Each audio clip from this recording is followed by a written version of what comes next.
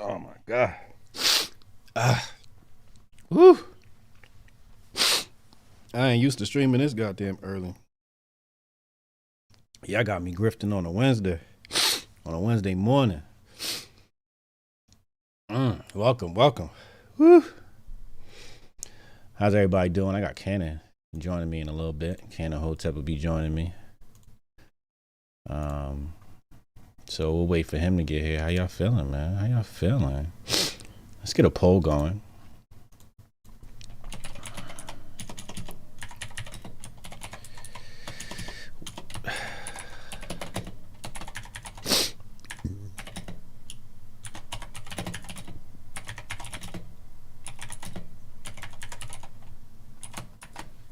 Oh, sorry.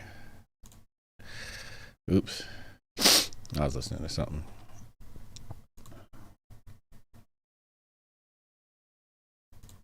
So check out the poll coming right now. Let's get your thoughts on that. Will Antifa riot if Kyle is found not guilty? Let's see what the audience says about that. Gonna try and find us get us a little stream going here. All right, let's see. Boom. All right, so we're gonna get this over here. Make sure the volume's good. Okay, that's good. And then let's go. Let's see. Is it this? No. There we go. So I'll do it like nope.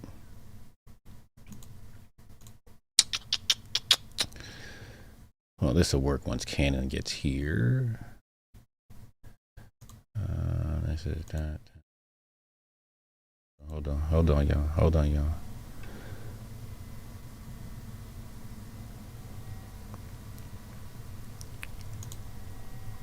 Oops.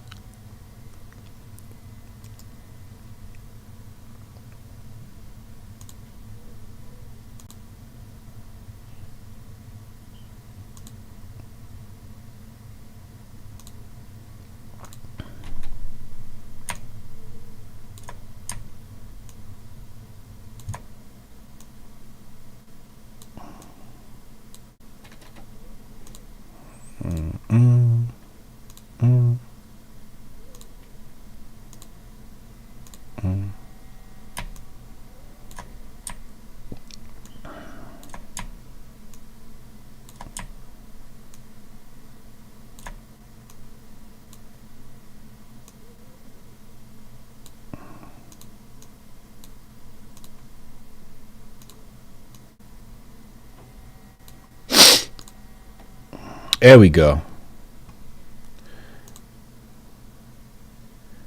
There we go.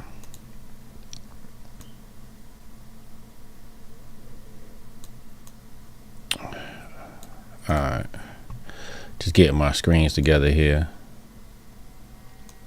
Let me put y'all over here. Like so. Boom, boom, boom. Yeah, the verdict's supposed to be today, man. The verdict's supposed to be today. Jabari, I went into Roland Martin stream about Kyle last night. If he logged off, I got kicked out in 5 minutes. Can't tell the truth or talk about the rainbow. Oh, man, you're braver than I am.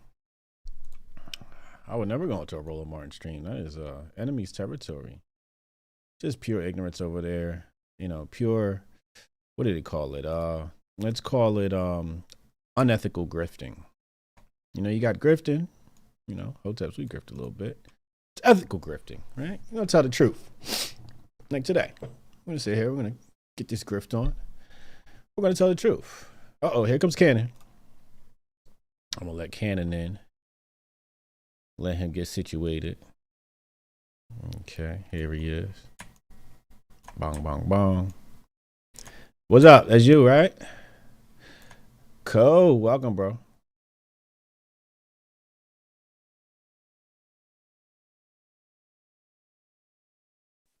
I fucks with it.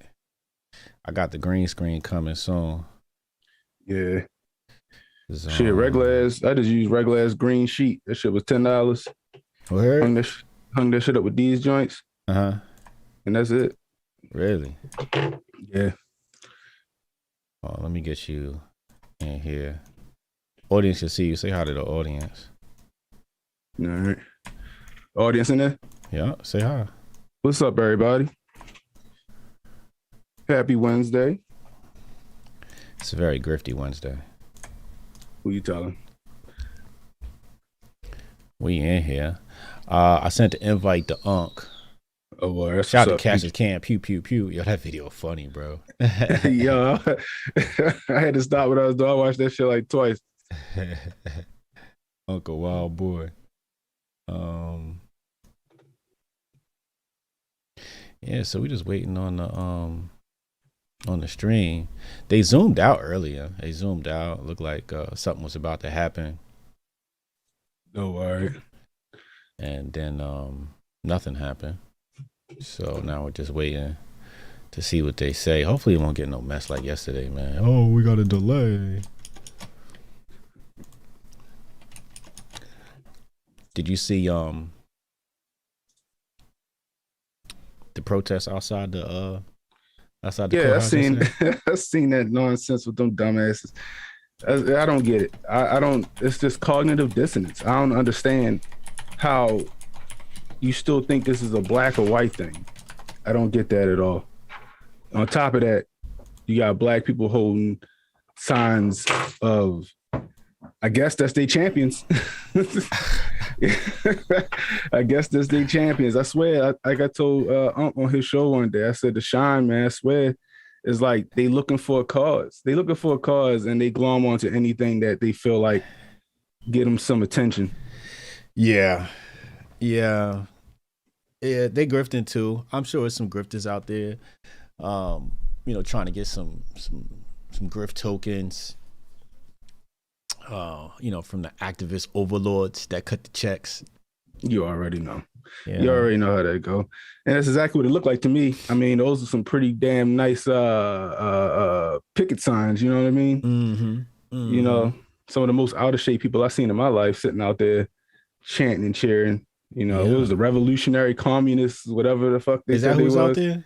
That's what I seen on Twitter. Black folks horns, calling themselves black communists? folks. Yeah, exactly what I seen. Black folks calling themselves communists. I think it was what Jack is that how you say Jack Posobiec? He was the one that put that out there. Yeah. You know, the thing is, I feel bad because it ain't nothing but misinformation. A lot of people just finding out that it wasn't no black people shot. I'm not even exaggerating. It's crazy. I was just sitting there like really? Like y'all really just finding this out? And think about how late they are, right? Right. Like, this is information we knew pretty much from the first night, maybe week. Exactly. You know, exactly. We had the tape, and it's just like people hadn't seen this tape until now. Right. That's the funny part. You know, you had Coley on the wall. He had the tape out immediately. You had who else you have out there? I want to say Elijah Schaefer. He had that video out there. Yeah. Tim Pool had Richie McGinnis on his show, who said exactly what happened. You know what I mean? You would think that Richie McGinnis's video would have exonerated him immediately. You know what I mean? Especially when we got that footage of him actually running with the fire extinguisher trying to put out a fire. Right. You know, you got the pictures of him scrubbing the graffiti off. You know, we find out that Antioch, Illinois, like I said in my stream last night, it's equivalent to like being in PG County, Maryland. Dudes in PG County, Maryland swear they from DC because DC 10, 15 minutes down the street.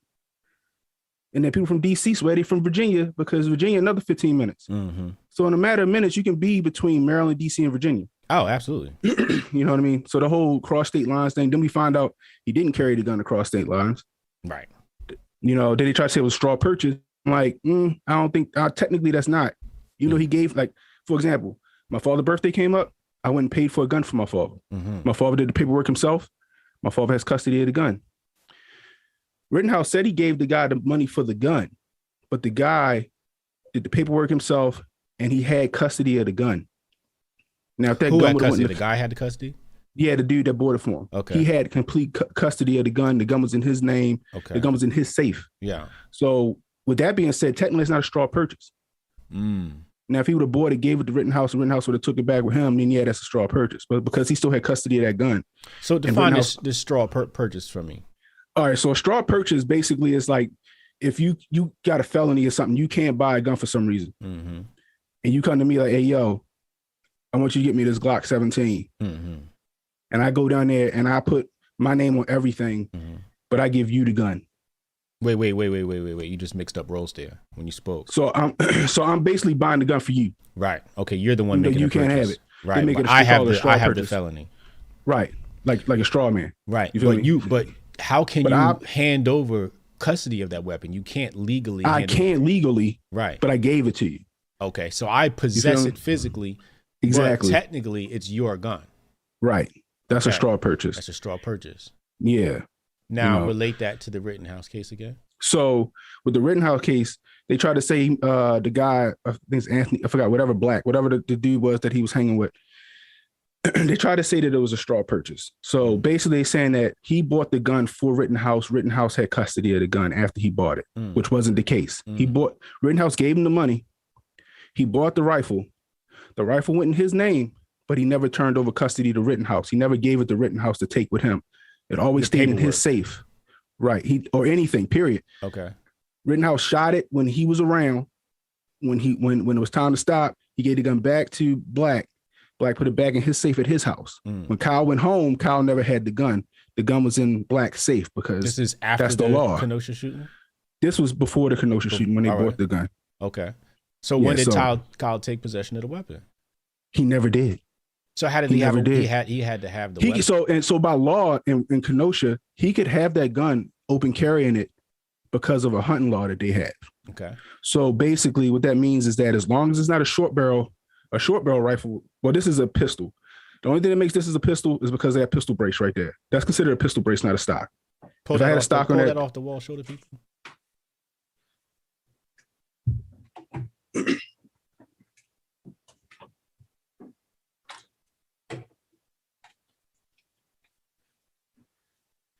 All right, so check it. Even this, Kyle could not have. This is illegal for Kyle. So this was considered an AR pistol, right? An AR pistol.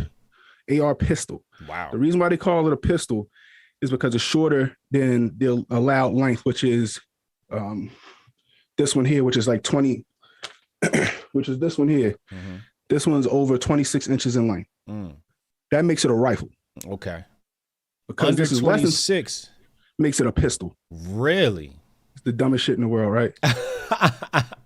Now, what doesn't make this a short barrel rifle is because this is a pistol brace. See how it's hollowed in the back? Okay. I can strap this to my forearm and shoot this one-handed, which makes it a pistol, which is either way, Kyle couldn't have this gun. This would have kept that gun charge. But because Kyle had. And what kind of weapon is that? This is an AR-15. That's an AR-15. This is an AR-15 pistol. Pistol. Now, pistol. This is an AR-15 rifle. I'm gonna get this one for you. Interesting. So we have an AR-15 pistol and we have an AR-15 rifle. There's a difference here. Okay. I'm learning a lot today. Shout out to Jabari Allen, $2 super chat. Appreciate you, Jabari. All right. This is an AR-15 rifle. Okay. This is over 26 inches in length. Mm-hmm. Right. This is legal for Kyle to carry in Kenosha. Okay. Under 18. Whether he has custody or not. Exactly. Okay. Plus Black was with him. So he was accompanied by somebody over 18. And Black was the one that purchased the weapon. Exactly. So for example, when I went hunting in Pennsylvania with my brother has the same gun. But my father has the same gun. And my father gave it to my brother to go hunt boar with. Okay. But my father was with him. Mm-hmm. My father's over 18. I'm over 18. So my brother was able to have the gun hunting with us. Not breaking any laws. Yeah. So technically, Rittenhouse never broke any laws by having an AR with him. That's why the judge threw the gun charge out. Off the technicality. Right. Right. Following the law. But, mainstream media, he carried the gun across state lines. He wasn't supposed to have it. blah, blah, blah, blah, blah. That's where the misinformation comes in. Exactly. So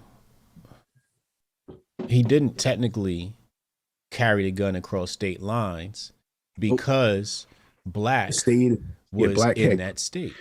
Exactly. And it stayed in Wisconsin. It never left. The only time it left Wisconsin is when he turned himself in Kenosha. What state is Kenosha in?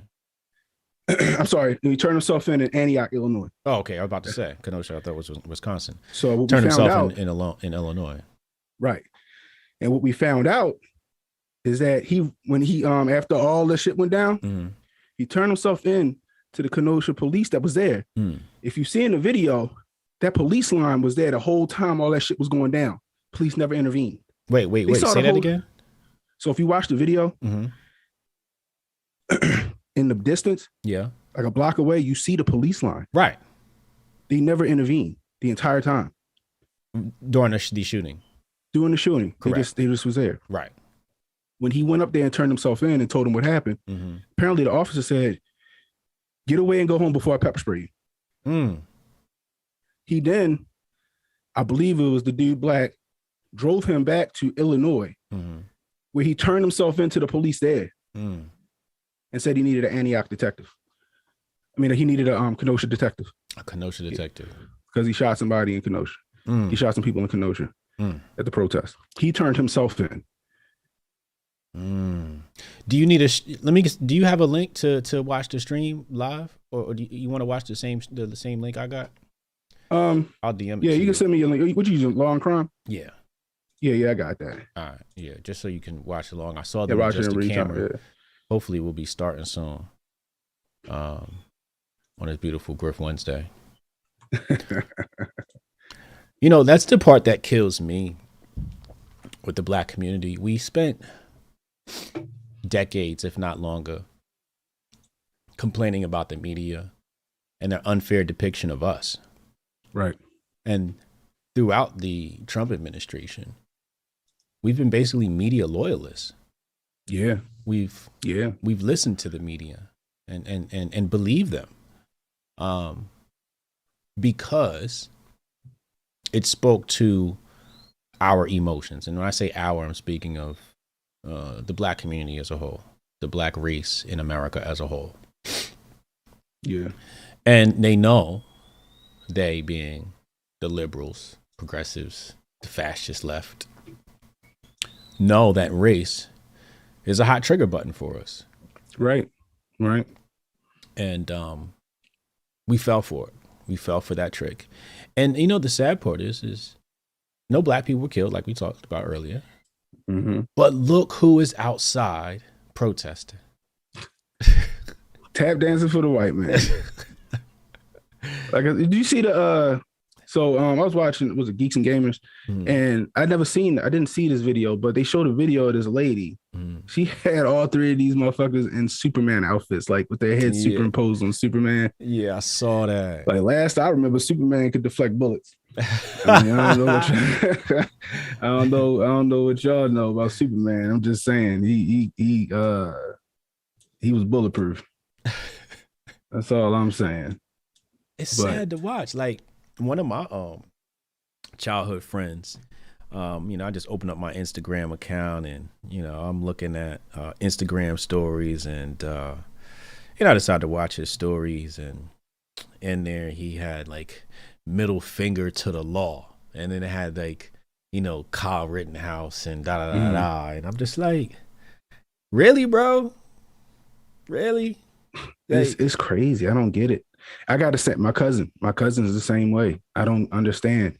He the reason why I listen to Dead Prez. He the reason how I found Outkast. He the reason how I found Nas and Wu-Tang and all these other revolutionary artists and stuff like that. And next thing you know, he all followed the science. You know what I mean? And I'm like, what? I'm just like, where did this come from? Like, how you consider yourself this black revolutionary and you talking about trust the government now? You know what I mean? I don't get it. The funny part is that his fiance, she came across y'all podcast and she tried to get him to watch it because y'all two look alike. Okay. So she was like, well, shit, if he, maybe he'll be interested in listening to what they got to say because y'all favor each other so much. Mm-hmm. And he dismissed this shit so fast because he didn't want his belief system broken. Cognitive dissonance. Cognitive dissonance. And that's what it is. And now he trying to get his kids to take that shot. And it's just crazy to see how, like you said, after the whole Trump era, man, black people just they tripping over themselves to believe everything they hear. I never seen something like this in my life. Meanwhile, Bush, it was George Bush hates black people. Bro, I sat down with another one of my childhood homies from high school, actually, my high school homie. And I brought up Bush. And this dude started to go down the whole path of how Bush ain't that bad. I was like, whoa, wait. I'm like, how we get here? So I said, really, bro? Really? And I said, I feel like people only think like that because y'all seen him hugged up on Michelle Obama. That's the only reason they think that. And he was like, oh, that's a good point. So at least he admitted that.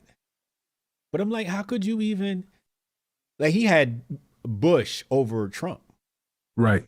He was ready to back Bush over Trump. I'm like, bro, one hug from Michelle Obama and all of a sudden Bush is a good guy? That's all it takes is the court of popular opinion. You see how they act when Beyonce got pregnant. Oh my God, she pregnant. Yes, queen. I'm like, y'all act like y'all about to be the fucking godmother. Right. You know what I mean? They get so, attached to these figureheads of these characters that they think they're part of their family. So all it takes is that. You know what I mean? Imagine if the right person got behind the right cause, how quick the black community would change it. You know what I mean? Like, for example, you got Hotep coin coming out. Yeah. Could you imagine if, I don't know, Jay-Z got into that shit and then he started, Hotep coins the new future. Right. He'd be a billionaire overnight. Overnight, just because he said something. Yeah. So because Michelle Obama gave this nigga a fucking wordless original, I mean, they think he can come to the cookouts now. Right. Forgetting about this forever war he got us in, forgetting about, the recession he put us in and all this other, you know what I mean? Yeah. It's just ridiculous to me. Yeah. And I'm not even gonna bring up the war crimes of his grandfather. Exactly. Exactly. You know what I mean? Or I should say, right. grandfather. Yeah, Junior's grandfather, George Senior's father. And his father carried on the trend. Right. You know what I mean? Magic bullet. We all know about that. That's Prescott Bush. Yeah. Right. Prescott Bush was a part of the whole WW2 movement. And Senior was responsible for some shady dealings with old JFK and some other things. The Contras, all that stuff. And possibly trying to get Reagan out of here. But people don't pay attention no more. You know what I mean? It's just like Patrice O'Neal said, you could tell people 2 + 2 is 4 all day long. The minute you get them a so-called conspiracy, now you don't put marbles in your ass. Right. You know what I mean? And it's just like, I don't get it. Like, I've been telling you 2 + 2 is 4 all day, every day, twice on Sunday. But the minute I give you something that I can substantiate, now it's a crazy conspiracy theory. Brandon don't know, or Cannon don't know what he's talking about. But pure facts right in front of him. Pure facts right in front of you. Even the fact checkers can't unfact check it. Exactly. All they can say is, well, we can't say that he not wrong. You know what I mean? They try to do that word salad. Somebody brought up a good point. Bush signed a Patriot Act. It's a good point. Yep. And then Obama expanded on it. Willie Handy 79 $5 super chat said free Lil Born. Cassius Can $2 super chat said Bushes were president from 1989 to 2016. Oh man, you're right. Did you watch the stream last night with Rogan, Alex Jones, Tim Pool, and Michael Mallis? I jumped in late. Okay. I jumped in late. I seen your tweet. And I jumped in late. I said, oh man, but still, like, I kind of went back and watched some of that stuff. That was crazy. Tim Pool pulled all that off. I think Tim Pool said he's supposed to be on Rogan today. So it was That's crazy. They had all them people in one spot. You know, that was awesome. So it's so what they're in Texas? Is that where he went down to? Wait, I'm assuming. Yeah, I think they were. Yeah, they were in Austin. He's got a nice rig inside looks like an RV. Yeah, Beautiful. Tim Pool RV. got that. He got that cash, man. Oh yeah. Tim Pool. I heard he don't live that far from me. Yeah, he's definitely got the bag. Yeah, I've been to his house before, as you know. Right. I'm not going to disclose the location of his home, but yeah, he's definitely got the bag. So last night I tweeted out 4 greatest white men in America, all on the same stream, and it got a lot of engagement, right? But some people were saying it was a diss to white folks, like there are greater white men in America. So I'd like to ask the chat, who is greater than those 4 gentlemen? And I know a lot of people are like critical of Tim Pool, because people criticize him, calling him a fence sitter and this, that, and the third. And I don't know. I look at it as, they say he was half white. Yeah, they said that too. Like he's half white. Oh, they did? Jeez. Yeah, they said he was half Korean or something like that. But who's got a bigger reach than those 3? Rogan, exactly. Jones, and Poole. Like, who's got a bigger reach? Like, those are the 3 biggest media names, independent media names. If somebody can say there's somebody bigger than them, like, put it in the chat. Who's got a bigger reach than those 3? And that's the thing. Like, when we say the media is the most effective devil in America, right? When we say that, then there has to be a counter to that. And I think that Tim Pool provided me a platform. Right. That's a risk a lot of people didn't want to take. Right? Rogan gave you a platform. Alex Jones gave you a platform. Alex Jones. These are people that gave Hoteps a platform. They brought Uncle Hotep on InfoWars. Right. Alex Jones gave me a whole hour segment. Exactly. You'll never tell me these aren't some of the greatest white men in America. With the biggest reach. With the biggest reach. Period. And the thing is, greatness is subjective, right? So I said the greatest. I didn't say the most intellectual, right? I just said the greatest. And when I say great, I'm talking about it from, Tucker Carlson's mainstream media. Jordan Peterson, he's cool, but, he's not going to pull in. He's not going to pull in 110,000 people to watch him at any given time. Yeah. Like, you got to kind of look at how you were, phrasing it. Like, as far as pop culture is concerned, right? You're not getting no bigger than those guys. Could you imagine if they would have simulcast that?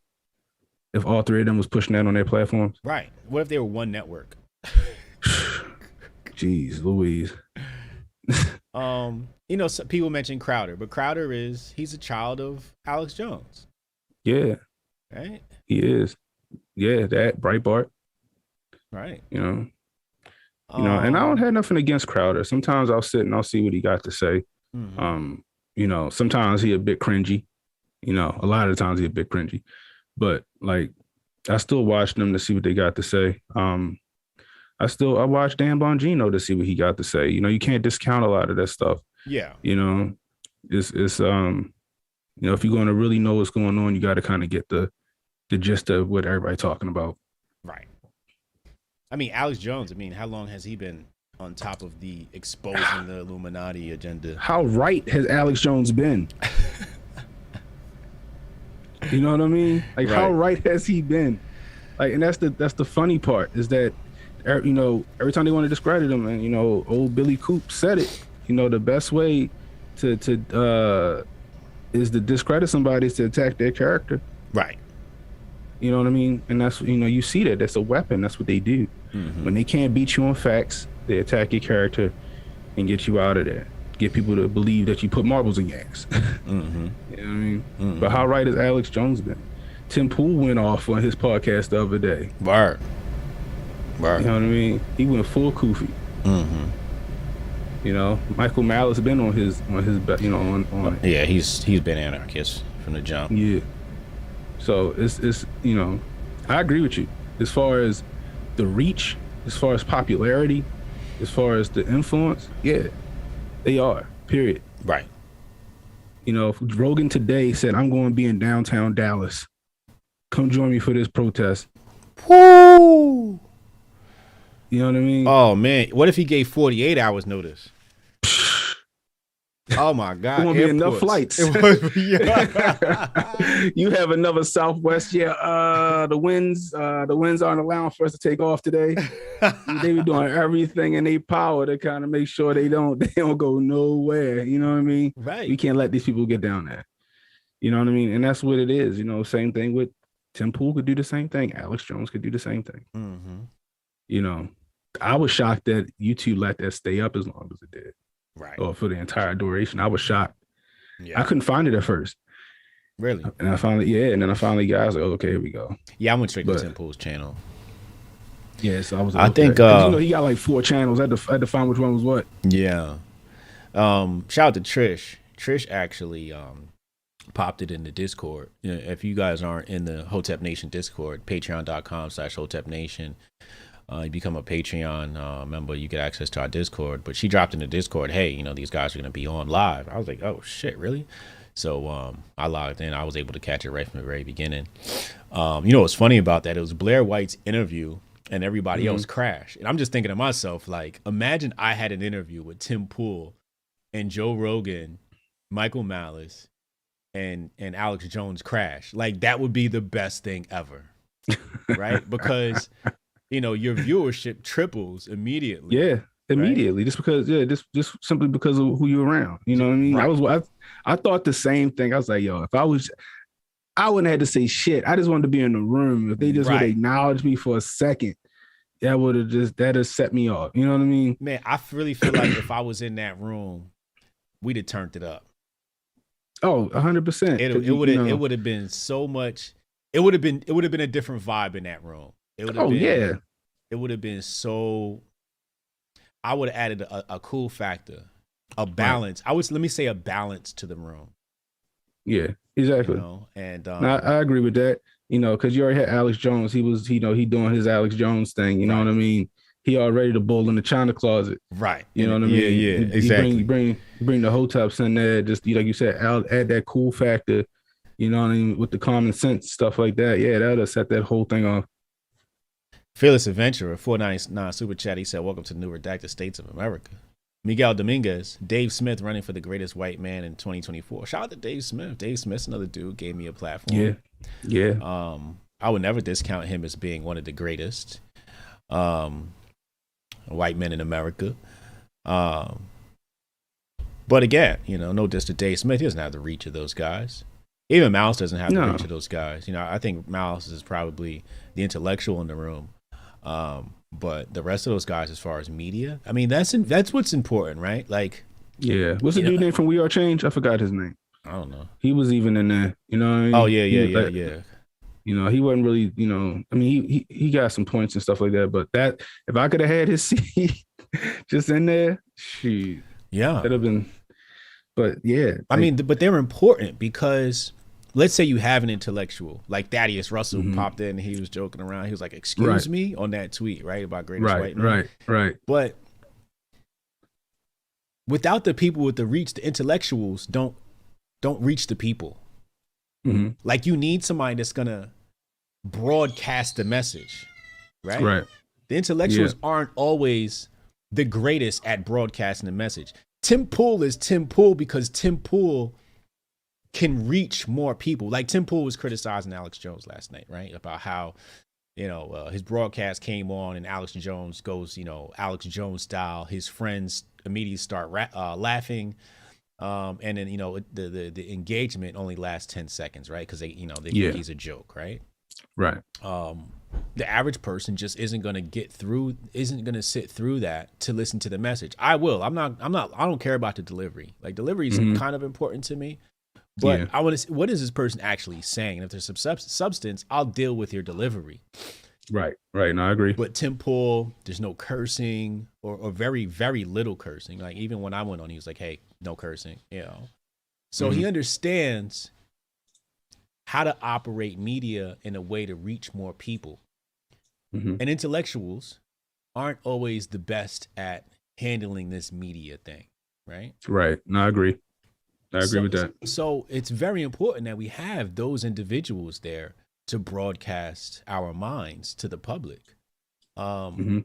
You know, so when I say greatest white men in America, you know, I meant that.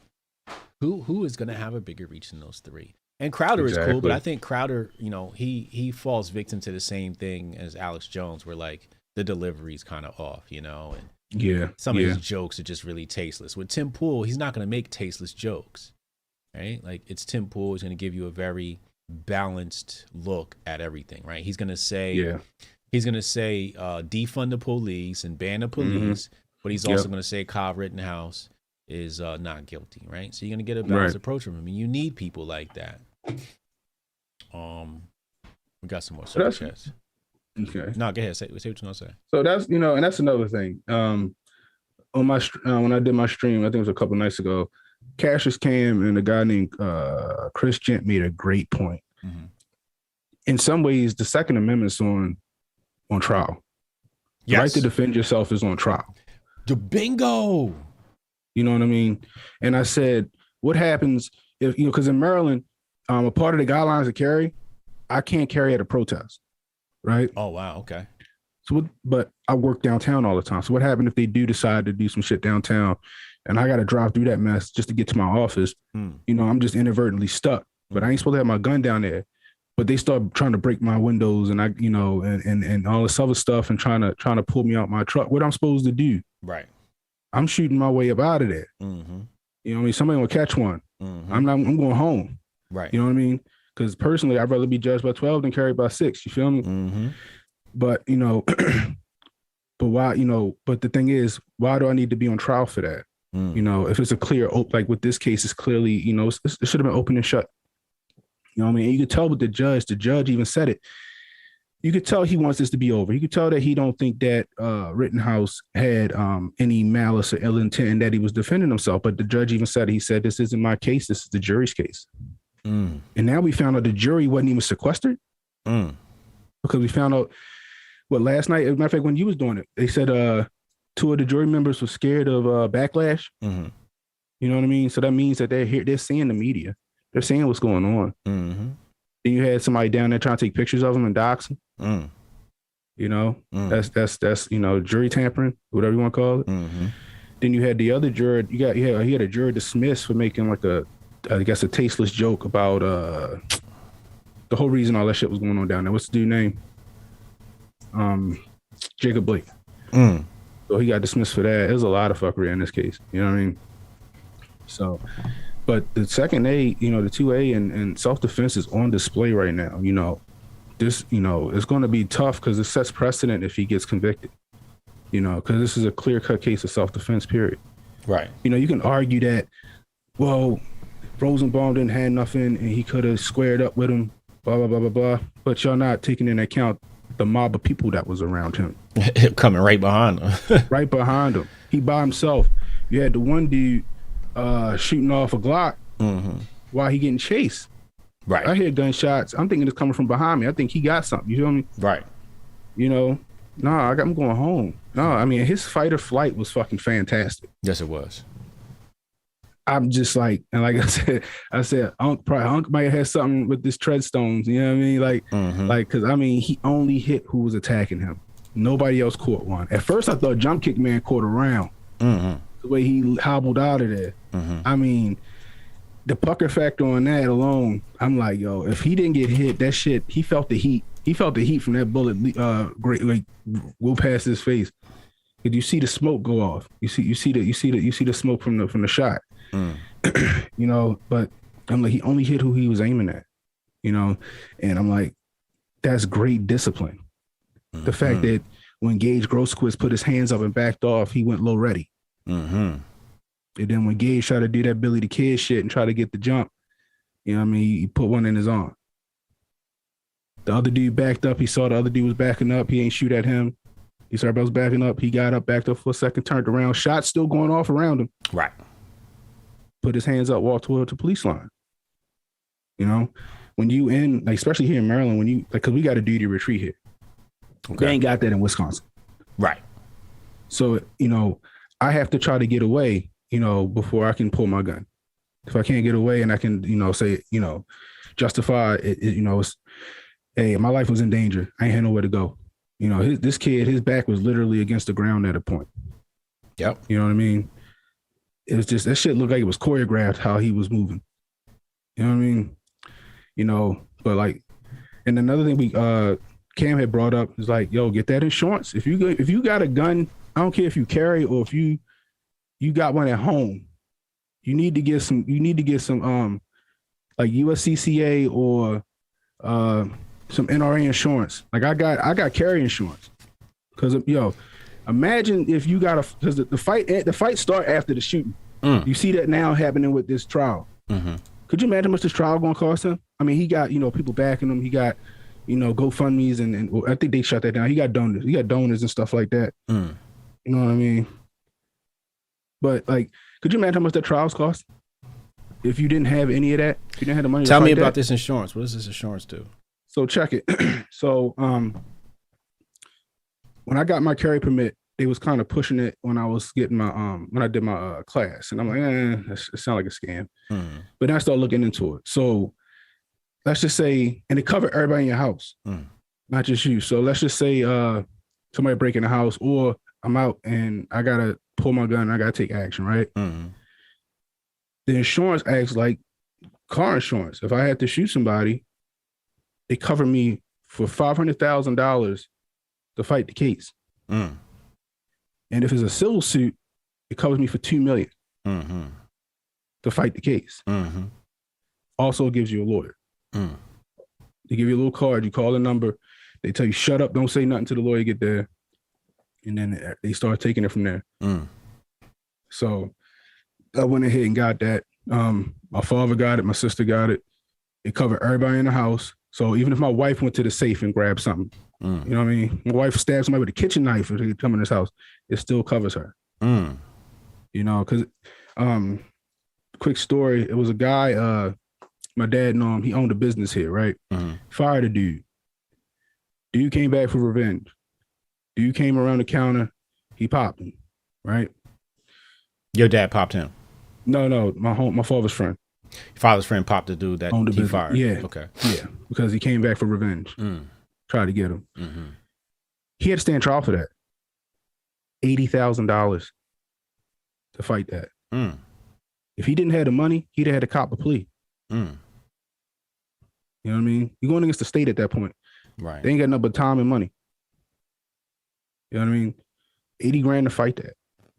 If he didn't have the money to fight that, he'd have had to cop a plea. He'd have went to he probably went to jail for that. You know what I mean? Now, a lot of people got to take that into account. That's cool that he got all these people backing him where he should be able to pay off his lawyer fees. I don't know if the lawyers are doing this pro bono, which I doubt, but that's another thing. Like, my father called a shooter nigga insurance. But like it's I think that's something everybody should have if you have a gun, like, because we see what's happening now. This is, if he gets convicted, it's going to set precedent, and it's going to. That's my thing. They're trying to what? No, it's going to set precedent, and then it's going to make it easier to start prosecuting people. Yes, for self-defense. Yes, and that's my issue, right? Like, where everybody's trying to make this a race thing, or if somebody were to criticize me on my stance and saying that, if I were to say, cop Rittenhouse, I believe, should be found not guilty, and a black person wants to criticize me, call me a sellout, call me whatever. It's not about that for me. It's not about right or left. It's not about black or white. It's about what's the precedent that's going to be set if he is found guilty. Does that mean now I have to worry about my freedom if I defend myself? Exactly. And that's a lot of people's fear right now. And think about it like this, right? Like, even if you wanted to make it a race thing, if we say that the system is more unfair to black folks than it is to white folks, if this white kid can't defend himself, and that's the precedent set, what do you think is going to happen to your black ass? Right, exactly. You know what I mean? And we already know gun control was made for black people in the beginning, period. Right. You know, and it is it's I don't know why people don't see that, but they march against it, they rail against it. I'm like, yo, y'all keep on doing all that marching. Y'all march us right back into a spot we don't want to be in. Bro, but why? $10 super chat said Tim Pool's members only pod had breaking news mid show. There may be a mistrial due to bias. Feds withheld high def footage. Yeah, I did see something about the footage withheld. V49 super chat, she said Merry Griffmas. Yeah, shout out to Merry Griffmas song. We're gonna get that in rotation. It's out on our channel now, Hotep Nation. You subscribe to youtube.com/Hotep Nation. Common sense, the grift that keeps on giving. Absolutely. Emo Hoppy $5 super chat said Mallis spreading right anarchism to millions every time he's on Tim Rogan or anyone else's show. He's been putting in work since the Anarchist Handbook. Right. Yeah. Right. Yeah. Creep Daddy 13 $5 super chat said apparently the prosecution found out who Jump Kick Man was and lied or hid it. Oh wow. Yeah, I heard about that. Yeah, they kept saying they never knew who he was. Come to find out, did they find it out last night or like the day before? They knew who he was the entire time. Who was he? But he want. They never said. They still ain't said. Apparently, he got a rap sheet a mile long, and he wanted immunity in order for his testimony, in exchange for his testimony, and that's why he never took the stand. Interesting. Anybody saying that trend? Anybody saying that trend? All these people that attacked him got these prior records. Somebody said Pool is not for defunding the police. Maybe I misspoke. But on the stream last night, he said something about being against the police. Thank you for correcting me, Bobby Chuckles.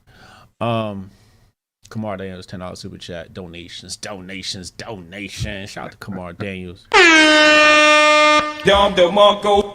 Kamar writes excellent content on menoforder.com surrounding cybersecurity, computer security, and all things computers. So make sure y'all go check out his great work.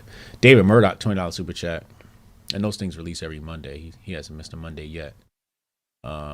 David Murdoch, $20 super chat, said Kyle acted in self-defense as clearly as Kenneth Walker. Wait, who was Kenneth Walker? Hold on. I remember that case. Yeah, that name sounds familiar. Running back. NFL. What happened with that? No, I remember this. Cassius Can, $2 super chat, say U.S. Law Shield, USCCA is incident insurance. Oh, Kenneth Walker, not the running back. Kenneth Walker was the dude that Breonna Taylor boyfriend that shot at the police. Now that's something that the conservatives not going to agree with. No, you know that. I agree with him getting off. On the other side of that door. They kicked the door in. You know what I mean? Especially if they claim they didn't hear him. Which is not believable. You know what I mean? Like, you in the back room, you just hear somebody banging on your door. You might not hear him saying police from the outside. Yeah. Then you coming out to see what's going on. They thought it was her ex coming to act a fool. Door get banged through. He sent a shot that way. It just so happened to be the police. But he got off. He got off on self-defense, though. That's the thing. He never went to jail. He never went to trial. He got off. Really? They let him go. Yep. He never had to face charges for that. So this whole thing about if Kyle Rittenhouse was black, right, holds no merit. No merit. And I gave another story on my stream. So got a homeboy from back in the day. Kind of look at him like as a big uncle. You feel me? Mm-hmm. When I was younger, growing up, I dudes around the way toughen you up, make sure you ain't no punk, stuff like that. Yeah. So his brother got into a fight with some dude's son, teenage son, smacked him up, right? Father come to my homeboy house looking for the brother. You know what I mean? He acting crazy. He trying to kick the door in. He got the blicky on him, right? So my homeboy, he look out the top window and he like, yo, we well, such and so. He like, yo, he ain't here, yo. Like, go, yo, you need to chill. Like, dude trying to kick the door in, trying to kick the door in. So the dude about to kick the door in, my homeboy just open the door, bow, pop him, right? Then jump in his car and take off. So fast forward, I ain't know about none of this. So I just knew that every day I had to pick him up, and he came to work for us, stuff like that. I don't think my father was aware of it at the time. We downtown Baltimore, I go do your job. The undercovers and knockers just pull up on us, block me in, snatch both car doors open. They like, what's your name? Give him my name. What's your name? He give him his name. They snatch him out the car, put him in cuffs, take him away. I'm like, yo, what just happened? So I called my father, like, hey, such and so just police just snatched me up about the truck. What's up? I'll talk to you about that later. Fast forward like 2 years, I see him. We don't go to the same tech school somehow. I see him in the school, and I'm like, huh. I was like, yo, what happened that day? So he explained it to me. He was like, yo, dude came to the house looking for my brother. He was kicking the door in. He had the gun. My kids is in the house. He's like, so I popped him. He said, I got 2 strikes. That's my 3rd. He was like, I went on the run. He was like, they caught me. He said, I thought it was over for me. He said, got to court. He had a good lawyer. Basically, even though he was a felon, he wasn't supposed to have a gun. Did not forfeit his right to defend him and his family's life. And he acted in self-defense for him and his family. So the only thing he caught was a gun charge that he got time served for because he was locked up for a year while the trial was going on. Right. Wow. And they let him go. They let him go. He was defending his family and his life. You know what I mean? So when people say that whole, oh, if it was a black kid, like, nah, especially here in Baltimore, we got 300,000 people here. We got 350 murders almost every year. And you know why? Because the people that they get these gun charges and these attempted murder charges, they get off in court. They get let go. You know what I mean? It's like I went for a speeding ticket. I had to appeal a speeding ticket, right? While I'm sitting there, there's another case going on. Dude in there, young kid, he got caught firing a gun in a school zone, like after hours or whatever, then running from the police and then tossing the gun. Lawyer going there, well, my client he has a broken home and his dad and blah, blah, blah, blah, blah. Judge, let him go. Judge, let him go. Judge, let him go. Just like that. Just like that. So I'm leaving. I get in the elevator. He in there. I say, yo, you one of the luckiest motherfuckers I've seen in my life, yo. And it's like, nah, like in cities like these blue states, like here in Baltimore, that's what happened. That's why our murder rate is so high. People get, why don't you talk about? No, our murder rate is high because they don't enforce the rules on the books. Period. Because they don't enforce the rules on the books, I got to carry a gun. Because they don't enforce the rules on the books. So, dudes out here in Bolton to just be out here with one. And then you got some dudes, they basically, I'd rather get caught with the gun than get caught by the ops without it. Right. But that's that elephant in the room nobody ever want to talk about. Check your DMs. I'm about to send you this video of Joyanne Reed. Let me know when you pull it up, and then we'll press play at the same time so you can watch it along with me. I haven't seen this yet, but I'll pull. You ready? I'll pull it up on the screen for our viewers too, while we wait for this trial to start. All right, so here's the video. All right, you ready? Yeah. 3, 2, 1. So the Kyle Rittenhouse trial. It reminded a lot of people of something, I just can't remember what it was. Oh, the Brett Kavanaugh hearings, in which Brett Kavanaugh, who had been accused by a high school friend of committing sexual abuse of her, fair use, cried his way through the hearings to make him a permanent member and Associate Justice of the United States Supreme Court. And his tears turned out to be more powerful than the tears of Christine Blasey Ford, which were the tears of an alleged victim. But in America, there's a thing about both white vigilantism and white tears, particularly male white tears. Really white tears in general, because that's what Karens are, right? They Karen out, and then as soon as they get caught, it's like, green waterworks. White men can get away with that too. And it has the same effect. Even as the right tries to politicize the idea that masculinity is being robbed from American men by multiculturalism and wokeism, they still want to be able to have their tears. So my friend Jahan Jones, who writes the brilliant The Readout blog, fair use, wrote a great piece about this. And if you want to read it, you're going to be able to read it. Wow. Man, she need to get out of here with that nonsense. See, this is what I'm talking about. Like, the cognitive dissonance she had. How do you equate this to the Brett Kavanaugh hearing? you had a kid who was recounting, because I told somebody, they was like, you think he was faking? I said, yo, that was the ugliest shit I've ever seen in my life. I don't think he was faking that. That was an ugly ass cry. When you see a nigga cry ugly, yeah, that's some real shit. Yeah. You know what I mean? It wasn't no crocodile tears when he faked like he white. No, he was hyperventilating. That was some ugly shit. Like, yeah. You know what I mean? But how do you equate that? You know, this kid is recounting having to shoot people. Yeah. It's probably the first time where he had to actually do that. Mm. You know what I mean? And, you know, I think it was a real thing. Like, because he got emotional over telling his story. Mm. Now we got to discount that. Now you got to find a reason for people not to believe him. Mm.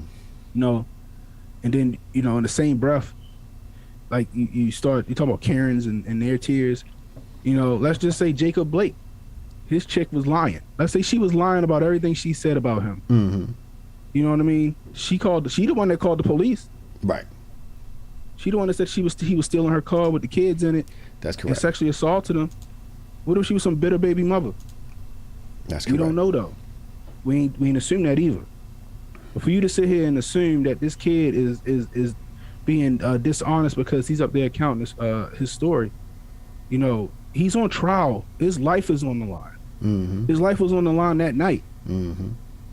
And you don't expect him to be any type of emotional? Because what if he got up there and he was just monotone like me, and he told his story, and he was just like, yeah, you know, this what happened, and right, you know, I had to shoot him, and you know, like real nonchalant, like now, then y'all be having a problem with that. You can't win for losing. You know what I mean? Same thing with the Full Metal Jacket joint. You know, what? They were making Full Metal Jacket sound like they was fucking armor piercing rounds. Oh yeah. Binger said that hollow points explode. Like what?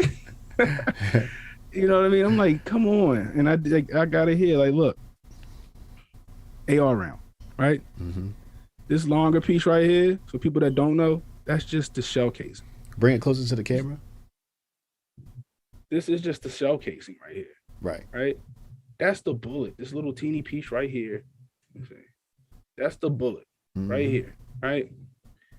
Now look at this. Look how big this fucking 45 caliber bullet is. Yeah. Yeah. All the AR-15 is a glorified 22. Mm. That's it. It's a 223. .223. Mm. It's just a glorified 22. I'm holding a 45 caliber round right here that go into a 1911 that I got. Look how big that this is. Like, again, this is just a jacket casing. That's the bullet. Look how big that bullet is. Yeah. Imagine getting hit with that shit. Yeah, it's thick. Right? Both of these are Full Metal Jackets. Both of them are Full Metal Jacket. It's just fucking target ammo. That's all this is target ammo. It's cheap. Mm-hmm. Hollow points are expensive as hell. Right. I got to pay $30 a box for a box of 20. Yeah, you don't want to get hit with a hollow. No, it's over for you. And then they would have made that argument. Well, hollow points are made to expand in the body or break off in the body and cause more wound channels. So when he shot him, he shot with the intention. They still would have did it. Yeah. They still would have did it. Yeah. Right. You know, Full Metal Jackets can penetrate and go through, you know, and pass through and maybe potentially hit somebody else. Mm-hmm. But so can hollow points. Right. Depend on the grain. But you want, you know, as a victim, you want the bullet to pass through. Yeah. You want to, you know, because you want it to pass through because, for one, you don't want them to die in your house, you know. Mm-hmm. Let them go die somewhere else. But like with me personally, the hollow points though, like, yeah, no, like the ones I carry, nah. If I hit you, I want you to go down. Yeah. You know what I mean? Him using but you don't want pieces of bullets inside your body, right? You'd rather have the bullet. If you get hit, oh yeah, as a victim, yeah, as a victim, no, let that shit pass through. Yeah, you'd rather have that thing go through. Hollow point like a hollow point like getting hit with a fucking buckshot. Right. You know what I mean? Like more than likely you ain't making it. Mm-hmm. You know what I mean? And that's another thing that goes for. Oh, he shot Rosenbaum 4 times. He got full metal jacket ammo. That it ain't expanding. It ain't stopping anything really. Mm-hmm. You know, he can still keep coming for him. Right. You know what I mean? People that get shot with ARs, they don't die immediately. It ain't the movies. You know what I mean? Yeah. Now this right here, I hit you with this shit. What's it's that? A wrap for you. This my AR-10. Okay. The bullet in here is ridiculous. What size bullet using in there? Let me see. Hold on. I think I got one. Jamal Jones, 199 super chat, said people that say that stuff don't live around black people. Chapari Allen, fake intelligentsia. Yeah, that's what they put in front of us. Look at this compared to the AR. Yeah. And you know how they always saying, hunters, hunters use a hunting rifle. Yeah. It's the same fucking bullet. It's the same bullet that goes in. And what's the number on that bullet? To the size? This is a bolt action rifle, right? Right. This is the one they say don't be afraid of. Right? Yeah. It's the same bullet that goes in here, that goes into my AR-10. Right. 308. 308. Okay. 308. So this is a 308 bolt action rifle. It shoots the same round. Look how big that round is. Look at that bullet. Pull it down some. Yeah. It goes into my AR-10. Same round. Just this one's a bolt action rifle. That's not. That's semi-auto. Brian Boswick said, "Is that an assault rifle 10?"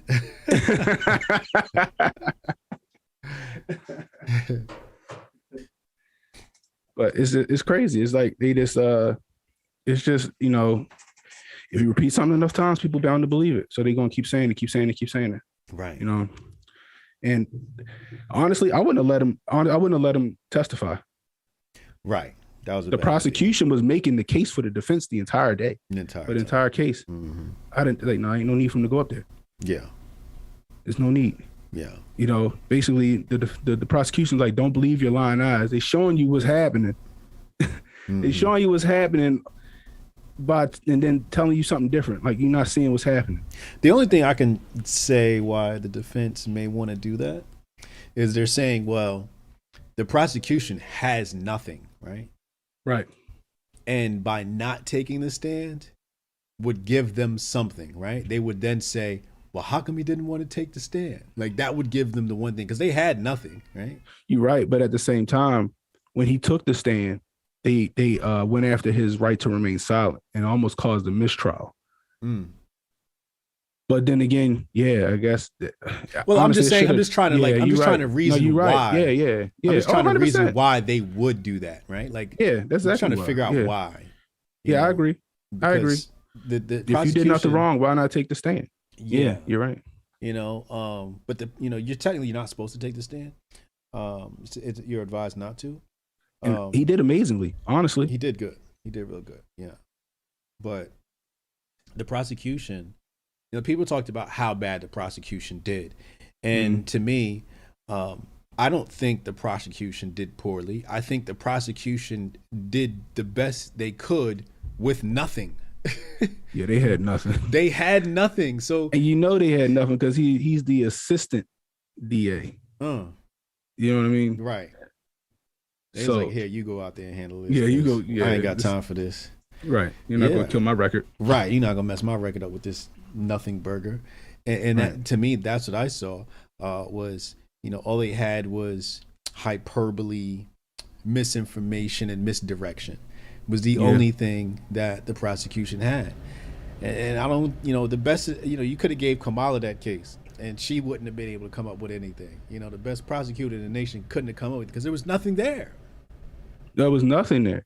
It was like I said, like so they even resorted to this like so-called drone. Like for one, the one they were showing infrared. Like, come on, really? You gonna put that in evidence? You don't know who's who. Yeah. We got to take your word for who's who. Right. Then they had another one that was just some like regular ass drone footage, and they were like, "Well, look, see him doing this. You couldn't even see him. You couldn't make him out in the crowd. Right. None of them. Like, what the hell is this? You hoping the jury just dumb enough to believe what you're saying. Right. Then they did the armchair quarterback, like you watching Derrick Henry, you know, oh, Derrick Henry should have hit the outside gap instead of hitting the inside gap. Mm-hmm. Like, see here from the drone footage, look at all this space over here he could have ran to, you know, but he ran this way. I'm like, in the thick of it on the ground, you don't see that. Right. You can see it from a bird's eye view. Yeah, you could definitely see that. Right. Right, he ain't playing Madden, yo. Like, you know, he down there. That's what he ran to. That was the path he was on. Yeah. He ain't had nowhere to go. Right. And he did what he had to do. He retreated the entire time, even though he didn't have the duty to retreat. And if he really had some ill intent, he'd have started fucking people up when he got there.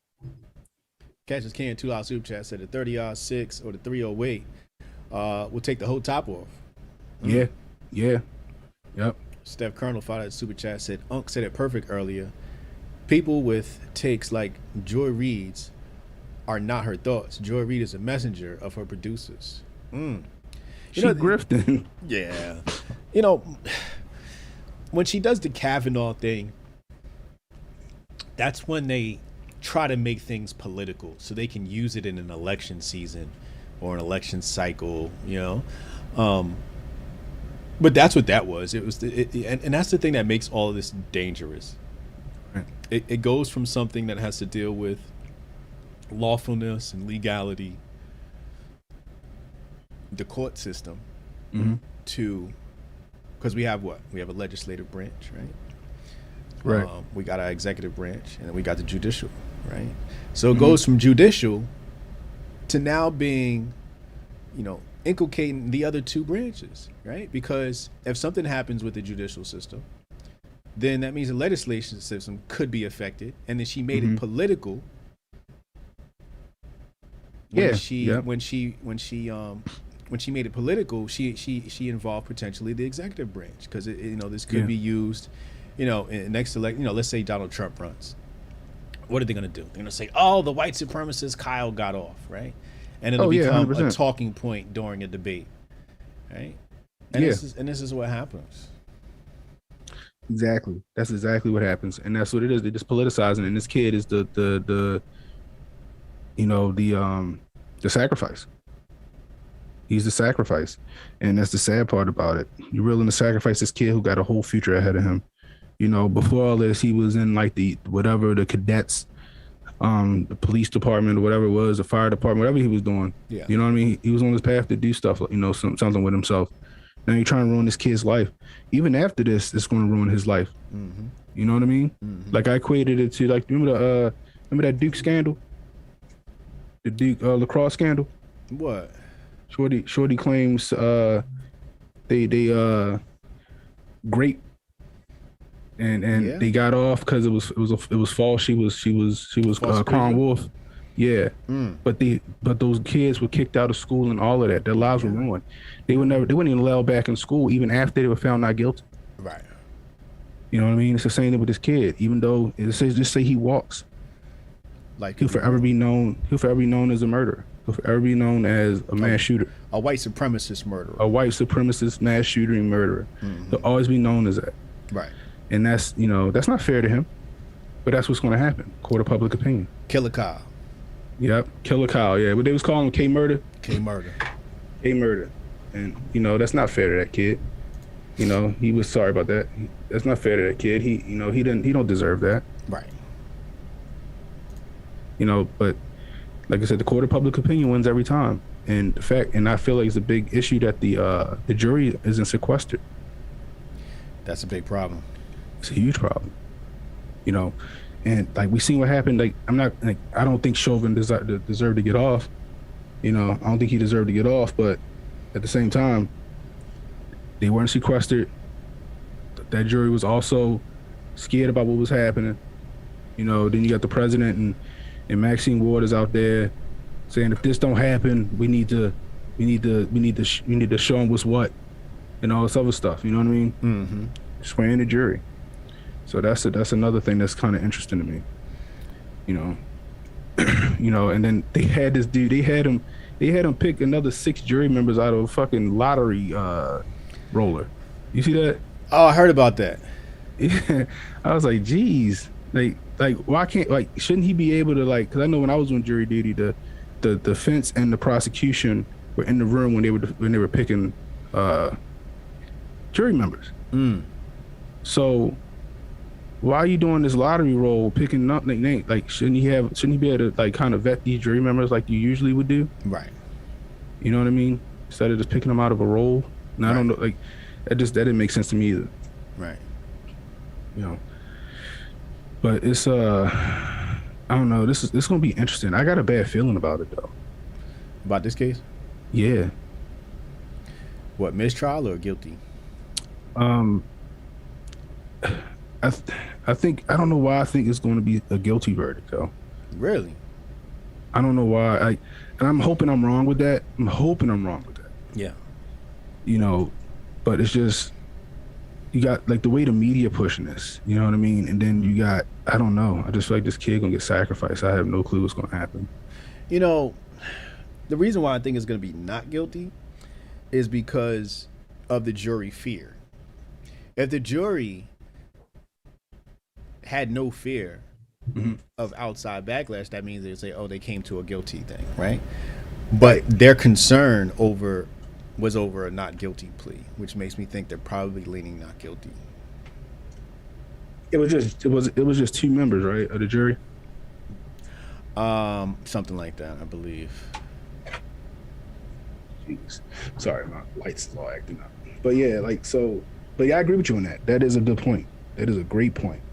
You know, because that does kind of say, hey, we don't think this kid, you know, it could go both ways. Either these 2 jury members is like, hey, we don't think this kid did anything wrong, or it could be the 2 jury members like, hey, we think he did something wrong. Mm-hmm. You know, that's gonna be interesting.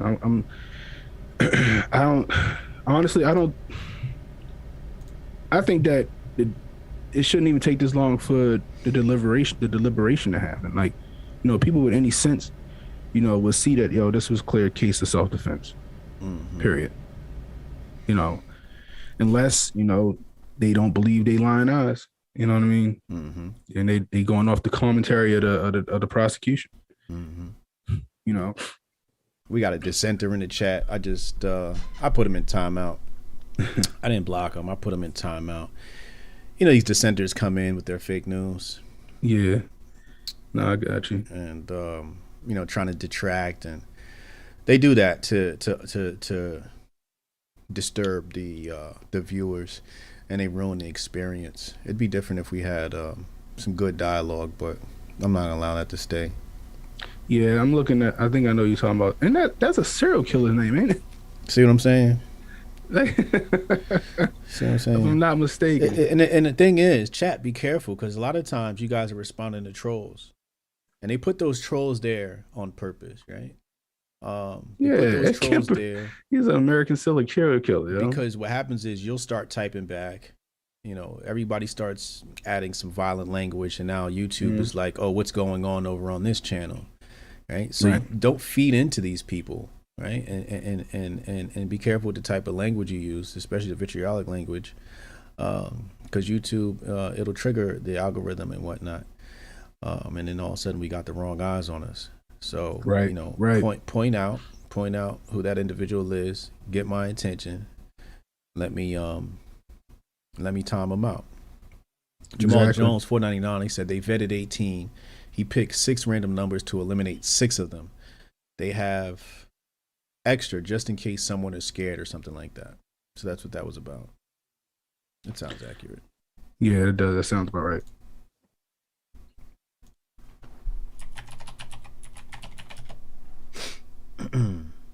But I mean, you see his mother, she was in there crying her eyes out, man. I feel for her. Inside the courtroom? Yeah, I know, no parent wants to go through that. You know what I mean? Yeah. You know, it's sad. And I put that to people when I did that video. like put yourself in that situation. You know, I don't know how many times I've been a place where I wasn't supposed to be. My parents told me don't go down there, don't do this, don't do that, and then some shit went sideways, and I had to get the fuck out of there and I do what I had to do to get out of there. Right.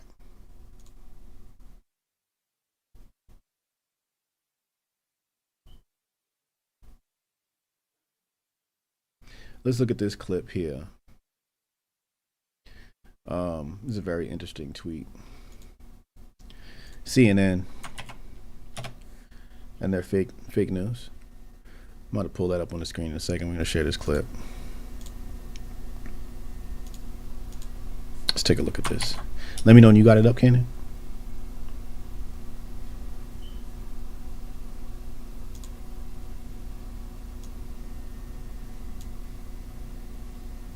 This is a 14-second clip.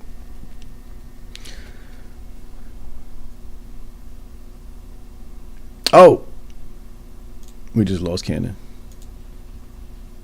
I'll wait for Cannon to come back before we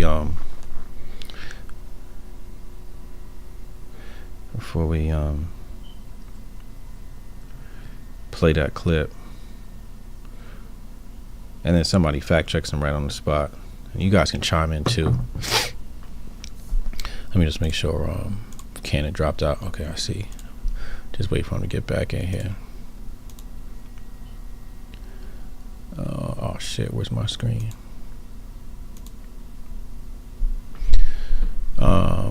Why do y'all think it's taking so long for them to deliver this verdict? What's going on in the back room? What's going on in the jury room, man? What do y'all think is the issue? Breezy says guilty verdicts come faster. This is Cannon texting me now. Let me see. Yeah, that was you. You see, as soon as we was about to expose fake news, they dropped Cannon out, right? The redacted, doing redacted things, trying to redact our voice.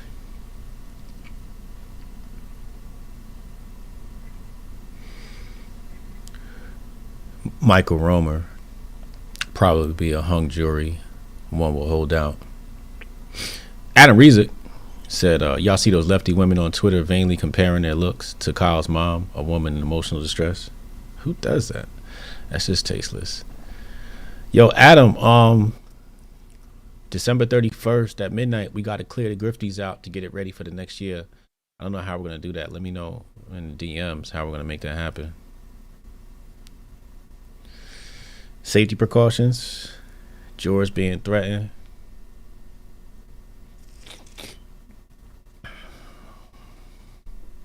Trying to figure out how to make it sound reasonable when he's found not guilty. They coming up with their story.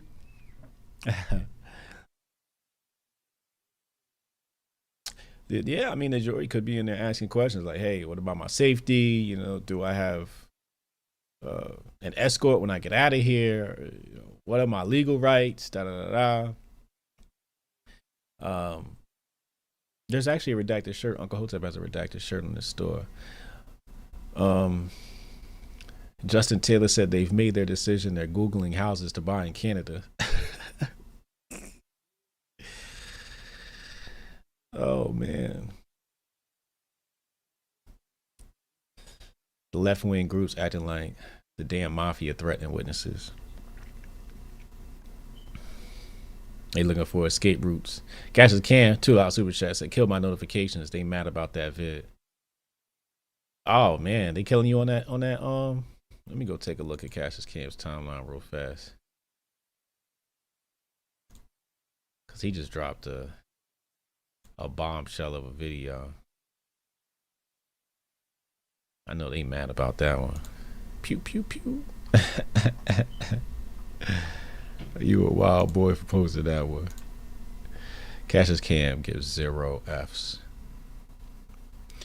Scott Adams just called Joyanne Reed racist. She's trending right now, by the way.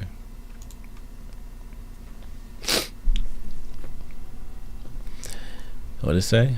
T. Allen, they asked for the jury instructions, so they are going through all the evidence. Hung jury. He's saying hung jury. Are the jury names public? They should not be.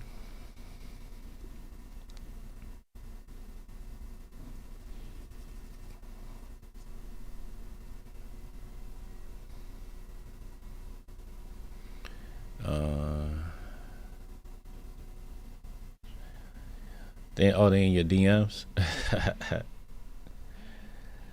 Sifu said he enjoyed seeing me on Around the Blockchain. Hey, yeah, thanks, man. That was an awesome time. That was a really, really awesome cast. Yesterday I was on BitBoy's channel on that show Around the Blockchain.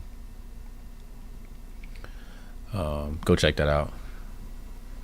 I won. I think I won with 16 points. Had a good time. That was really fun.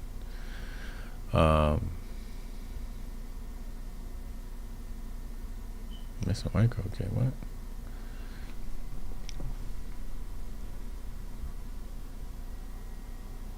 Cannon said he has to reset. He's got to reset his router.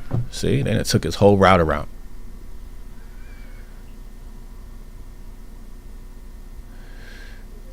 Somebody said I look like Richard Sherman.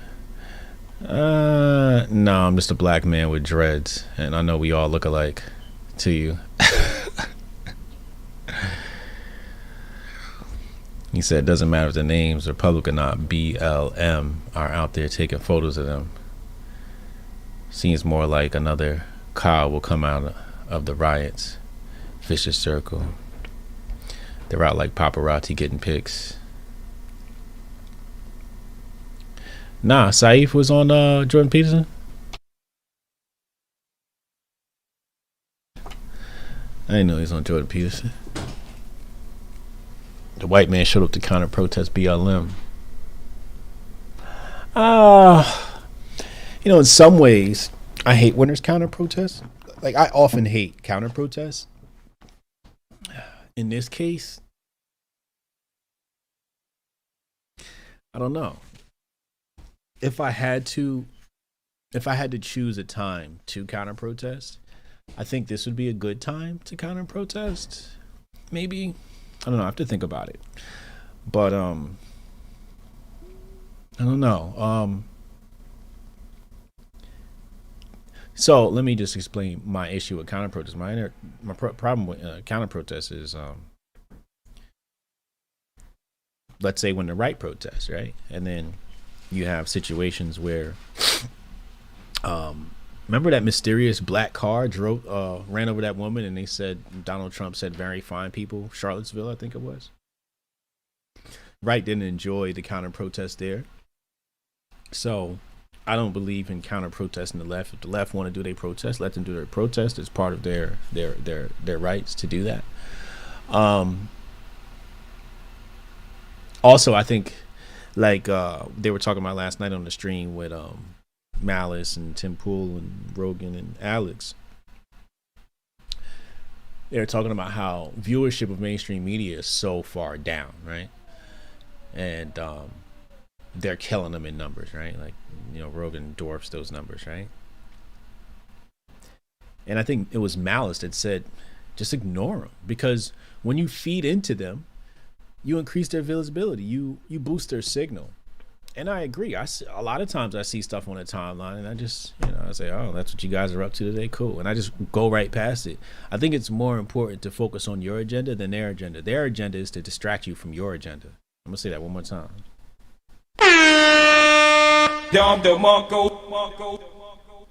The left's agenda is to distract you from your agenda.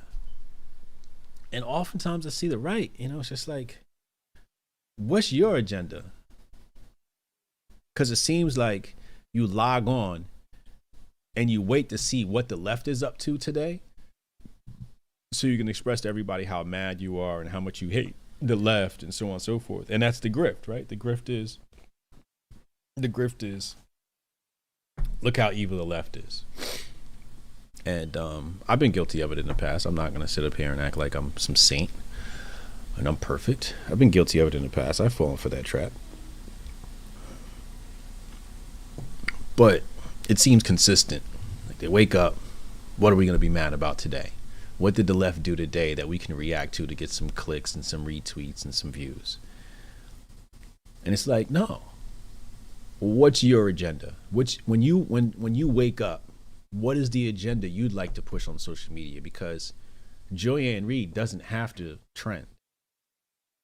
Again, we just said these people are losing viewership, and now she's trending. Right? So they're losing viewership. And what?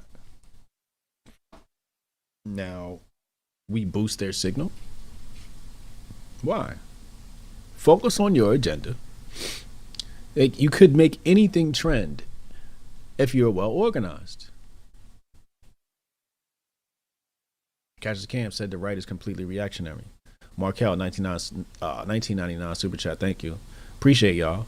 I'm ashamed to say I'm just now subscribing to Candace's channel, but y'all the truth America don't want to deal with.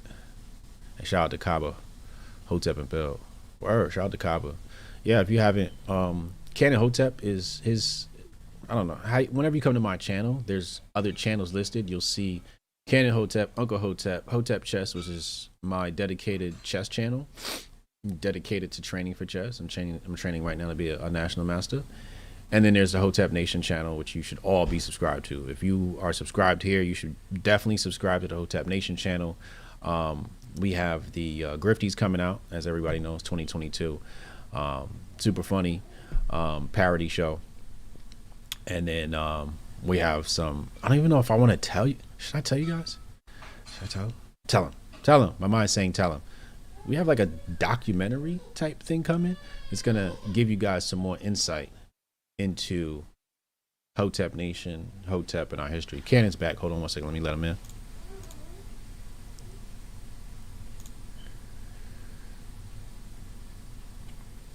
There we go.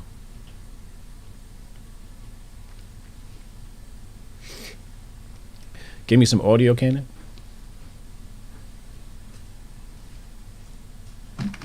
Can you hear me? I can hear you. All right, cool. I don't know what that was about. Okay. The redacted tried to redact you. That seems like the story of my life lately. The redacted tried to redact you. Now I got to pull all this stuff back up. But yeah, nothing changed in the verdict, nothing like that, right? Nothing yet. Okay. But yeah, shoot, I was listening to what you're saying on my phone. I appreciate, you guys, all the support. Like, like I was saying, back in Vegas, I was sitting in my truck with a broken foot and I was watching the impeachment stuff going on. And for a long time, I've been wanting to say stuff, but, because of the job I had beforehand and stuff like that, I couldn't really do that. And, went back to work for the family. Mm-hmm. My father is the Black Donald Trump, for lack of a better term. Like, as far as him, like, he don't care what he say out his mouth. If you ever heard my father talk, he'd be like, that's a racist white man. Yeah, I mean, he walk around in a cowboy hat and Red Wing boots. I'm not lying to you, with a Carhartt vest, and he from Cherry Hill, Baltimore, if y'all know where that place is. But but he one of those dudes that he get back to the community. Everybody that work for us, they felons. I mean, he's a second chance employer. A lot of them will tell you, if it wasn't for this family, I might be back in jail. Right. That's just what what it is. My father, one of them dudes that walk it like he talk it. But I was sitting in the truck. I ain't had nothing to do. So I was watching, so I decided to pick my phone up and go for it. Mm-hmm. And then, that was back in back in February. Then I started the YouTube channel in April, and it's been growing. I had my fights with YouTube. They age restricted me and copyright strikes and community guideline strikes for nothing, but it's par for the course, and I'm not going to stop doing what I'm doing. I'm enjoying this, CNN has reported, looks like 22 hours, 49 minutes ago, Rittenhouse jury asked judge for extra copies of jury instructions. All right, probably just for those 6 jurors that they picked last night before they dip. So I don't know, it's interesting. But I don't know, like your boy Lucas, yo, he who Amazing Lucas? Yeah. He don't seem to believe Kyle is innocent as we think he is. Are you serious? Yeah. He riding that train? Yeah. P Dog Knight said it. P Dog Knight said he was on there arguing with them on his show until like another. No way. Somebody in Note came on there and started spitting them facts that P Dog Knight was giving him. You know, I don't know if he's changed his tune just yet, but it don't seem like it. I don't know. It's gonna be interesting. But but yeah, that's another thing too. They try to make it so you have body armor in your car. Like that's not illegal. If you go back to my earlier videos, I got a vest on. Right. And that's not hyperbolic. It's because where I'm at. Yeah. You know what I mean? You know, if you go back to my earlier videos, I got my vest sitting in the back seat of my truck. You know, is you know, depending on where you at, that's what you got to do. Mm-hmm. You know, I don't know how dangerous Kenosha or Antioch is, but you know, it's not illegal for a law-abiding citizen to do so. You know, it's just something you wearing. Can't kill nobody with it. But they made it seem like he always wanted that, and then they tried to go off this TikTok. You know, somebody need to make a shirt. 4 doors, more whores. Yeah, that was hilarious.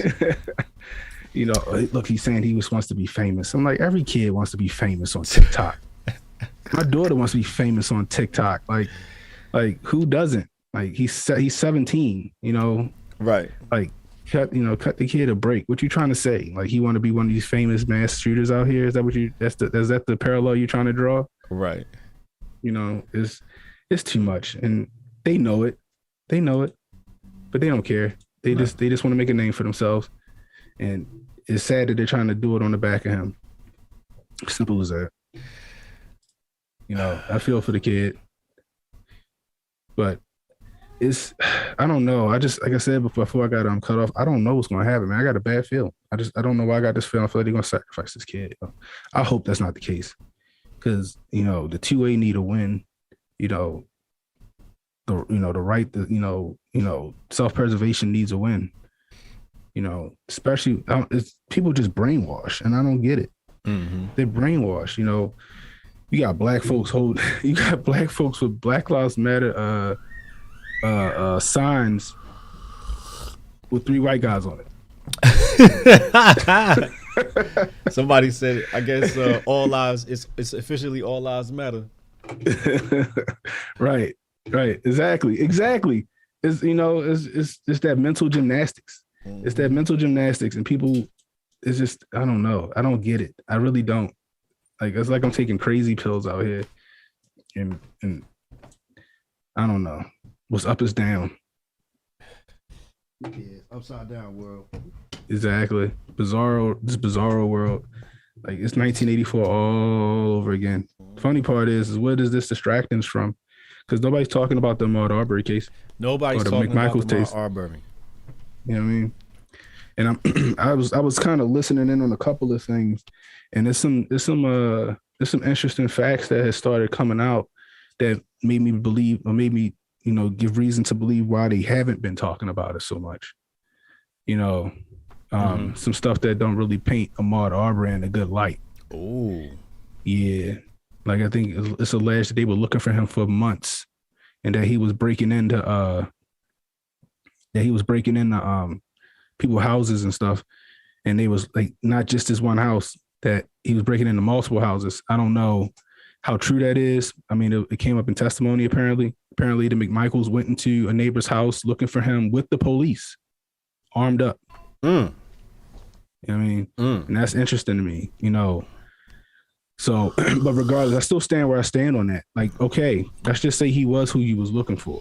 Mm-hmm. He ran. He ran. At that point, you can observe and report. You know what I mean? Right. You didn't catch him in the act still. You still didn't catch him in the act. Even though you know that's who you probably looking for. You still didn't catch him in the act. I'll give you your name and tell you what you're doing here today. And if it was me, I'm fighting too. Y'all not about to drag my ass off in the woods and do some crazy shit. No, y'all got to kill me. Y'all got to earn this shit.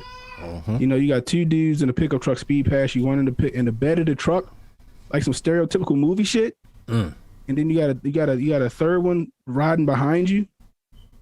Nah, we fighting. No, y'all not taking me alive. You know what I mean? Absolutely. And even if I got, you know, my theory is right, if it, you know, when he got around there and he started scrapping the son, and the son had the shotgun, and he tried to get the shotgun from the son, you know, he could have pulled the shotgun, and then when he pulled the shotgun, inadvertently hit the dude's finger hit the trigger and put a hole in himself. Don't matter. Y'all the aggressors at that point. You feel me? Y'all the aggressors at that point. Absolutely. Period. He fled. You're not law enforcement, and you didn't catch him in the act of doing anything at the time. Right. You should have just called the police. If you wanted to trail him. Yeah. But I still think that they should still go down. We're gonna see what happens. It's gonna be interesting.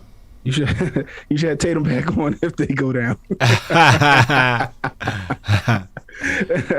Somebody's Dominic Vigil $5 super chat said, "Don't forget the Ghislaine Maxwell trial is going on." Oh yeah. I heard she was picking jury members and stuff like that. And that's gonna be infrastructure bill. Oh yeah, that too. Also, the indictments that came down with the old Spygate. Wait, what? Yeah. A lot of this. So the reason why I follow Dan Bongino a lot is because of the Spygate stuff. Okay. Because he's been like 6 months ahead of the news on it, right? So he was reporting, what, a year and a half ago about one of the redacted lawyers. I ain't gonna say his name on here. I don't want nothing to happen. He took a memo from one of the other redacted alphabet agencies who said that the person that started this whole thing, so what they did was they took this dude, I can say his name, Carter Page, right? They wired, so they got a warrant for him to tap his phones and stuff. But when you do that, you can do what's called I think it's called a 2-hop rule. So you can tap his phone, and whoever he talks to, you can tap their phone. Whoever they talk to, you can tap their phone. Okay. Right. So, but before they did that, the lawyer from one of the other redacted agencies, right?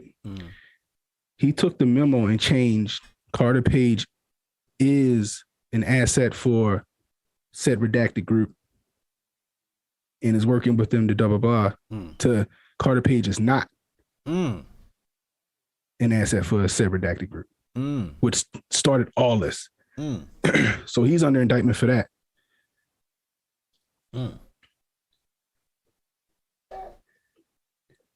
So he's actually under indictment for that? Yeah.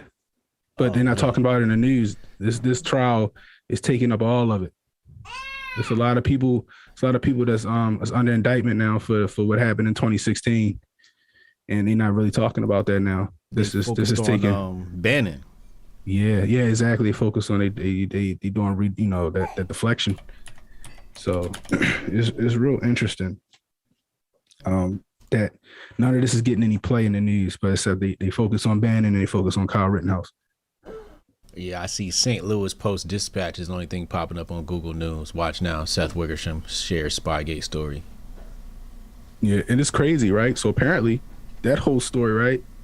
They tried to do the same thing to John McCain in 2008 with the same story. The whole dossier is based on some Wall Street Journal op-ed by somebody. They just took it and put Trump name in it. Tampering with evidence. Yeah, that's all they did. That's where the so-called dossier came from. So, because they were trying to cover their tails because they was tapping Trump Talbot during the election. So they were trying to cover their tail once he won. Right. Trying to justify why they did it. And then all this shit snowballed into what we seen. Oh, man. Yeah, it's real interesting. But we ain't seeing none of those indictments on the news, which we're not going to see. They're not going to do that. No, of course not. Don't fit the narrative. So they wagging the tail wagging the dog right now. Give them something else to look at. I got some cool Fox News clips I'm going to play in a second. Crypto Boss, you got $2 super chat said, Uncle Hotep ain't here, so I jacked your quote. Damn it, man. It's never safe out here, man. The grifters are always lurking. Dick Van, I'm not saying that. $3 super chat. Keep up the great work, guys. Thank you. Joey D. Don, $4.99 super chat. HJ, what do you think about the Romans? What role do they or the fall of their empire play in modern Western politics? Could this have been avoided? Oh, man. I don't even know if I'm equipped to answer that question. I mean, when you think of Rome and you think of politics, you think of their form of government, right? Like at one point in time, them having a not a dictator, a emperor, Right. And then moving into more of a republic, right? Which I don't find to be necessarily a bad thing. Actually, I was just reading up about this the other day. What was I reading? Was I reading Rousseau or who was I reading? I think it might have been. I forget what I was reading, but yeah, I just kind of studied this a little bit. So yeah, so basically, they didn't want. Well, the democracy. I believe the democracy part of things was divided into provinces. And don't get me to telling lies, because I'm not going to be able to recall the exact things that I learned about this. But what I can say is that we can definitely, and I don't know if Rome can take credit for the republic type system. I think the republic type system is just really, it's a common sense approach, right? Like you want people to have a voice, you want to have some sort of central power. Power is going to be centralized, and some sort of leadership. To make decisions on behalf of the people, and I think having representatives is very important. So, but I don't know how, when I think about where we are today, I wouldn't go back to Rome. I would think about like when I wrote the book, the Patriot Report. I'm more concerned with the money, the central banking system. And not only because of the money, but because of the precedent that was set, by people like Alexander Hamilton, basically having this document called the Constitution, and then the words in said Constitution becoming subjective, like, oh, I interpret it this way, and then Jefferson or whoever interprets it that way. Right. So, that's the trouble, with some of these documents like the Constitution. It comes down to, it's not exactly too clear. The judge is coming on the screen now, y'all. Okay. It's not exactly too clear as to what's going on. And we're going to keep the talk to a minimum so we can hear what they're saying. We're not going to do too much commentary over the yeah, it's because my daughter's screaming in the background solo. But that's what's more concerning when what was it? What amendment is it that deals with the taxes? I want to say Sixth Amendment. But yeah, like once you start saying, hey, I can interpret this amendment how I choose, then you can start doing that with the First Amendment and the Second Amendment. Yeah. And then things start getting funny. So, when it comes to, other thing is like with the Western world is, when you talk about money, right? Like you got to talk about the money involved in the financing of, all right, you want to talk about what really changed the Western world? The Bolshevik Revolution changed the world. I got to be honest with you. Because Tsar Nicholas and his family lineage, at that time, Russia was an ally of America. In fact, that's how we gained Alaska, right? Because it was a Russian territory, and we said, hey, thank you for helping us out in the Civil War. Lincoln and them boys said, hey, we'll take this Alaska thing off your hands and help settle some of these debts, because Russia lent us a navy. What the hell? Russia lent us a navy support and so on and so forth. And that's another thing. Like when you talk about slavery, right? People think that. One story is that. Did Cannon drop out again? They really redacted Cannon today. So when it comes to the freeing the slaves, people say that what's the narrative that they say? Lincoln, Emancipation Proclamation, I can't remember the normie version of the story. I remember, I know the alternative version of the story is the fact that Russia had abolished slavery and abolished indentured servitude, and it was more like an olive branch for Lincoln to say, hey, look, Russia, we need your help to show that we're trying to be a more kinder nation. We're going to abolish slavery too. And it was more of a gesture to Russia, is the story that I've uncovered. Now, the reason why that's important is because this is where Wall Street gets involved, right? And the redacted in Wall Street. You see, they're financing the Bolshevik Revolution. People are thinking that, oh, you know, the communists, so on and so forth. Hold on, let me see something.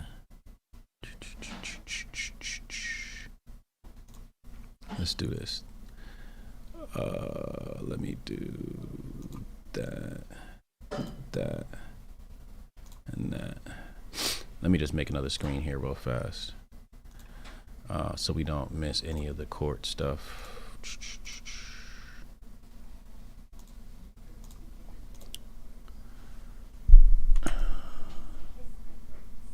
And remind me where I left off on this story as I set the screen up until Cannon comes back.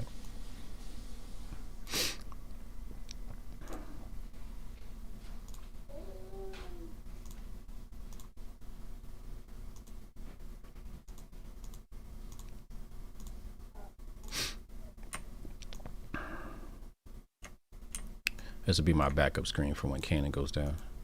Whoops. Oh, I was talking about the Bolshevik Revolution and the Wall Street, right? I see you texting me, Cannon. I'll be right with you, bro. They redacted you, my guy.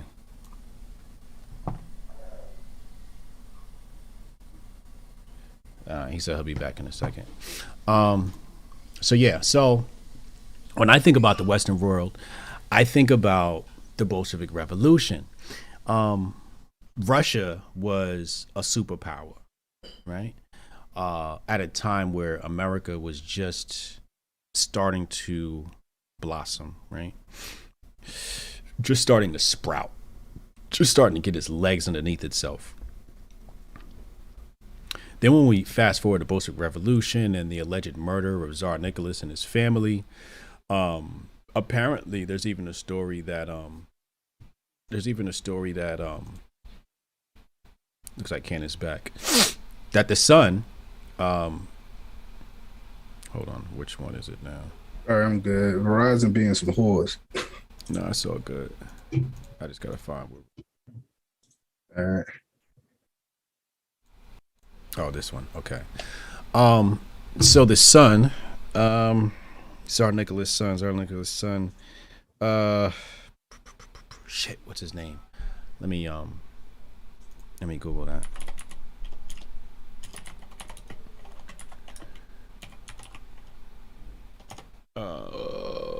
Alexei.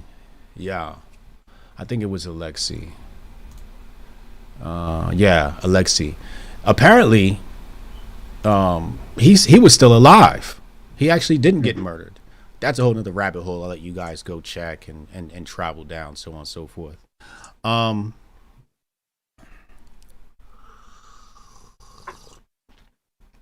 So Russia was a superpower, and in order for Wall Street to really because really what it was like a balance of power, right? That's really what Wall Street was trying to create. The financiers, the bankers were trying to create a balance of power. They didn't want one nation being stronger than another. So they went around the world trying to destabilize nation by nation, right? And getting them under their banker clutches. And Russia was still a monarchy, right? They had a czar, aka a king. So that was like one of the last nations that they had to bring under their thumb. Don't get me to lying. I can't recall who Russia was allied to at that time, but I want to say at one point Russia was an ally of Germany too. I can't remember the specifics. It's a great book called Tragedy and Hope. You guys should read as well. So Wall Street, wanted to create that balance of power, and they took out the royal family, and that's when you'll have then there was an intermediary government in Russia, then that got toppled, and then that's when the new it was a provincial government, and then another government came in after that. I can't recall the details. I haven't studied that in over a year. But yeah, so I think if you want to look at a turning point for the Western world, it was that, and then we could probably go back further too. I'm sure there's probably other incidents that are much larger, but World War I, World War II especially. I mean, when they uncovered the evidence, Nuremberg trials. We're all familiar with the Nuremberg trials. We're all familiar with the fact that Wall Street was financing and hoarding technology, American technology. Basically saying American. I think it was ethyl gasoline, and it was synthesizing gasoline, and whatever that technology was, the Germans had it and Americans didn't. In fact, the Germans would have won World War II had the United States not stepped in. Right, MTX Crypto just tweeted out. I know there's going to be a delay. There's like maybe a 10-15 second delay between when you guys are seeing and what I'm actually speaking. But yeah, Germany would have won had America not stepped in, and it kind of goes back to the whole Prescott Bush thing, right? So let's just pull that up really fast, right? I'll just type in Prescott Bush scandal, right? Because I don't want to butcher anything. But it says here, The Guardian, how Bush's grandfather helped Hitler's rise to power. It says right here, George Bush's grandfather, the late U.S. Senator Prescott Bush, was a direct and shareholder of companies that profited from their involvement with the financial backers of Nazi Germany. Now, from my own memory, I believe that his gold was found over there, something like that. His assets were seized in 1942 under the Trading with the Enemy Act. Damages being brought in Germany against the Bush family by two former slave laborers in Auschwitz until argue. But I'll let you. I'm not going to go into all those details. But that's another rabbit hole. That's a whole nother. Thanks, MTX. That's another whole rabbit hole to go down, right? The whole World War II and people financially backing that shit. Lusitania, again. Yeah. Yep. Again, I did a whole chapter on that in the Patriot Report, the Lusitania. Mm-hmm. Yeah. Gulf of Tonkin. Babies in the incubator. Mm-hmm. But yeah, when you go back to Rome, I don't know if Rome was. I put Greece over Rome, sort of.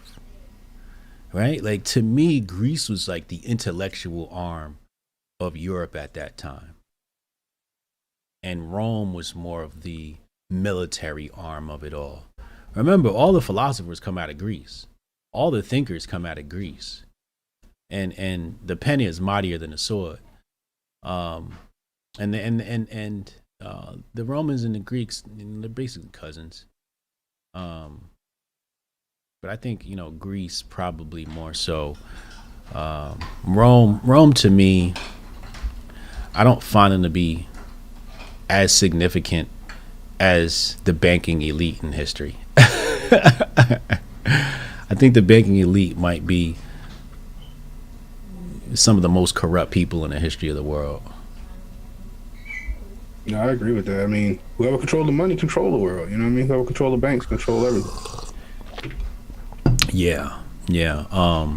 Adam Weishaupt, I believe, said that. What else was big, man?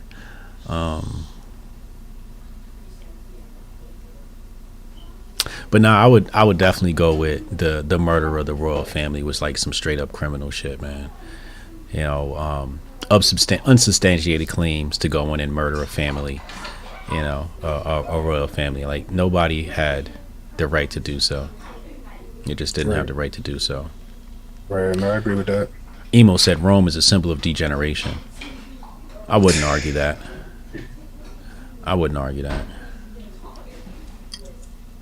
But yeah, the bankers, they back both sides of the war, and that's the funny part of it all. And I'll be doing a whole series on World War II and exposing all of that right out of the book. If you guys want to go ahead and just get a jump on it now, get a copy of the Patriot Report. You can jump to chapter. Okay, so page 129 is World War I, and then World War II is 177. Pearl Harbor. This conspiracy behind a Pearl Harbor was like, whoa. Yeah. I detailed that in the book too. But that's like whoa as well, man. The link is in the description box too if y'all want to go get a copy of that document. But it's basically a cliff notes of World War I, World War II, like just the things you really need to know. I got congressional record. Like I go in and I dug out congressional record, like what Supreme Court justices said, like Thurgood Marshall about, you know, some of the things that they were trying to do that would misinterpret the Constitution as far as money and monetary policy is concerned. But yeah, cliff notes on the history of money. And I even begin the book talking about like, I guess I'll share some of it with you. Let's see, page 39. This is funny, man.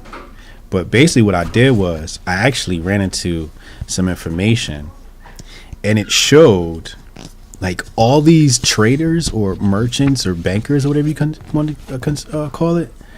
But I said, let's begin with Oliver Cromwell, member of the English Parliament for Cambridge. This is February 1640 to January 1649, right? And there's a dude named Antonio Fernandez Carvajal, and it says here this Carvajal dealt in gunpowder, wine, pelts, and more, but mainly in corn and silver, which brought an economic value of 100,000 pounds worth of silver per year on average to England. Now that's at that time, what that's worth at that time. He was known for financing the Commonwealth and Parliament, and was one of 5 traders with whom the Council of State received assistance in the form of army contracts and corn. Now that's not the only guy. It's just one example. Like I got the Duke of Marlborough, William of Orange, Queen Anne of Scotland and Ireland, 1700. Oh, you want to talk about the Holy Roman Empire? Samuel Oppenheimer, who was a diplomat and banker for the Turkish War, 1683-1699. He financed Emperor Leopold I. In Hungary, he loaned over 100,000 gulden to Louis William Margrave of Baden-Baden. That's Austria, I believe. He also provisioned war supplies to Prince Eugene of Savoy during the Turkish War. It is said that Samuel was known through the world as a prominent banker, right? Charles Alexander, Duke of Württemberg. I mean, when I dug through, I said, oh, snap. The French Empire under Louis XV, the Duchy of Ansbach, 17th and 16th century, Dresden, 1720, 16th century Germany, Frederick William, Elector of Brandenburg, the Great Elector, 1640 to 1688, Frederick Augustus I of Saxony. This is 1806, 1827. I mean, and the list goes on. I mean, I did a whole chapter on this. But the point of the matter is, I'm showing how some of the most infamous crowns of Europe were literally financed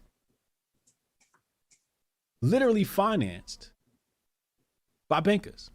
Yeah. So you think like the banker shit is new, right?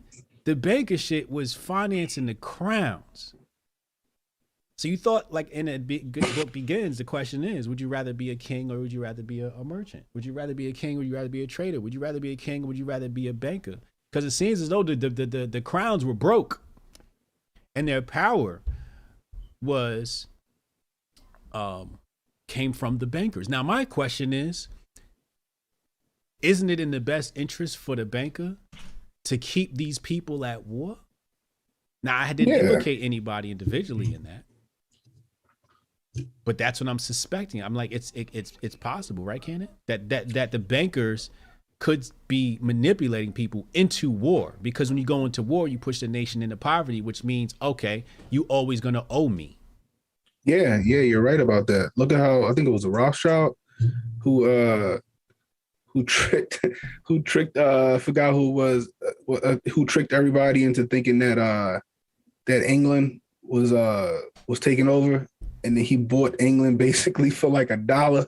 And then when they found out it was false, he basically owned all of England at that point. I mean, look at Obama. Obama declared the war in Afghanistan a national emergency or whatever it was for his entire term, just to get that money. You know what I mean? We're a war economy. Simple as that. And I would even argue that, you know, the power structures here are broke and are relying on the banks. Yes. You know, you go back and look at the Creature from Jekyll Island. You know what I mean? You know, after that, we had birth certificates and not birth certificates, like Social Security cards and stuff like that. You know what I mean? A certain amount of money is taken out of your kid when they're born. They're born into a certain amount of debt. Putting your straw man on the stock market. Yeah, you're collateral when you're born. Yeah. You know? Wards of the state. Wards of the state. That's exactly what you are. Wards of the state. And, you know, I would, you know, argue that, like I said, the power structure here are broke. They're relying on the Federal Reserve, which is not federal. What Alex Jones says is Federal Express. Right. You know what I mean? But people still don't know that. Hey, Judah, the link is in the description box below to get that. That's the Patriot Report, Unmasking the Conspiracy of Money and War. Somebody mentioned the Creature of Jekyll Island. You know, the funny thing about that is I didn't even use that as a source. When I actually sat down and went through the document, I'm like, yeah, it's pretty good. I think I might have grabbed like a couple of things from there, but like really just, I think it was just some documents I grabbed from there. But a lot of my sources were really like, they weren't conspiratorial at all. When I grabbed those sources, let her come in. Let her get her grift on. Bring her here. Come on inside. Bring her here. She wanna see what's up. Come here, baby. Come here, mamas. Why does she have a knife in her hand? No, she doesn't. Oh my God. So she's picking her teeth. Say hi, baby. She just said hi to everybody. She getting big, ain't she? Yeah, she is. She's standing up. We have some super chats here. Inside of the Ages, $10 super chat. Rome turned Jesus from a whistleblower of elite corruption into an idol to wait for, to save you, versus the story of how to put everything on the line for your own salvation. Word. Emo Hoppian, $10 super chat, said everyone should read chapter 3, Banking, Nation States, and International Politics, a sociological reconstruction of the present economic order, from Hobbes' Economics and Ethics of Private Property. Thank you for the reference, man. But yeah, man, you gotta follow the money, man. You always gotta follow the money. You know, was it Eisenhower who warned us about this? Possibly. You know, the military-industrial complex, he did it on his way out in his final address. You know. You know, we got the camera moving. My baby got good timing. All right, y'all, we're gonna listen to see what the joke is. All right, baby. All right, we're back, and the appearances are as before, except that the jury's upstairs and has sent us an inquiry. Question number 3: Do we view videos in private or in courtroom? So my nightmare has come true. And then, do you need to know exact exhibit number of video or photo? So that's the easy part. Any suggestions? Well, Your Honor, we can show them the videos here in the courtroom. We've previously discussed this issue, and I understand the court's personal feelings about it, but I do believe the law is clear that we have to show it to them in the courtroom. I don't believe that we can give them them a laptop and let them view it in private. So we have our laptop ready to go, plugged into the system, so if they give us any numbers that they want to see, we should be able to pull them up for them. Your Honor, I agree with the first part of that. I don't know what exhibits the jurors wish to see. We, the defense, has a real problem with them seeing the drone footage. And what has come out, we have a motion pending before the court for mistrial based upon disclosure of evidence. And if they want to see that, that's just tainting this jury more. And I asked the court to consider the drone footage was turned over by an anonymous person who we supposedly now know who it is, Mr. Beeman, on the first Friday of the jury. We were provided a copy of that from Mr. Krause that was neither in the length or definition clarity that the state had. We did not get the full download that they received until Saturday of Sunday of last weekend, after all the evidence was closed. And that's a real problem. Not to mention that since doing our research, the specific amped owner's manual says that when using AI to enhance photographs or videos, it is for investigative purposes only. It is not forensically to be used in a court of law and should be labeled as such. Doesn't say that. You're wagging your head no. Is that true? The evidence in this trial does not say that. And I'm concerned because... I don't want to get... let's not get ahead of ourselves, because right now the jury wants to address this. We'll certainly have to talk about it. I have not... They need to throw that drone... I mean, you know, the drone footage doesn't show anything. They need to throw that drone footage out, honestly, because No, it's interesting. It wasn't even the prosecution. It was the redacted. It was the agency that had it. They withheld it until it was like till all the evidence was closed. That should have been a mistrial from that.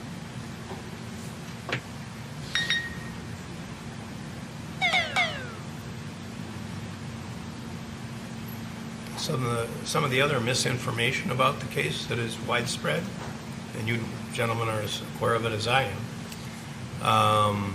Now they had some people in the Milwaukee Journal, I think I read it, which is the paper that I used to deliver for a few years when I was a preteen, in the Milwaukee Sentinel, which are now one paper, that they talked to some professors at the two law schools in the state and said it was odd, I think was the word, that I didn't rule on the motion to dismiss. I haven't even had a chance to read the motion to dismiss. I just got it yesterday, and I really think before I rule on a motion, I should let the state respond. So why anyone would think that it's odd for the judge to sit on a motion to dismiss, I have no idea. I think that, and the recommended course, I think, for judges, at least that was what I was educated to believe, was that motions to dismiss should be kept under advisement unless they're crystal clear and have had a chance for both parties to respond, which we didn't have in the heat of the discussion on the day the original oral motion was made. I never heard your side of it in terms of argument. So I'm somewhat astounded, but of course it gets out into the general public. And as I spoke about it on the first day of trial, the result of the trial should be open to public scrutiny, and people should have confidence in the outcome of the trial. I think we can all agree on that, and it's just a shame that irresponsible statements are being made.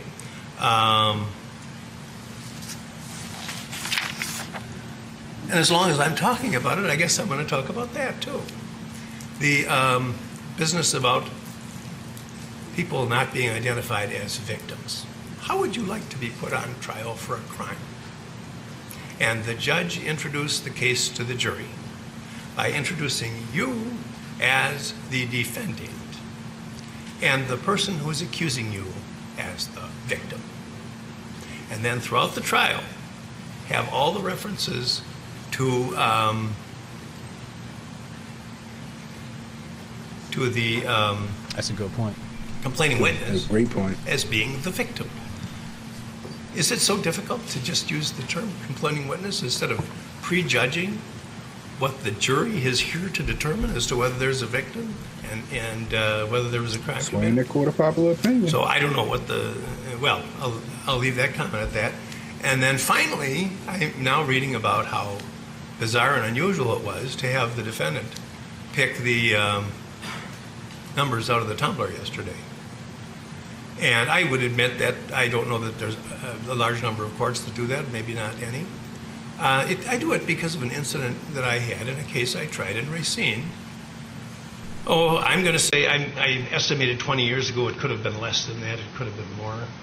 But it was a big case. I think it was a murder case, but I'm not sure.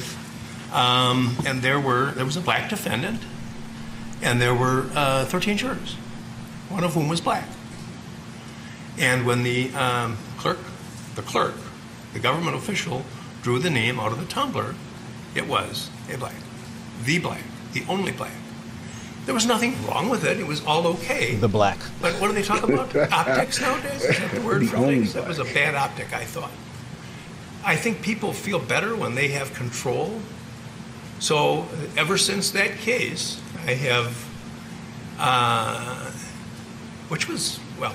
ever since that case, I've had an almost universal policy of having the defendant do the picks. Well, it had nothing to do with anybody's race or anything like that. So he just get the luck of the draw. I never had a complaint about it before. In fact, I haven't had a complaint about it here.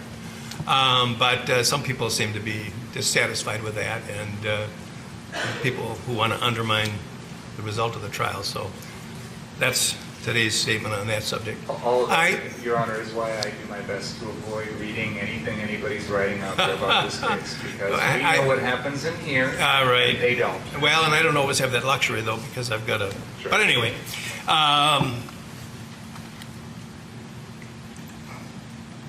We're not getting a verdict today. and No. yeah, I doubt it. some of the things that have been said, too, I guess I'll comment on that, too. These are five very reputable, competent attorneys that I've practiced with for years, and I think it's shameful, some of the things that are being done to these people. And I when I talked about problems with the media when this trial started, we're there in part, not fully, but in part because of grossly irresponsible handling of what comes out of this trial. I will tell you this. I'm going to think long and hard about live television of a trial again next time. I don't know. I've always been a firm believer in it because I think the people should be able to see what's going on. But when I see what's being done, it's really quite frightening. Frightening, that's the right word for it. But back to the subject at hand. And I've discussed my disdain for the rule. I'm not going to box you guys into accepting what I think is the better way, and I sense from the statements that have been made that I think that in some respects you may even agree with me that it would be better if the jury could. We're going to now have the jury will come down here to the courtroom, and everybody will be shooed out of here as they should be. And I'm not even sure. We're going to have to review the procedure that's been outlined. But they get to watch it once? Is that what the rule is? I think they should be allowed to view what they want to view as often as they want to view it. What? Subject to my other objection, I don't have a problem with them viewing it multiple times. At a certain point, I don't think that's, 3 or 4 times, I don't have a problem to sit here and just keep playing it. I don't think that's the right way either. Then it's giving more emphasis to one piece of evidence. Well, but sometimes there's one piece of evidence which is absolutely critical. And I talked about the Tsarnaev case. I talked about the attempted murder case that I had in here. And I don't know how we're going to police this anyway. And the other thing is when it is being policed and someone's watching them talk about it, Well, can they freely talk? Which is what we want. We want freedom of expression between the jurors. And so as they watch these videos, and to me, if they want to watch it 100 times, that's them. If it were a bench trial, and I've said this before, if this were a bench trial, and I put in my decision that I thought that Exhibit 486 was critically important, but I didn't want to overemphasize concentrating on it, so I left with questions in my mind about it and decided I better not look at it anymore. I should get reversed. That's an outrageous thing. But that's what we're forcing the jury to do because of the disrespect that the courts have had in this country for the juries. These are intelligent people. They get treated like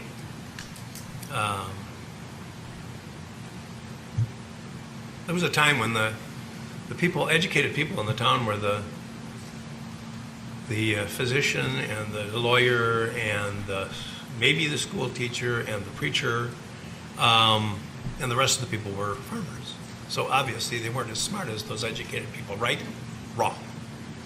That's never been the belief of the founders of our country. It's never been true.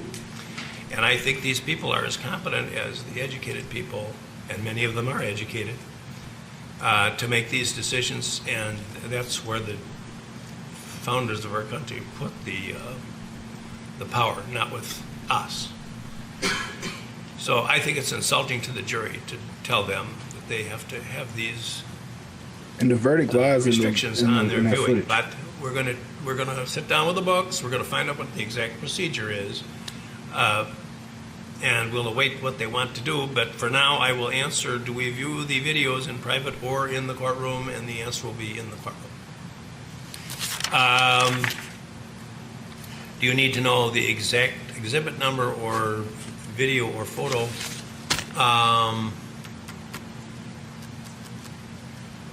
Well, there's two options. One is we can just, you can have all of them. Anyone gasping? You can have all of them, whatever you want. You can pick and choose, and you can, or you can describe generally what you want. Yeah, I think the exact exhibit number would be helpful, but if they can give us just a title or a description, we can also figure it out. I agree. All right, so what I'm going to write, you've got copies, so what I'm going to write on here is in courtroom. I better, yeah.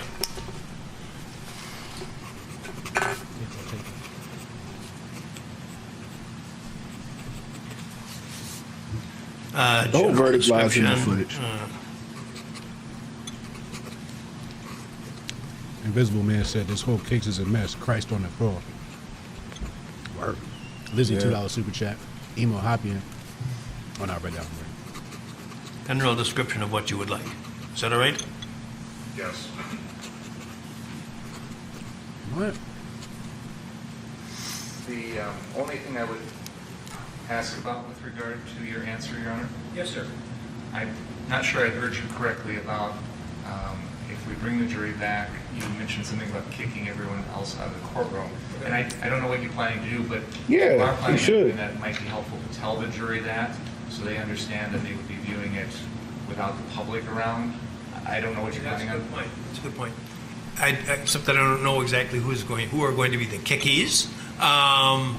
Certainly all the media and the officers, other than the media and the officers, and the question is whether the lawyers and the defendant. I don't know what the answer is. We'll have to check that. And I don't know if I'm supposed to be in here. I got the impression. Honestly, I don't see why they can't look at it in the deliberation room as long as I got the impression it was actually supposed to be the bailiff, the prosecution and the defense. But I'm not even sure about that. So we'll have to look at that. So I guess I understand that it was a good suggestion that you've made, but I'm afraid I don't know enough of an answer right now. So I'm going to send this up now. Thank you. All right, would you make a copy in the upstairs? And then, Your Honor, can we be excused to go do some research on what you're talking about? Please do. Okay. Please do.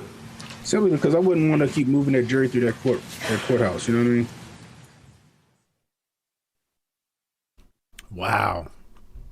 Wow. Wow. They're about to bring the jury down. Is this the video footage that they said was redacted previously? Yeah, the defense doesn't mind the Richie McGinnis stuff. He don't mind the footage that's already been out there. But that drone footage was submitted real late, and it was withheld by, one of the alphabet agencies. Right.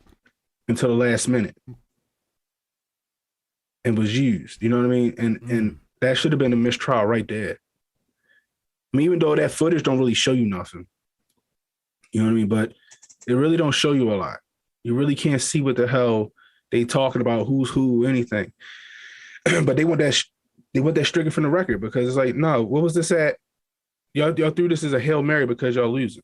Y'all had this the entire time. Y'all withheld it. And then when y'all was getting your asses handed to you in the courtroom, that's when you want to bring this footage out, even though the footage really don't show nothing. So he don't want that in there. And I agree with that. So now they're going to bring the jury back down to look at the footage one more time.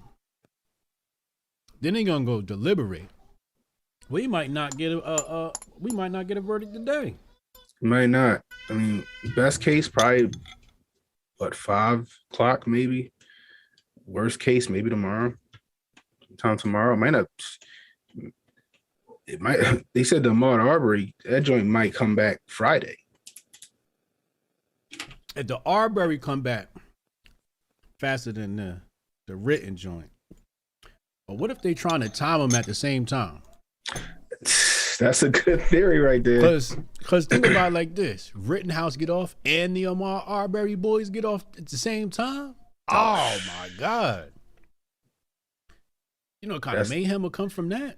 Recipe for disaster, bruh. Recipe for disaster. Oh my God! I see what they doing. They playing games. Recipe for disaster. That's the thing. It's and I'm wanting to see this. I mean, they showed this footage so much throughout the case. For them wanting to see it again, that means that you got some jury members on the fence. You know what I mean? You think so? It's more than them. I thought it was more like the prosecution just wanted to bring it out, have them see it. Well, the jury was asking, do we need to view it in the courtroom or can we view it in private? So them wanting to see it again just tells me that it's got some. Maybe it's the same two people. They're trying to convince them, one way or the other. Wow. Yeah, it's gonna be interesting. Wow. And I would like, why? I don't see what the problem is them seeing it in private, simply because I wouldn't want to keep moving them through the courthouse. Right. Eventually, somebody gonna figure out, oh, that's the jury for the Rittenhouse case right there. Right. They already had an issue with somebody trying to take pictures of it. Right. You know what I mean? And it's gonna scare people. I don't know. I would have just like, all right, a representative from the prosecution, a representative from the defense, y'all gotta be in the room with them when they watch it. Mm-hmm. They don't have control over it. They want you to rewind it and go back. You do it. You know what I mean? Yeah. That's just my opinion on that. I wouldn't keep moving them through that courthouse. It's too much. It's too much exposure. Mm-hmm. And it's a high profile case.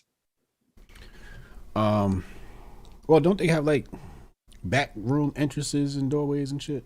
They do, but it still puts them at risk being seen. Yeah, like they do, but some, like, for example, when I did jury duty, they had a back way, but then when we was going into the courtroom, we had to come out into the hallway. Like for a brief second into the actual hallway to go into the courtroom. Yeah, you know what I mean. It depends on how Kenosha ain't that big of a, it could be some little ass courthouse or whatever. You know what I mean? Who knows? But it's interesting. It's going to be it's going to be spicy, man. I mean, people waiting on the edge of their seat, biting their nails over this verdict. Right. And then like you said, if they both come down at the same time, oh my God. Then on top of that, in the Arbery joint, you got the one guy said no black pastors should be allowed in the courtroom. Yeah. Jesse Jackson was there the other day too. Yeah, he took his mask off so people can know it was him or something like that. And he like kind of looked back at the, like, you know, and it's just like, holy smokes. Like, man, it's the tension that's going to come from this if they both come back Friday. Think about being in the room with Jesse Jackson and his advisors, right? They're like, hey, go there. Make sure you show face, right? It'll be good for your brand. Like, this is some of the back room talks that are happening. Right. He's sitting in the room. He take his mask off, like he blowing his nose, like look dead in the camera. Make sure everybody see my face. And then everybody, oh shit, that's Jesse Jackson. Oh shit. You know what I mean? And I don't know what kind of influence that had, where this though they don't want him in there. Right. You know what I mean? That's interesting to me. But like I said, I don't know, because apparently, like in the beginning, the McMichaels was screwed, man. Especially, and I still think so. The minute you said you didn't catch him in the act, and the law in that state says that you have to catch the person in the act of stealing or whatever they're doing in order for you to get pursuit. And they said they didn't. You know what I mean? That should be it right there. At that point, everything else you did was wrong. Right. Don't matter what he did the week before, the month before, all that other stuff. What you did was wrong. Simple as that. You know, you're no longer a police officer, sir. You know what I mean? Yeah. And then the fact that they tried to hide this for how long was this hidden before this case? Because this is technically the Amar Arbery joint is a cold case. Right. You know what I mean? That's another thing that makes people eerie of it. So if they do get off, and then they tried to hide that before we even found out about this in the first place. Yeah. Man, Atlanta better watch out. Oh, that's in Atlanta. Yeah. I think that, it was Atlanta, right? Was it? I think so. I'm fast like you on the type.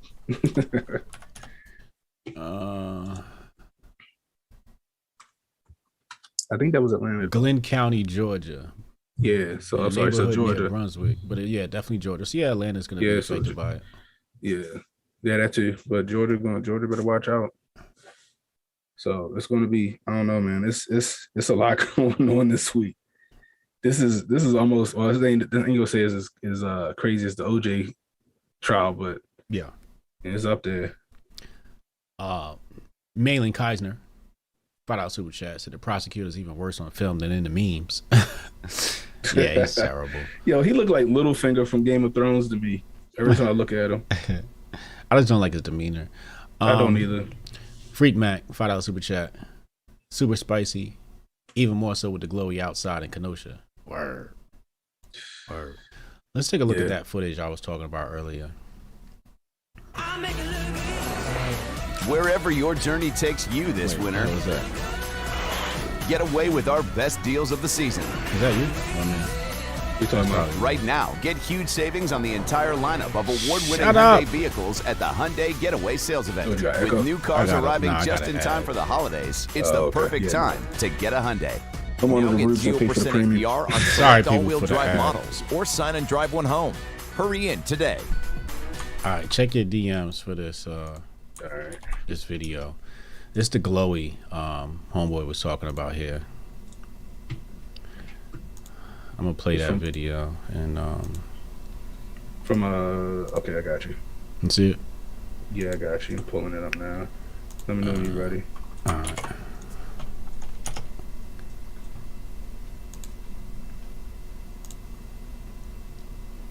All right, you ready? Yeah.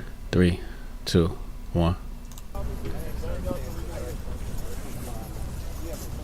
Oh, come on. I'm not saying if that's what you're doing, but we're here. I just didn't want to call that. Okay. Do you have an ID on you or CCW? Absolutely. I have an ID on me. Yeah. Do you have a valid CCW? No. Okay. So you're within 1,000 feet of a school, right? But you cannot be with a rifle without a CCW. Okay. All right. So if you want to be here, you're going to have to put the rifle in there. Okay. All right. But we're going to have to identify you. Yeah, absolutely. Can I step over there? Yeah, we can step wherever you want to go. We don't want to put your date of birth in there. Yeah, so we'll step over there. Okay.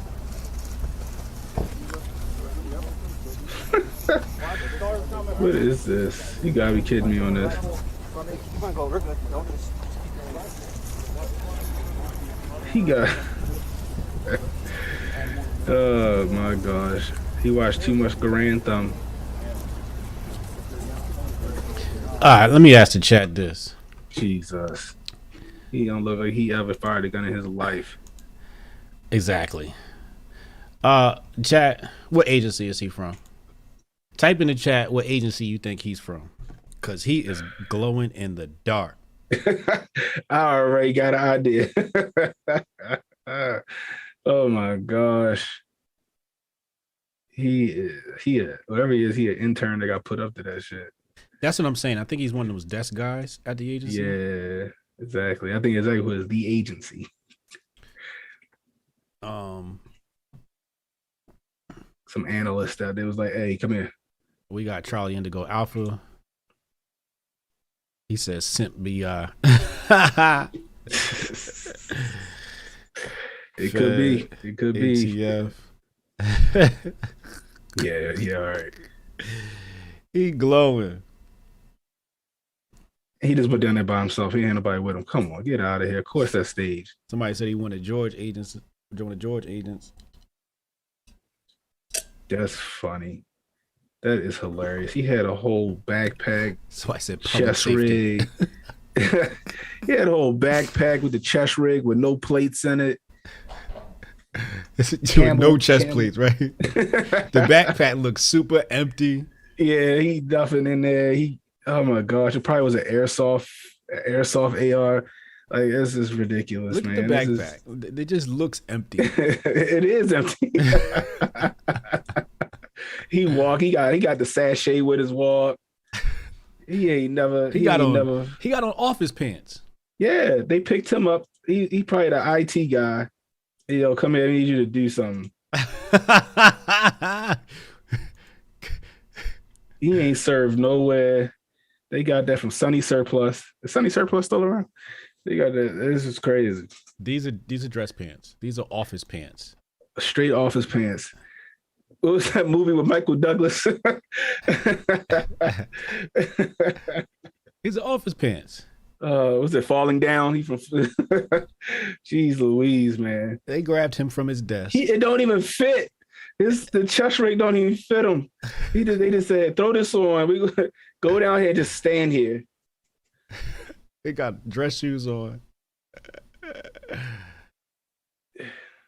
It is hilarious to me. No conservative is dressing like this. No.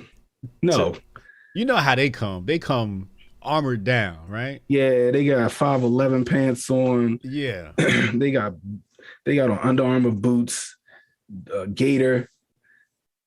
They gonna have plates in there. Look, y'all, look.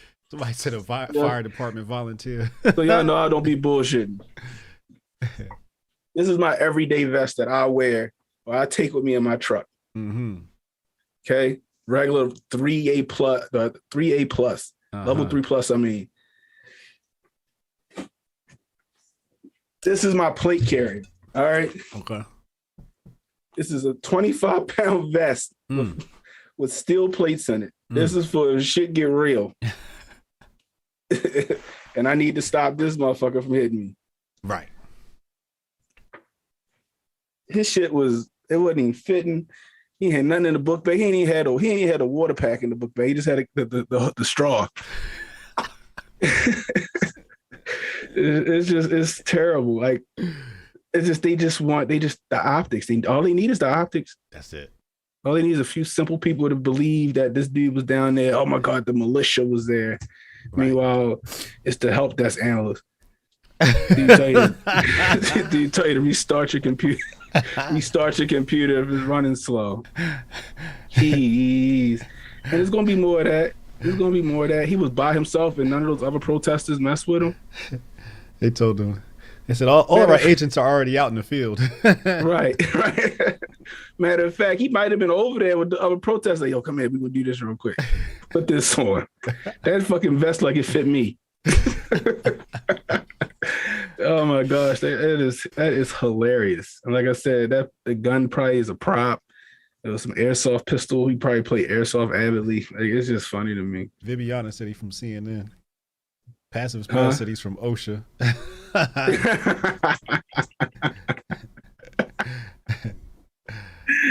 Christian, the public is stupid. I'm telling you, they do that because they know somebody gonna run with it. Oh, white supremacist showed up with a rifle at the trial. Right. All he needed was some khaki pants and a royal blue shirt. He'd have been a part of Unite the Right or whatever. It's a dog and pony show, and people don't get that. You know what I mean? All they need to do is something simple like that. Right.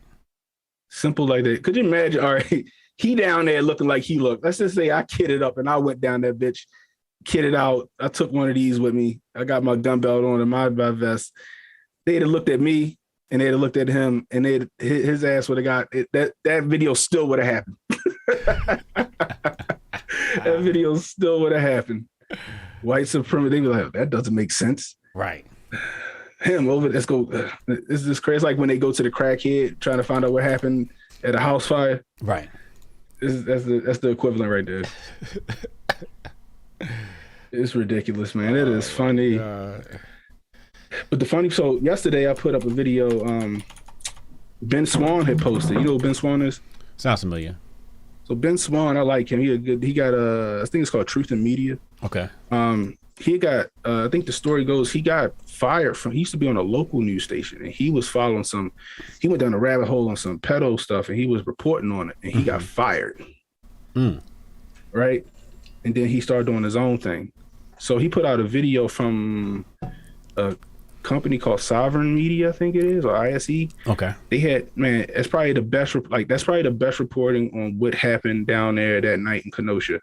So I played it on my stream yesterday, and I'm like, where was this at? Where was this at weeks ago or months ago or whatever, you know what I mean? Right. And apparently when Rosenbaum was all, to shoot me, nigga, shoot me, he was talking to some other dude that was dressed like Rittenhouse. He is similarly dressed. So a lot of the people thought when he was saying that, they were saying it to Rittenhouse. Okay. So that kind of makes sense now when they try to say, well, when he was doing it, he wasn't nowhere around. It doesn't, what I mean? But so that also points to the fact that Rosenbaum thought Rittenhouse probably was the dude that he was going after the first time. Because they both look like rubes, you know what I mean? Right. They both look like they can't defend themselves. They just down there out of their depth, you know what I mean? But it's just, like I said, it doesn't matter where he was going. It doesn't matter if he left the car source, like that. None of that matters at all. You know what I mean? What matters is Rosenbaum chased him. He ran. Right. He was cornered.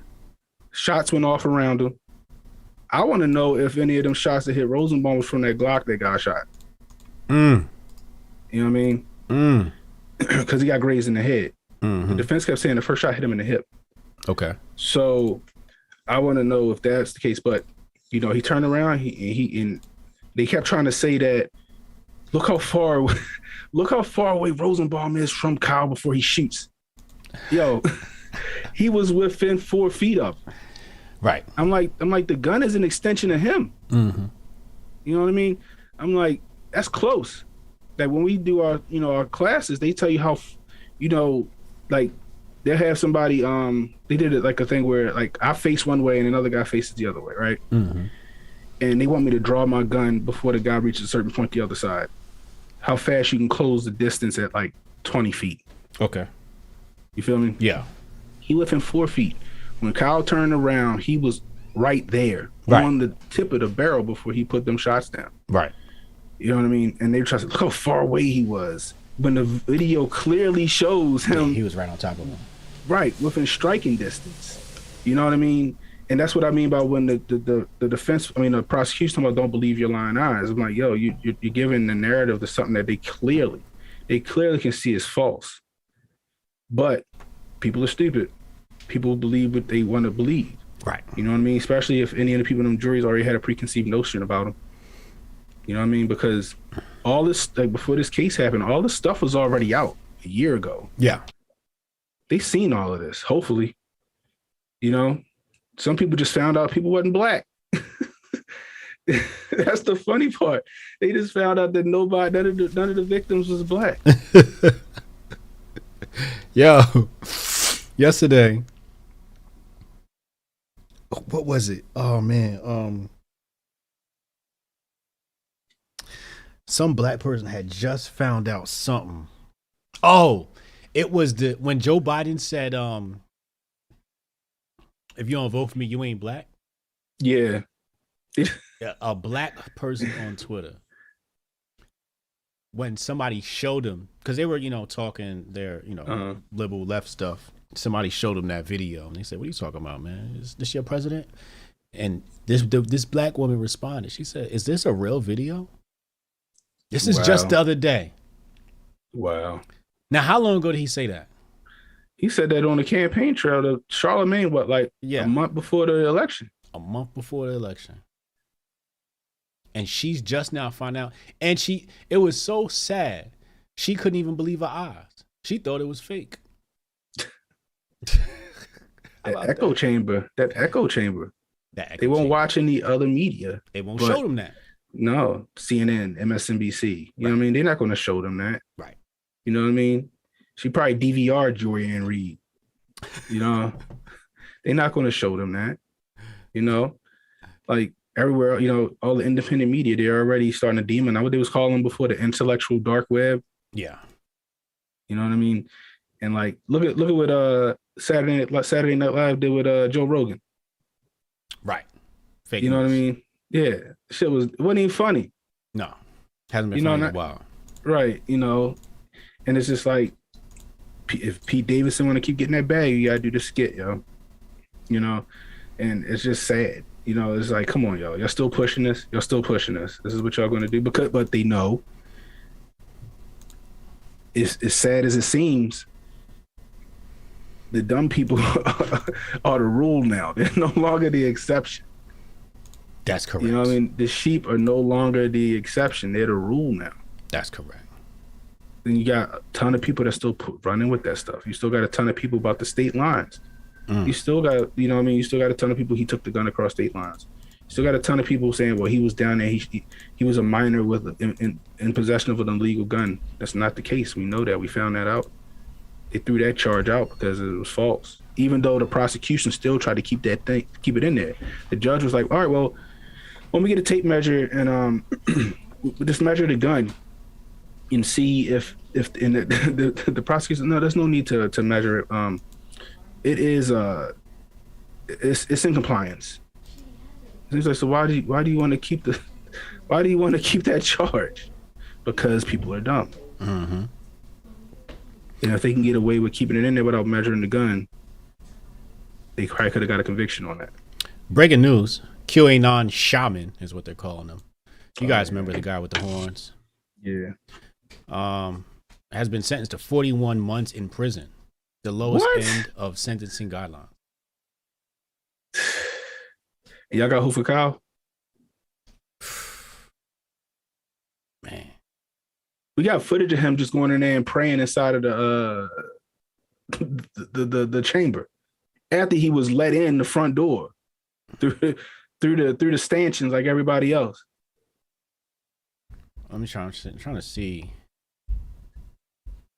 what the charge is. 41 months for loitering.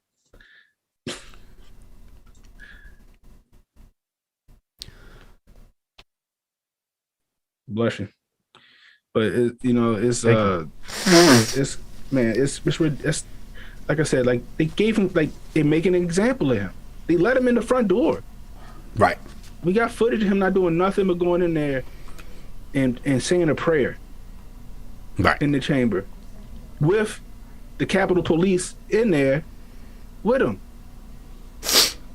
They left without a problem. You know what I mean? But he going down for what he going down for? You know what I mean? Make an example of him. He ain't gonna be the first one. He ain't gonna be the last.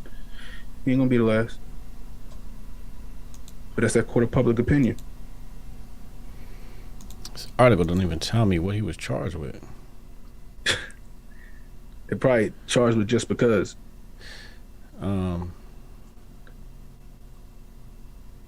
Right?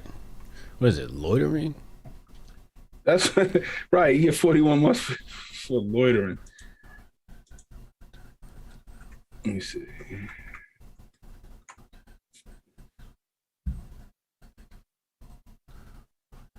He claims, I was wrong for entering the Capitol. I have no excuse. No excuse whatsoever. So they probably, is it true that you entered the Capitol? Yes. Are you guilty? What of what though?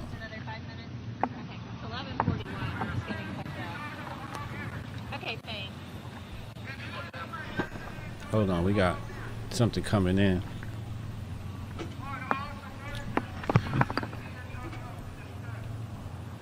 That's a hell of a protest, ain't it? What is that, like 50 people total? That's them saying, look at the flag it's waving in the back. What's that flag? Is that Jamaica? Ain't no Jamaican flag, is it? What's that? Is it the Pan-African flag? What flag? Is it green? Is it green, black, and red back there? That ain't the Jamaican flag. Shit look like the Irish flag to me. I can't tell. Looks like their feed froze.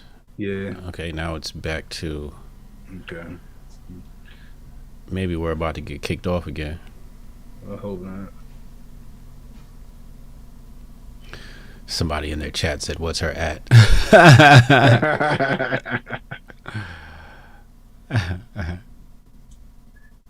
I don't know what they're about to report on. They're probably about to report on that dude standing over there. All right, come on, Judge. LARPing. Judge head, look like we back.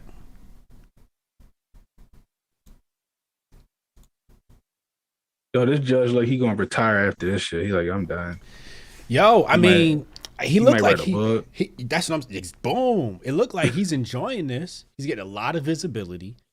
He gonna eat off the He might end up with one of them court TV shows. He might. Come on after Judy. Cash is can $2 super chat. Tactically, open carry is a stupid decision. Steph Colonel $2 super chat. Book bag from Burlington Coat Factory. Joey Dedon, $9.99 super chat. How do you feel about a law that requires every citizen to be armed? This includes training on how to assemble, holster, confiscate, and use this weapon. It was argued this anarchy. It was argued this is anarchy. Thoughts? Thanks. Yes, that was a great question. Great question, Joey D. That's what happened last night. Who posed the question? And then Mallis and Alex Jones got to debating. And Mallis kind of surprised me. You know, he said, that's fine, right? Like, and then Alex Jones seemed to be more of an anarchist by saying, no, people shouldn't. Alex Jones said, that's like, I think he called it indentured servitude or something to that effect. Chat, correct me. What was the exact verbiage Alex Jones used? He didn't say indentured servitude. Did he say something like that? But anytime a central power is forcing you to do something, that's not anarchy. And I'm all for two-way. I'm all for the gun arming and all of that stuff. I'm all for it. However, no. I mean, that's a precedent being set. When the government can force you to arm up, then they can force you to take the vacation. They can force you to do anything. Hey, check it. I'm gonna send this to you. Cam just sent me something. I'm not sure. I'm gonna have to check this out, but it looked like it's reported that OSHA suspended the enforcement of the vaccine of the Yameen mandate. Oh yeah. Yeah. All right. Pull that up. That might. Yeah, I don't know. Mallis really surprised me when he said that's not. Yeah, it's totalitarian, Christian. Absolutely. Yeah. Right. And when Mallis had that take, I'm like, I'm a bit confused. I wanted him to expound upon that and try to understand what he was saying. But yeah, like forcing people. So emo, yeah, we're talking about that precedent was set long ago, but we're talking about if we were starting from scratch, right? We were starting from scratch and said, hey, everybody had to own a gun before any precedent is being set in America. The Constitution is fresh off the papyrus. Mm-hmm. Then what, right? Right. No, I'm not for anything forced. I'm not for. He said indentured servitude. Thank you. Yeah, I'm not for forced anything. Not no forced taxes, arming people. No, everything should be a choice. Yeah, it should. Everything should be a choice. I mean, because what is like in a redacted stand, I think you gotta serve in the army. Period. You got a choice. Yes. You know, so I don't know why I'm still trying to send. Hey yo, Cam, send that to HJ, yo, what you sent me. For some reason it's not sending for me. Yo, when the judge said the black. The only black. The only black. Like, geez. But he literally said the black before he said the black. But look how old he is. What you expect? I mean, I'm not going to hold it against him, but just the fact he said it is just hilarious. Right. At least it wasn't the only Negro. The great Negro. The great Negro. He picked the Negro. The only Negro. Holy smokes. That's another thing. People was okay with that. Yeah. People was okay with when he was using it in context in the 80s. But so did Joe Rogan. Mm-hmm. Y'all went after him for that shit. Right. You know what I mean? Right. But so it's like guys are picking and choosing. Look at Rosenbaum. Shoot me, nigga. Shoot me, nigga. Yeah. I'm like, wait a minute. But you got the black people holding them back, like, yo, it's hard, yo. I'm like, wait, what? One of y'all should have knocked this nigga out. He should be alive today because one of y'all niggas knocked him out the minute he used the N-word at a Black Lives Matter rally or whatever you want to call it. Black Lives Matter rally. You got a white man out here dropping an N-bomb. Right. That's funny to me. Common Core, $5 super chat. I guess you get an N-word pass when you're an ally. I guess so. $5 super chat. He said if Kyle walks, he'll probably be groomed by the Republican Party, just like they did Nick Sandmann. I mean, he could get the bag. It's low-hanging fruit because, like Cannon was talking about earlier, he's not going to be able to live a normal life after this. So somebody's going to have to give him a career path. Yeah. Outside of, entrepreneurship, unless he trolls and starts selling his own brand of ammo. Kyle Full Metal Jacket, Murder Kyle right. Full Metal Jackets or something, like. But that's the thing, right? So he probably he's gonna get that turning point money. He definitely gonna get some turning point money. He's gonna get that turning point money. He's gonna be speaking. He's gonna be telling his story. He's gonna get a book deal from somebody. He gonna be all right. He about to get in. Oh man! And then if he beat this case and he go sue, like Nick Sandmann, yeah, he gonna be set for life. Mm-hmm. It's really gonna be 4 doors more whores. Correct. Shoot, that's the thing. He gonna get the bag. You know what I mean? It's sad that he got to go through this. You know what I mean? Just for defending himself. Then everybody was trying to put a lot of. I think it was stupid too to wear the shirt, the free as fuck shirt. Mm-hmm. But it had nothing to do with what happened that night. Had nothing to do with what happened that night. When you got all the news media criticizing you and chastising you and demonizing you, and you got everybody against you. You know what I mean? Mm-hmm. And initially, you it's looked at as self-defense. And you kind of you get off for a second. Yeah, you're gonna rub it in people's face. You know what I mean? Mm-hmm. He young. Mm-hmm. You know what I mean? Mm-hmm. And it wasn't even his shirt. He wore the shirt for somebody. You know what I mean? But y'all been coming at me all this time. Right. I'm gonna celebrate a little bit. Right. Rub it in your face. But everybody took it as like, oh no, they took it as an admission of guilt. Right. Like, no, y'all sit here and said all this about me. And I'm out, I'm out. I'm chilling. You know what I mean? Mm-hmm. But like I said, like you said, depending on what side of the law you fall on, what side of the fence you fall on. You know what I mean? Real quick. Yeah. No, I'll let you finish. My bad. No, you good. Go ahead. Real quick, I want to show y'all something.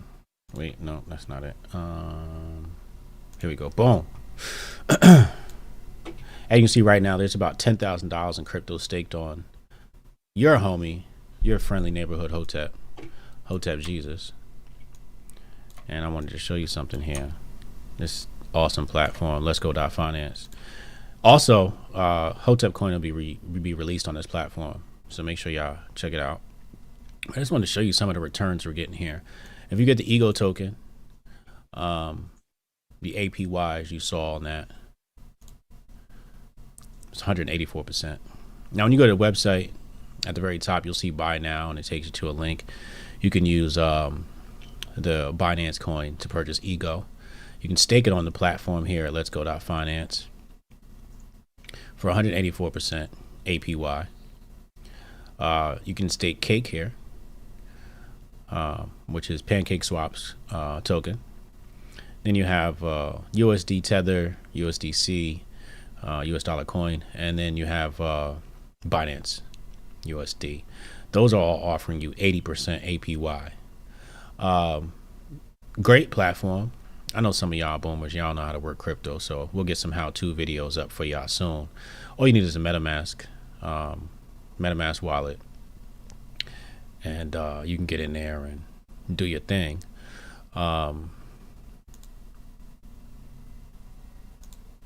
So yeah, I just want to show you guys that. One, because Hotep coin is going to be on this platform. Well, Cannon, I want to get you onboarded on here too, so people would stay crypto on you. It's dope because basically what happens is you can take, let's say you purchase $1,000 worth of, let's say you do this, right? You take $1,000 worth of Binance coin, right? Okay. And then use that to purchase the Ego token, right? So you just like exchange, right? You exchange it for the Ego token. You take the Ego token and you stake it on this platform. And then what happens is you got this really cool tool where you can say, hey, look, let's split this 50-50. Maybe I can get this to 50-50. Boom, I did it today. All right.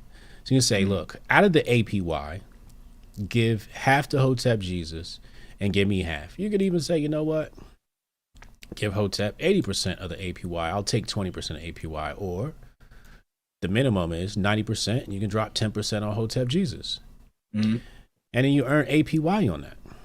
Okay, I see what you're saying. All right, you earn, and the cool thing is, like, you can just when you're ready, you can remove your tokens from the platform, and you still own your tokens. You don't lose any amount of tokens. The tokens stay there on the platform staked. It's a win-win situation, I believe. No, I see what you're saying. That's interesting. Yeah. So I got a bunch of tokens. Once we get Uncle Hotep on here and we get Cannon and whoever else, I'm gonna stake some tokens on you guys, pump your numbers a bit too. But it's like why wouldn't I, right? Like, my tokens are still there. They're not going anywhere.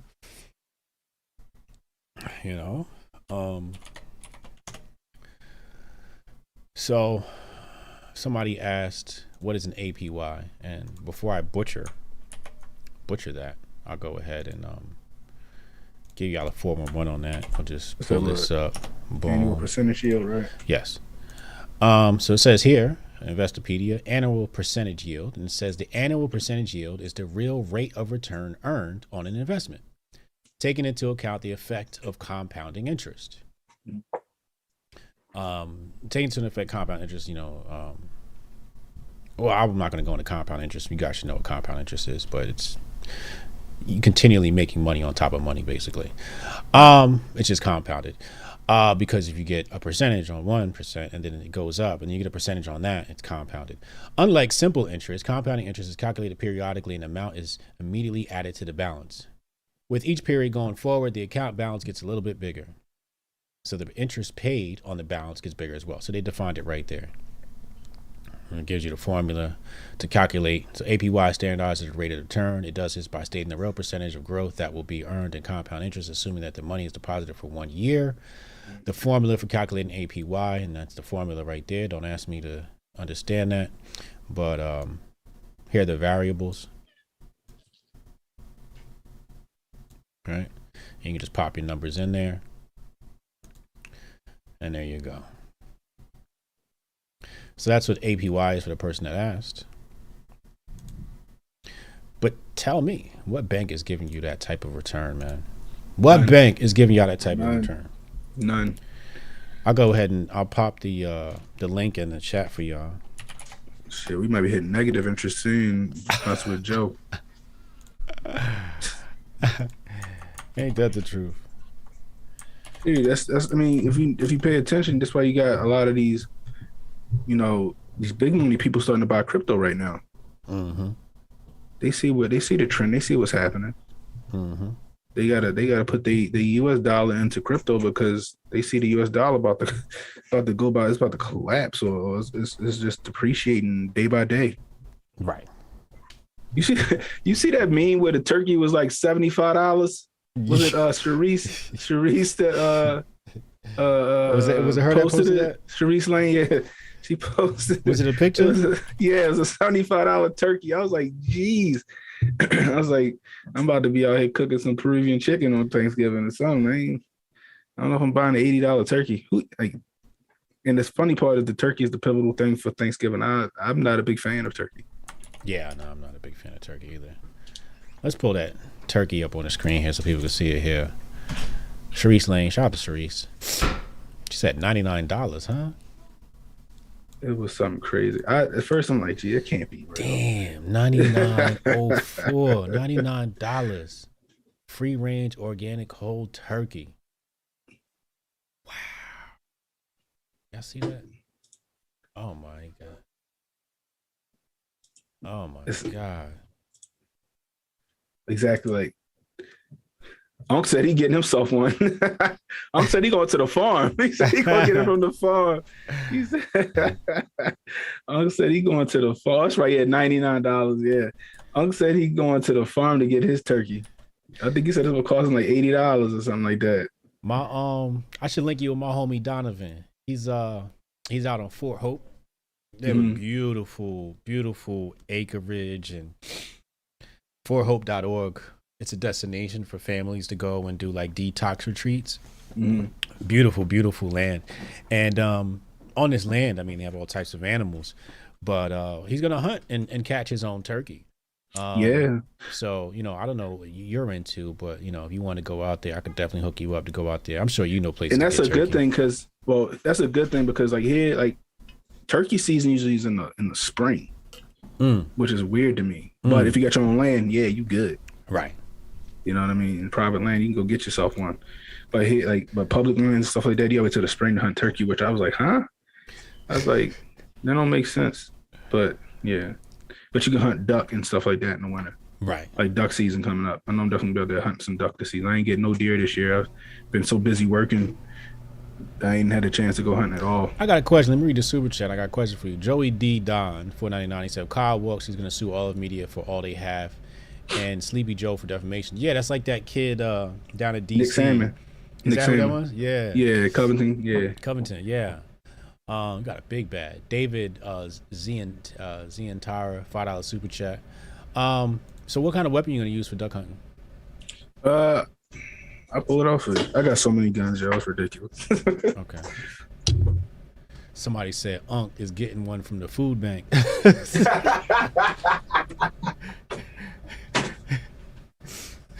So I got the short barrel on it right now. Uh-huh. But this is my bird gun. Pump action Winchester.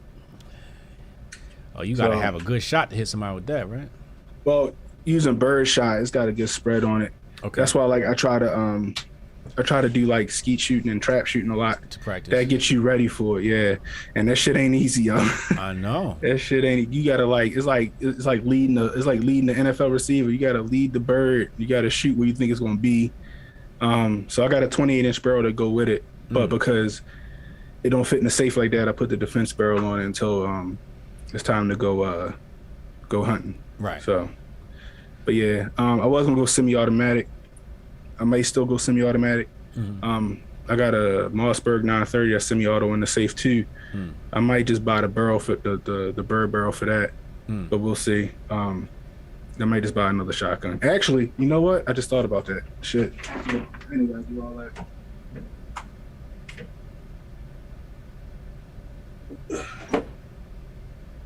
So my grandfather passed away, and he left me his bird gun. He from down North Carolina. Hey, Natasha Kayleen, handle the trolls, yo. At Natasha Kayleen, let her handle the trolls. She know what to do. Yeah, so this is my grandfather bird gun. Oh, okay. So yeah, so this has the 28-inch barrel on it and all this other stuff. So this is old. I think this is like 50 or 60 years old. Oh wow. Still rock and roll too. So yeah. Lit. Yeah, so it's I got some buddies. Yeah. So I got some buddies that I'm supposed to go down to Eastern Shore of Maryland with them and go duck hunting with them. They would put me D on which ones are good to shoot and all that other stuff. Which ones taste like shit. Right. Because I thought like duck, duck's a duck. Like, nah, different ones taste better. So like mallards are the best. Like if you get a mallard, that's the best tasting duck. Stuff like that. But I don't know. This Thanksgiving, me and my homeboy was talking. He was like, yo, we might just mess around and I might just mess around and just deep fry like 4 chickens. Might as well. And just, tastes better than turkey. Right. Somebody exactly. said that's a musket. Oh, I got one. I got everything. You got a musket? Damn near. Oh Lord. So, again, my grandfather gun is a muzzle loader. Same thing as a musket. Yeah. Got the put the ball in, you use this to stuff the ball down there. Got the cap on the back. Red Dead Redemption style. Yeah, so I can do muzzle loader season 2. Oh, I know man. Donovan Loomis does muzzle loader out there. Where he at? Yeah, that's the Donovan I was talking about, right? Oh, okay. Yeah, so but I got everything. I got the Call of Duty in here. I got the Chris Vector. I got everything in here. You got the Vector? I got the Vector. Yeah, you got no Vector. I was thinking about getting rid of it. How much? I'm not sure yet. Let me know. I'll take it off your hands.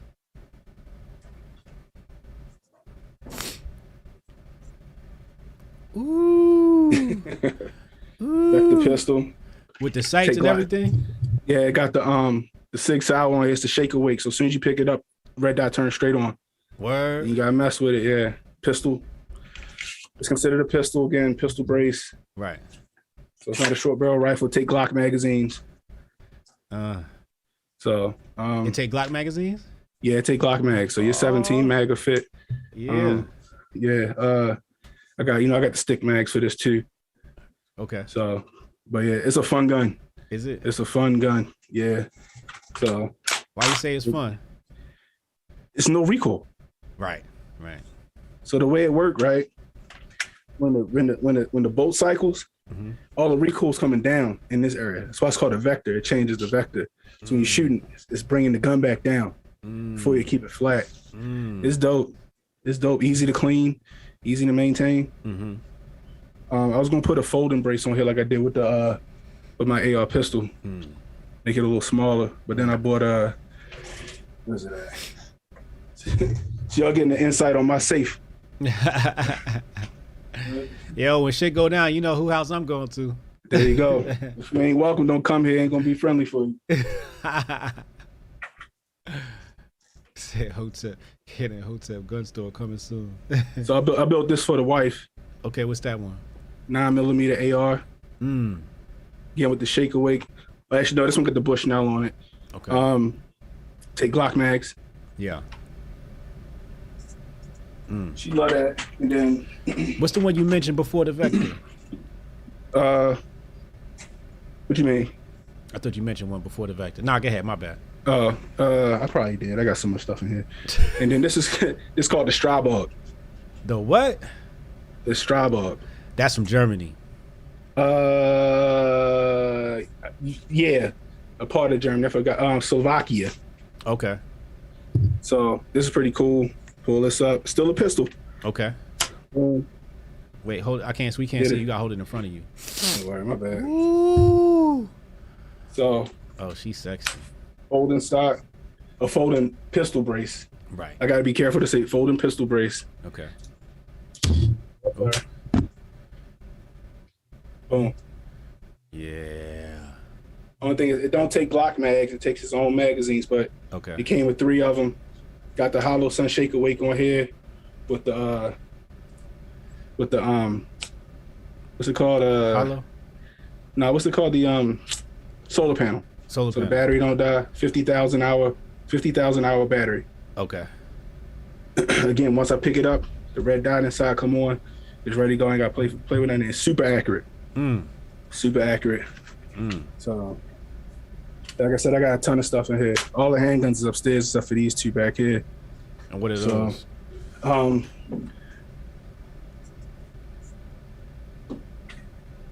Glock 19. Okay. I built it. What's those sights?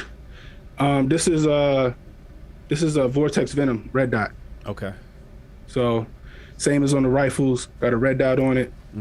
I put that red dot on it. On you is over. Yeah. So take 17 magazines. Nothing in it, everybody. 17 magazines. I Gucci'd it out. Got the slide cuts. Hold it in front. Yeah, I Gucci'd got the Gucci out. custom. Yeah, Gucci cuts with the fluted barrel. So that's one of my babies right there. This one. Hold on, make sure this one ain't. Christian said he thought he was doing something with his 2 guns. This one right here, super accurate. This gun for the money is the best gun I've ever shot. What's that one? This is a Canic TP9 SFX. 9mm. The trigger is ridiculous. So that's the. Let me see. That's the take up. Okay. Boom. Look at the reset.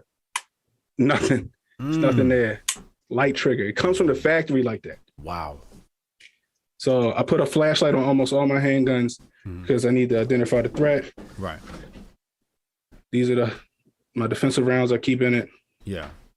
So this the only gun I got down here that got something in it. The AR I got me a 60 rounder in the safe to make sure that stay full just in case. Stay ready. Yeah. That stay ready. Right. So and then on every floor I got something. So on the first floor I got something. Or my wife can get to it. In the bedroom I got something for my wife to get to it. My daughter I even got something for my daughter.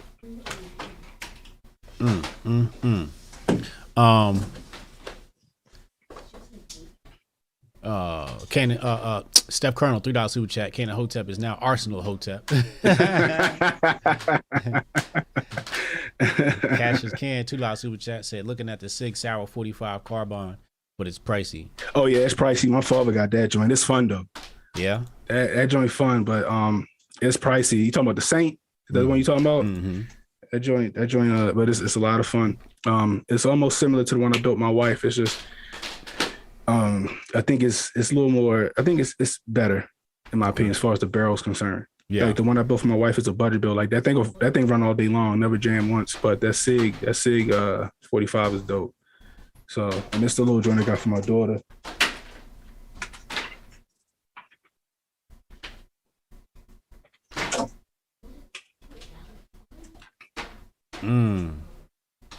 So this is the 22. Is that a suppressor? 22. No, it's a fake suppressor. So it came from it's just because like a 22 barrel is real thin. Okay. So they put the fake suppressor on the front of it. Okay. But it's just it's a little 22. Yeah. So she don't have access to the safe, but if she in the house and somebody unsavory trying to kick in, the dog's the first line of self-defense, you know, and she knows to get to the basement with her brother. She know where to hide at. She know that it's a spot where she can see them, but they can't see her. I said, if they ain't got that safe word, you go ahead and you do what you gotta do. I said, you ain't gotta hit them. Hit so we can replace drywall. You know? Once they hear this thing go off, they ain't coming down there. But if they do, you go ahead and light them up. So I try to, that's the one thing, guys. If you do have guns in the house, teach your kids about them. Don't make them forbidden. Yes. That's when kids go looking for them. Right. You know what I mean? Every time I buy something new, even my little 7-year-old, when he was 4 and 5 years old, I come in the house something new. I show it to him, make sure it's safe, make sure it's cleared, let him hold it. He looking around, and after that, he don't even care anymore. because now you took all of the mystery out of it. Right. Now they're not looking for it when you ain't home. Correct. Now you ain't got to reset your safe because they done messed up the safe trying to figure out the code and stuff like that. Now when I'm just downstairs cleaning my guns or whatever, they be like, he just like, oh, daddy cleaning his guns. He going about his business. Mm-hmm. You know what I mean? They're not worried about him. You know, and you tell them exactly what they can do. And when they have age, teach them how to shoot. Teach them how to shoot. Ain't nothing wrong with that. Absolutely. My pops, you know, he's a military guy. So I remember one time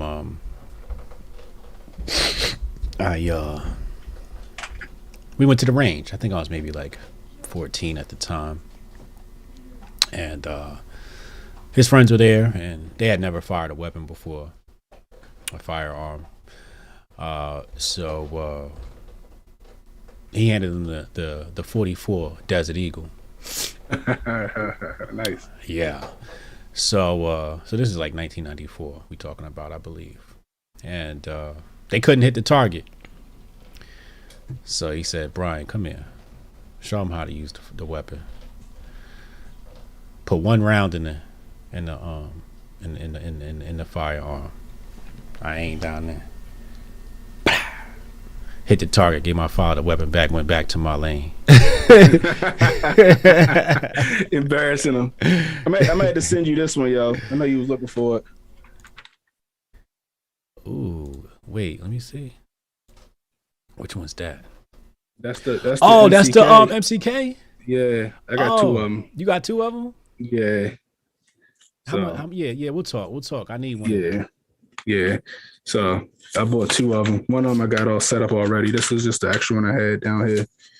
So yeah, I just didn't know which one was legal. It's a lot of fun. Well, this is a pistol, so it's considered a pistol. Yeah. The thing is, it's just a chassis. This isn't even considered a gun. So because your gun is registered, you should be good. You feel me? Right. So, but yeah, check your laws in Jersey. So hopefully that's going to change soon. But yeah, check your laws in Jersey. But right. I know according to what here, because my handguns are registered, it's not even considered a gun. Like I keep this in my book bag in my truck, just in case I got popped the Glock 19 in it or something. Right. And this fit everything. What did it say?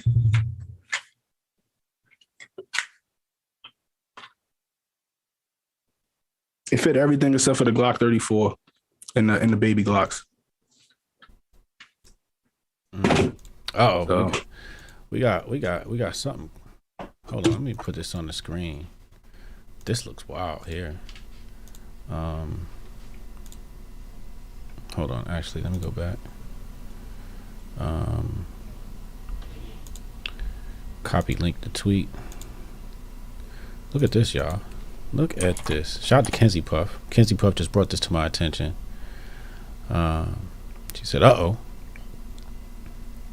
Police scanner in Kenosha verified bricks everywhere as reports of pallets of bricks have been placed. Oh, is that right? I need some footage of that, yo. Anybody out there, yo, like, hey, Natasha, didn't you say you out in the area, yo? Go see if you can find some footage of them bricks chilling out there, if that's the case. Wow. That's interesting. That's real interesting. Huh. There you go. Starting already. Already. They gonna create another one. Yeah, they is. They creating another one. We got to have the sequel. This nigga gonna be out there like Rambo. Like Rambo. Oh my gosh, they gonna find it. They gonna find him in the woods at a cabin, like in Shooter. It's ridiculous. They doing too much. Building supplies is hard to come by now. Where do they get all these bricks from? You know, they keep them they keep the stockpile just in case something go down. They just pull them out of the Soros garage. It's crazy. I remember when all that stuff, all them protests was going on here in Baltimore. My homeboy was like, yo, you coming down? Yo, go down. Yo, we going down here. We bouncing all these outsiders out of here. I said, yo, I can't carry my gun to a protest. I ain't coming. Right. Yeah, like, come on. I said, yo, I ain't going nowhere. I can't be strapped, son. Yeah,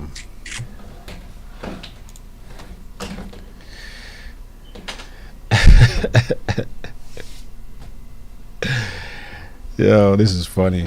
You know, I talked about the greatest white man in America. So somebody said, I assume Thaddeus Russell and Scott Adams left off because they are officially black now. And I said, we got to get Scott some new kicks first. He said, yes, please. Because he posted a picture a while back. Scott Adams posted this picture, like taking a selfie, I think in the gym or something like that. And he had some real crazy looking dad shoes, man. He had on some pumpkin seeds or something. Yeah, I don't know what they was, man. Some blue and white. They Yo look had worse on than the sketches. Yo probably had on some Marnies. He had on the Monarchs. Yo had on the Monarchs that Spice Adams be rocking. It was terrible. Oh man, that is funny. That is funny. That is like the official dad shoe. Yeah, it was definitely some ugly dad shoe. But oh man, this is crazy. Like I don't know. Like before, I thought maybe no rioting, no nothing was going to happen. It would whatever if he got off. I thought people would just like no, they're not going to miss the opportunity like this. No, especially they're going to start busting them outsiders in. They're going to be doing what they do. That's what's going to happen. The question is other than Kenosha, where else is it going to happen? Right. Especially if the Arbery case, if that ends too, and that ends on the McMichael's favor. That's gonna be wild. Yeah. Somebody said the chemistry last night between Mallis, Alex, and Rogan and all of them was bad. And I just think it was because it was impromptu, and there's a lot of, I mean, when you put that type of power in the room, that's why I said I wish I was there, because I would have brought balance to the room. Right. You know what I'm saying? But you kind of got to expect that when you got those type of, powerhouses in the room, I wouldn't expect much chemistry. There's a lot of opinions, man. Right. And it wasn't just them too, right? It was also other people chiming in who also disrupted the flow and chemistry of things. So I wouldn't put that all on them, but that's kind of be to expect. I wouldn't expect great chemistry with that many people in the room. It's just too hard. Yeah, no, right. You got all these big names. You would need to pre-plan it, have the topics you're going to discuss, right, and then have somebody moderate. Tim couldn't moderate because he wanted to give his opinion too, as he should. Like, Right, it's his show. Yeah. But I didn't think it was that bad. There's nothing wrong for them to disagree, but I didn't think it was too crazy. No. But like you said, it's impromptu. What you expect? I enjoyed myself. Yeah, I did. I enjoyed it. I enjoyed it a lot. I think I came in on like the last 30 minutes of it or something like that. Yeah. So but they're not always going to agree with each other. They're not always going to be on the same page. Right. That's just what it is. But it's okay. That's all right. I'm sure they all still hung out after the fact and did whatever they did. I wish I had a fucking rig like I can't even be mad about that, because I so my father, right, had the brilliant idea of buying a school bus. Okay. And he turned it into an RV. Yeah. I've heard about that before. Yeah. So, and it's cheap. It's ridiculous. Yeah, you can get them things dirt cheap. I think you pay $6,000, because here, every 12 years you gotta get rid of a school bus. Right, correct. So every 12 years you gotta get rid of a school bus. So the bus he got had a brand new engine put in the year before, brand new everything, got air conditioning, heat, and all that stuff. I think he said for $14,000 he finished the entire bus. So me and him was talking about that, because he watched Tim Pool too sometimes. He's like, if you wanted to, you could do that on the bus. But you got yourself a peppermint, whatever. Nah, that's a cappuccino. It's Starbucks though. That's like my unofficial sponsor. But so he was like, if you wanted to, you could always do that. Yeah. So I thought about it. We'll see. But that's dope, because first of all, is he in his living room? I was like, oh, he in an RV. Yeah. We're gonna get a Hotep RV, and we're gonna have the same thing going, because that's a good ass idea. And that's the funny part, right? So what we do mainly is we destroy boats and we destroy RVs for people, right? You'd be surprised how many really perfectly good RVs we come across.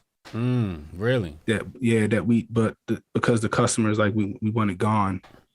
We got to get rid of it. Really? Yeah. We came across a couple where my father did keep them and then he resold them. Okay. But for the most part, we got to get rid of them. Same thing with boats. Yeah. You know what I mean? It's crazy. Yeah, like it's crazy. Like he just sold one. I might just come hang out with y'all and just wait till I see something I need and be like, yo, let me get that. Yo, he got a camper in his yard right now that we came across that he was able to keep. Old guy just ain't want it no more. Actually, no, he didn't have the money to pay us to get rid of one, so he gave us another one that he had that was fine. As payment. Okay. As payment, and it's decent. Okay. You know, everything works. So, but yeah, it's crazy that what people give away. It's we'll get rid of. We come across that all the time. He just got rid of a 1978 Bluebird Wander Lodge. Real popular. It's got a big following. Right. These young kids came up. I think they paid 10 bands for it. But it's worth, like, if you fix it up, if you do everything still work. If you fix it up and restore it, you're talking about $50,000-$60,000 for it. But they said they're not getting rid of it. They're going to take it across country. They said once they finish it. So, but yeah, I mean, that's a good idea. Like I thought about it maybe in the summertime, taking some time off, jumping in the bus, taking everything with me, mounting some cameras up and just going. But we'll see. I don't know yet. Yeah. Depending on how all this going, because gas is not cheap. Like I told I drive an F-350 every day. And it's $150 every other day for me to fill up my truck. What? Daily? Every 2 days. Oh my God. Because I'm pulling trailers for the most part. Like I said, we destroy boats, so I got to go pick them up. Oh, okay. So I'm carrying a 38-foot trailer behind my truck, and then I got a 10,000-pound boat or whatever it is I'm pulling behind me. You know, even though it's diesel, it still tears it up. So, you know, gas is killing us. Before it was $80 for me to fill my truck up. Right. You know what I mean? It's killing a lot of people, and a lot of people not really understanding that. They think, oh, we got rid of the bad man. Like, no, like look what's happening. Look what's happening. Exactly. They convince you that the one that had your interests at heart is the bad man, and the guy that's supposed to save you. You know, that's the real racist. That's the real bad man. But they done hoodwinked you into thinking that he was all for you. He done did everything for everybody else but you. It's crazy. It's just a repeat or a continuation of Obama. I'm just like, inflation is at like 12 years highs, unprecedented or something like that. I don't know. Don't get me to lying. But, you know, when people start complaining about Trump, I'm just like, nigga, how much you paying for gas right now? Exactly. You like that? Do you like that? How much you paying for your turkey this year? Do you like that? Right. Because Trump could be as racist as he wants if things go back to how the prices was when he was in office. Right. And I just hate the fact that they call Trump a racist. It's like, I'm like, let's say he is a racist. Okay. Who's more racist? Right. But then it's like, you got to defend his racism before you can give them the positives. Or you got to rebut the race. You got to rebut the racist I never accusations. I never even do that. I say, all right, he's a racist. Cool. Is he more racist than Joe Biden? Who had had more effect on the black community? Joe Biden or Donald Trump? And I'm talking about pre-president. Before Trump even thought about being a president. Right. Who has been more of a detriment to the black community? And that's when you get the the orange man bad. Right. He said very fine people. Right. You know, and that's the thing. And again, all that stuff's been debunked. Yeah. You know what I mean? But you repeat it enough times, people bound to believe it, and they just keep running with it. You can show them the proof and they still don't know what to do. They don't want their belief system broke. They can't let it go. It's like they won't even be allowed to be awoken, because when they go back home with those thoughts, the family will castigate them for thinking otherwise. Yeah. Yep. And it's ridiculous. You know, what was that in war games? The only way to win is to not play. Right. You know what I mean? So I just stopped. I'm just like, whatever. Yeah, I don't argue with family about politics no more. I'm just like, it's wise man arguing with fools. Yeah, I'm like, what's done is done now. Like my sister, she was like, yo, we fucked up. Wait, what you mean? Because she voted for Biden. And I was like, no, nigga, you fucked up. She was like, I can't even pretend no more. Like, this nigga's embarrassing. It's crazy. It's like, yeah, it's like, I told you. I said, you thought that we was crazy. Like I said, my father, he's hardcore to the right. You know what I mean? He's hardcore to the right. And like, he, even to the point where he was like, if you stop cussing in your videos, you might be able to get the same exposure that Brandon Tatum got. I said, oh, here we go. I was like, look. Nah, I don't want to be like Brandon Tatum. Like, that's not who I am. I'm good. He got his talking points he got to stick to. He got to be beholden to who paying him his check. I'm straight.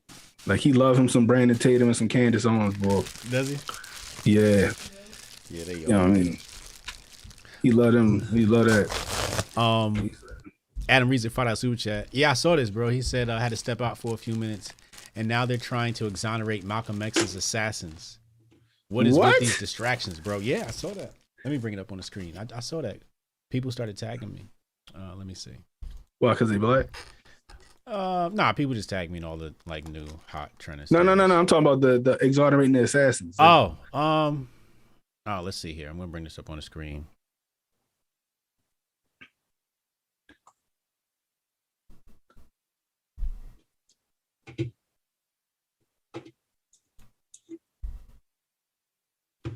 Breaking news. Two of the men found guilty of assassination of Malcolm X are expected to have their convictions thrown out, validating long-held doubts of who killed the civil rights leader. New York Times. Oh, it's pay-gated. Per usual. Wow. Somebody with a New York Times link. Wait, hold on. I found an AP one. All right, so let's see here. It says 2 men convicted of assassination are set to be cleared after more than a half century, with prosecutors now saying authorities withheld evidence in the civil rights leader's killing. Oh, withheld evidence. I'm so surprised. No way. Couldn't be. The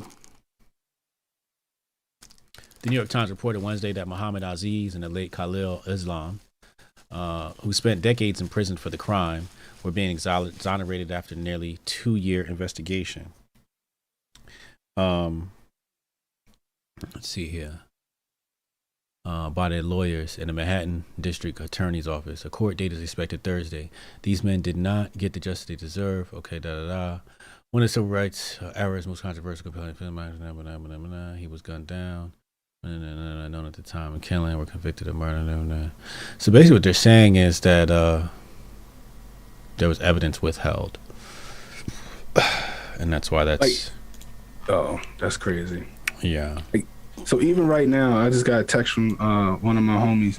Yo, the Rittenhouse, what did it say? The Rittenhouse judge is incompetent and he's gonna walk free. And I'm like, he should walk free. So everything you was told was a lie. Somebody just text you that? Yeah, somebody just text you that. Thinking that he's not supposed to be walking free? Yeah, but I'm like, everything you was told was a lie. He should be walking free. I said, we live right now talking about it. I'm about to send him the link. They gonna be mad at you. Hey, it's all good. No, this one of the homies that like you can actually have a argument with and still be cool with. Okay. So, but yeah, that's the funny part. Like people, I don't know. They just, I don't know. Like I said, the media does such a great job of like masking what's really what. You know what I mean? Mm-hmm. And people don't know how to respond. Like, you know, you don't have before what it was only like 2 or 3 news, like local news sources or whatever. Now you got 1 million people trying to tell you what's what. Right. You know, and that's the problem. That's the problem. And people don't understand that you can't have this echo chamber. You can't just only watch CNN. You can't just only watch MSNBC. You need to watch. You can watch them, but you need to go watch the other side. Then you need to go look at some independent media, and then make your decision for yourself. Right. You know what I mean? So, but that's the thing. That's just and this, and that's the thing. You got to keep the masses ignorant. You got to keep the masses ignorant, so you can keep pushing that propaganda. Mm-hmm. And you know what I mean? As long as you can do that, then you can do whatever you want to do. And like I said, I always tell people, always push them to, that, that Billy Coop book. Always, I said that was my initial indoctrination into all of this. You know Behold the Pale Horse. Yeah, that was my initial indoctrination. I still got the unabridged version. You know, you can't get it online because they didn't redact some of the chapters. But was my initial into it. I got one of the originals. Yeah, word. See, I found out about it 2010. Like, okay. Remember the dude that I was in school, and the dude we was talking about something, and I think we had like a debate class or something like that. And the dude was like, "You really want to know what's going on in the United States?" I'm like, "Yeah," because I was interested because we was talking about some stuff. Yeah, and it piqued my interest at the time. And he was like, "Go get this book called Behold the Pale Horse." He said, "You got to find it." He said, "When you find it, don't park in the parking lot. Wear a hoodie, baseball cap. When you find a book, you pay cash. You don't use a credit card. You don't sign up for no book clubs. You go get it, you read it, and then you put it away." Yeah. And I did that, and then I'm like, okay. 2010, I'm reading it, or like 2008 maybe. I'm reading it, and then I was like, okay, well I can fact check this stuff because, the internet. Right. So I started reading chapters after chapters. I started, looking into it. I was like, oh man, Mount Weather do exist. You know what I mean? Shock testing, that makes sense. Look at what's happening now with the gas during, 2008 with Obama, 2009 with Obama 10. Mm-hmm. I was able to go back and fact check every chapter, and I was just sitting there like, this dude telling the truth. That's crazy. Yeah, when the pandemic hit, I ran right to that book. I was like, let me see what's going on in this life. Oh, I did. I did too. I did too. It was that, and then what was it? I think I got it was like chapter 6 or something like, and then it was saying, that's why I got that quote, the greatest threat to the United States is its own patriots, the men and women willing to fight for the Constitution. Yeah. And that was like a memo from like one of the redacted agencies. Mm. And then like a week later, I hear I heard a soundbite from Bush Jr. Saying exactly that. Say the quote again. The greatest threat to the United States is its own patriots, the men and women willing to fight for the Constitution. Yep. And I heard Bush Jr. say that like a week later. And that is the white supremacist agenda. Right. Right? When they talk about, there's a white supremacist. No, those are the individuals that they're talking about. Patriots. Right. Yes. Patriots and white supremacy, they're trying to make synonymous. Yes, and that's when why I started seeing vilifying the American flag. Yeah, the minute I started seeing that, them taking the flags out of schools and the Pledge of Allegiance and all that other stuff, that's when I ran back to the book. I was like, oh man, here we go right here. It was crazy. Like I said, if you ain't read that book, go find it. Like you got to find the actual book because Audible and all them other people they redacted some of the actual chapters in that book, and like I said, that'll start spiraling you. Then I looked into it and seeing how they got him out of here on tax evasion. Is that how they got him? They got him. So they tried to get him on tax evasion. They went up to his house. Some redacted dude said he pulled a gun on him. So they went to his house at 4 a.m, armed up, and killed him. Oh, they killed him? Yeah. Oh, I never knew what happened to dude. I just figured, I just figured they got him. You know what I mean? Yeah, they ran up in his house and killed him at like 4 a.m. What? Said they pulled a gun when they got in there. And this was what? November of 2001. Natasha Kayleen, police scanner, audio bricks everywhere. Yeah, go ahead. What was you saying? So, that was like a couple of weeks prior to him saying that a certain somebody didn't have anything to do with that day in September. Next thing you know, he was up out of there. That's when I was like, okay. So, technology too prevalent for them to do that now. Yeah. Let's see. We got the I'm trying to play. Oh, she got it?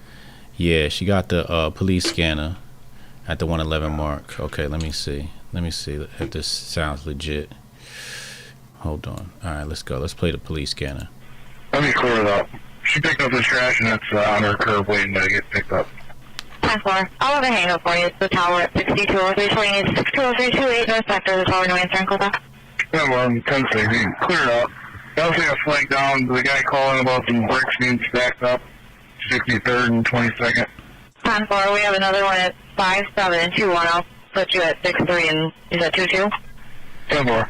558. Wow. Wow. Here, Kanan, I'll send you the link. Yep. Yeah, I'm listening to it now. Okay. Damn. Oh, wow. He said, yeah, you know, they got some bricks over there. And she was like, yeah, I got to call another call for that, too. Oh, wow. Boy. Wow. Wow. What, they like a block apart? Yeah. A couple blocks apart? Jeez. Probably. Hotep Tiger, 999 Super Chat, he said, this feels like show and tell, but I love it. I'm a huge gun guy. Shout out to you guys, Hotep and Bill. Appreciate that. That might be the only time I show them joints. So I got so many to the point I had to promise that I wasn't going to buy them for like the next 6 months. But yeah, that's crazy. Like Adam Rezick, $5 Super Chat, he said, had to step out for a few minutes and now they're trying to exonerate Malcolm. Oh, I read that one. Yeah, you read that one. Edmund Dodo, $5 Super Chat, they say Trump is racist, yet he was hanging out with Mike Tyson and Don King in the 80s. I'm black, and even I wouldn't hang out with those guys.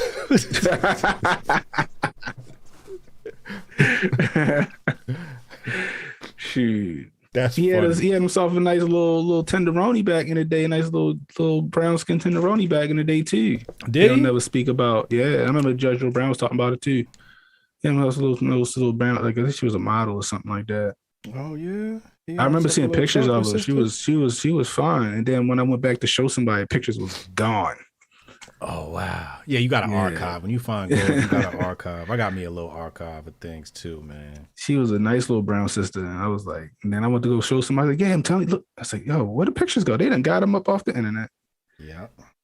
Like, geez.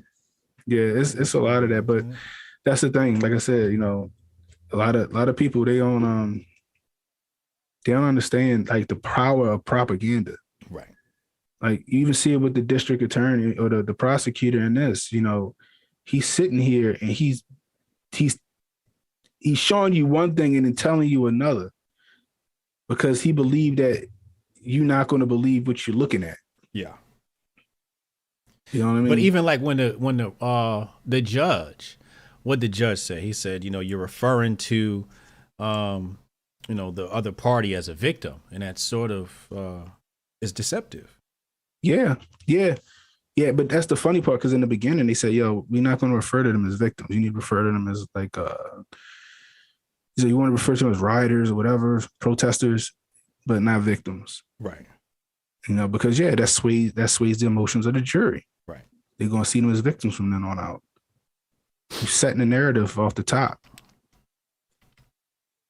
You know, but it's like I said, I don't know. It's crazy, and it's just the weight that this trial is going to have on a lot of future trials. Mm-hmm. You know, because every major case like this sets precedent and is always referred to. Right. They've been doing it throughout this case. I see referring to other cases. Yeah. I see the judge's head. Here we go.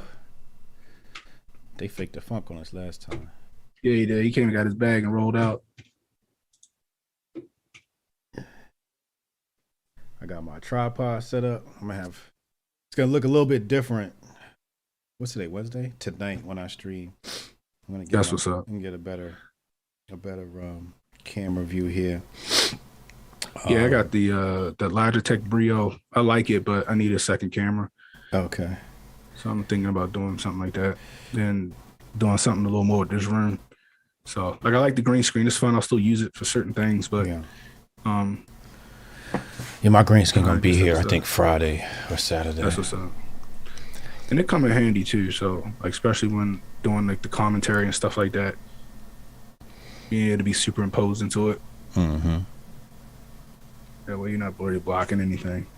Somebody asked, what was the name of the book you were talking about? It's called Behold a Pale Horse. Hieroglyph said the version on Audible is 2 hours long. The original is 12 hours long. I think they're missing a little bit. Right. Exactly. Not to mention all the documents that come along with it. There's like all types of declassified or classified documents, whatever you want to call them. Yeah, in the actual book, he got receipts. Yeah. Like, literally, he got receipts in that book. Mm-hmm. Like, I ain't just talking on my ass. Here you go. Omar Talat, $5 super chat. When Kyle rightfully walks free, George Soros's gonna spam that Build Back Better button like no tomorrow. The judge is now focused. Oh man, let's see. Yeah. So I guess at this point now, hopefully they've already seen the tape while we've been sitting here waiting, so we can get. Yeah. Or maybe what's happening now is they're going to show the footage with us seeing it too. Maybe, like I know when they said it's when the audio's off, it's because they off the record. Is that what that is? Yeah. Okay. I was wondering why I didn't hear any audio. And that's it. The Supreme Court said, this is what it says at paragraph 31. By playing the recording in open court during jury deliberations, the circuit court can guarantee the jury does not play the recording multiple times and may instruct the jury as necessary to minimize the risk of overemphasis. So that's how I take that. So it's clearly an open court. I think we all agree on that. At least under Anderson, it can be played once, not rewound, and started and stopped. That's how I read Anderson. State. Anderson makes some interesting findings. In looking at Franklin, it talks about how the risk of breakage or accidental erasure of the tape, which obviously is not an issue here. What we have here are digital copies of everything. There's no risk of erasing or breaking. They can be duplicated as much as we would like. Now, I do agree that that is what Anderson says, but I think it's important to note that what Anderson says is about a statement, a video of a statement, not actual evidence. And Your Honor had a case, State of Wisconsin versus Antoine Flint, in which because it was actually a video of the incident itself, not of a statement. So Franklin is about a defendant's statement, Anderson's about the statement of a child. Here we're talking not about statements, but a video of the actual incident. And that was, you sent the video, I think it was an armed robbery, back to the jury room. It was appealed. There's a per curiam unpublished opinion. Can you cite a case that the judge actually remembers? That what? I remember. This was on 75th Street. I hold up at the I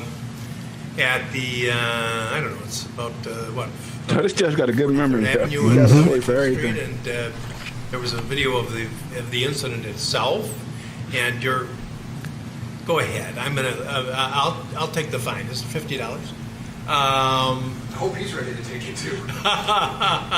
I don't know. You know, this is what I mean about insulting the jury. That's what we're doing. The big thing about breaking the tape, that's from the original Maurice Franklin case. I talked about it a few days ago. I tried that case right here in this courtroom. I was a district attorney, and he was on trial for murder, and he had a very small role in the armed robbery in which a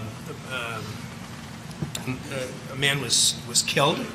And so he was charged as part of the crime, and he had a very non-knowledgeable and stubborn attorney, and insisted on taking the case to trial without really for whatever reasons. And the law was clear. It was a premeditated murder by a 15-year-old boy. And Mr. Franklin was, I think, 18, and he never even entered the building. He was a lookout. And the defense attorney stood right down there and said, the intent does not transfer from one person to another.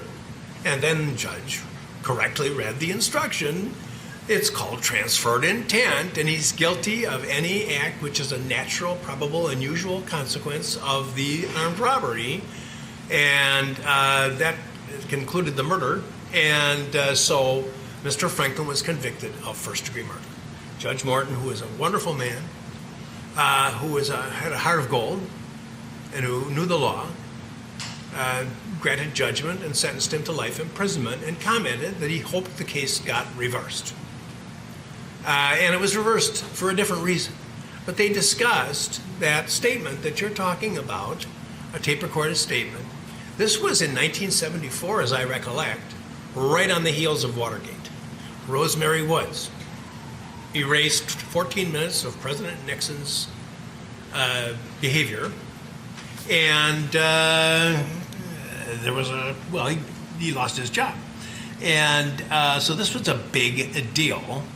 And so the Supreme Court mentioned about the breakage of the tape. That's not an issue, you're correct.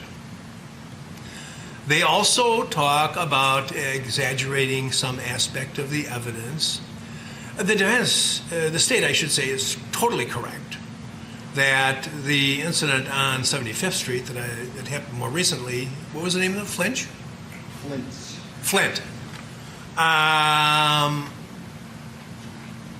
I admitted that because I said, no, that those rules don't apply because this is actually an image. These are images of the event occurring as opposed to a statement of the accused or a statement of a witness, which were the case in the Franklin and Anderson cases. And so I do feel that those rules are not, the rules to be derived from Anderson are not strictly applicable to the to footage from the actual event which is claimed to have been criminal. So it's not just that one case, there have been other cases that I've admitted these videos and let the jury play them. I complain about the case of, I don't remember the man's name, but he was convicted of attempted murder of a police officer. Well, actually, I think of reckless endangerment or something, but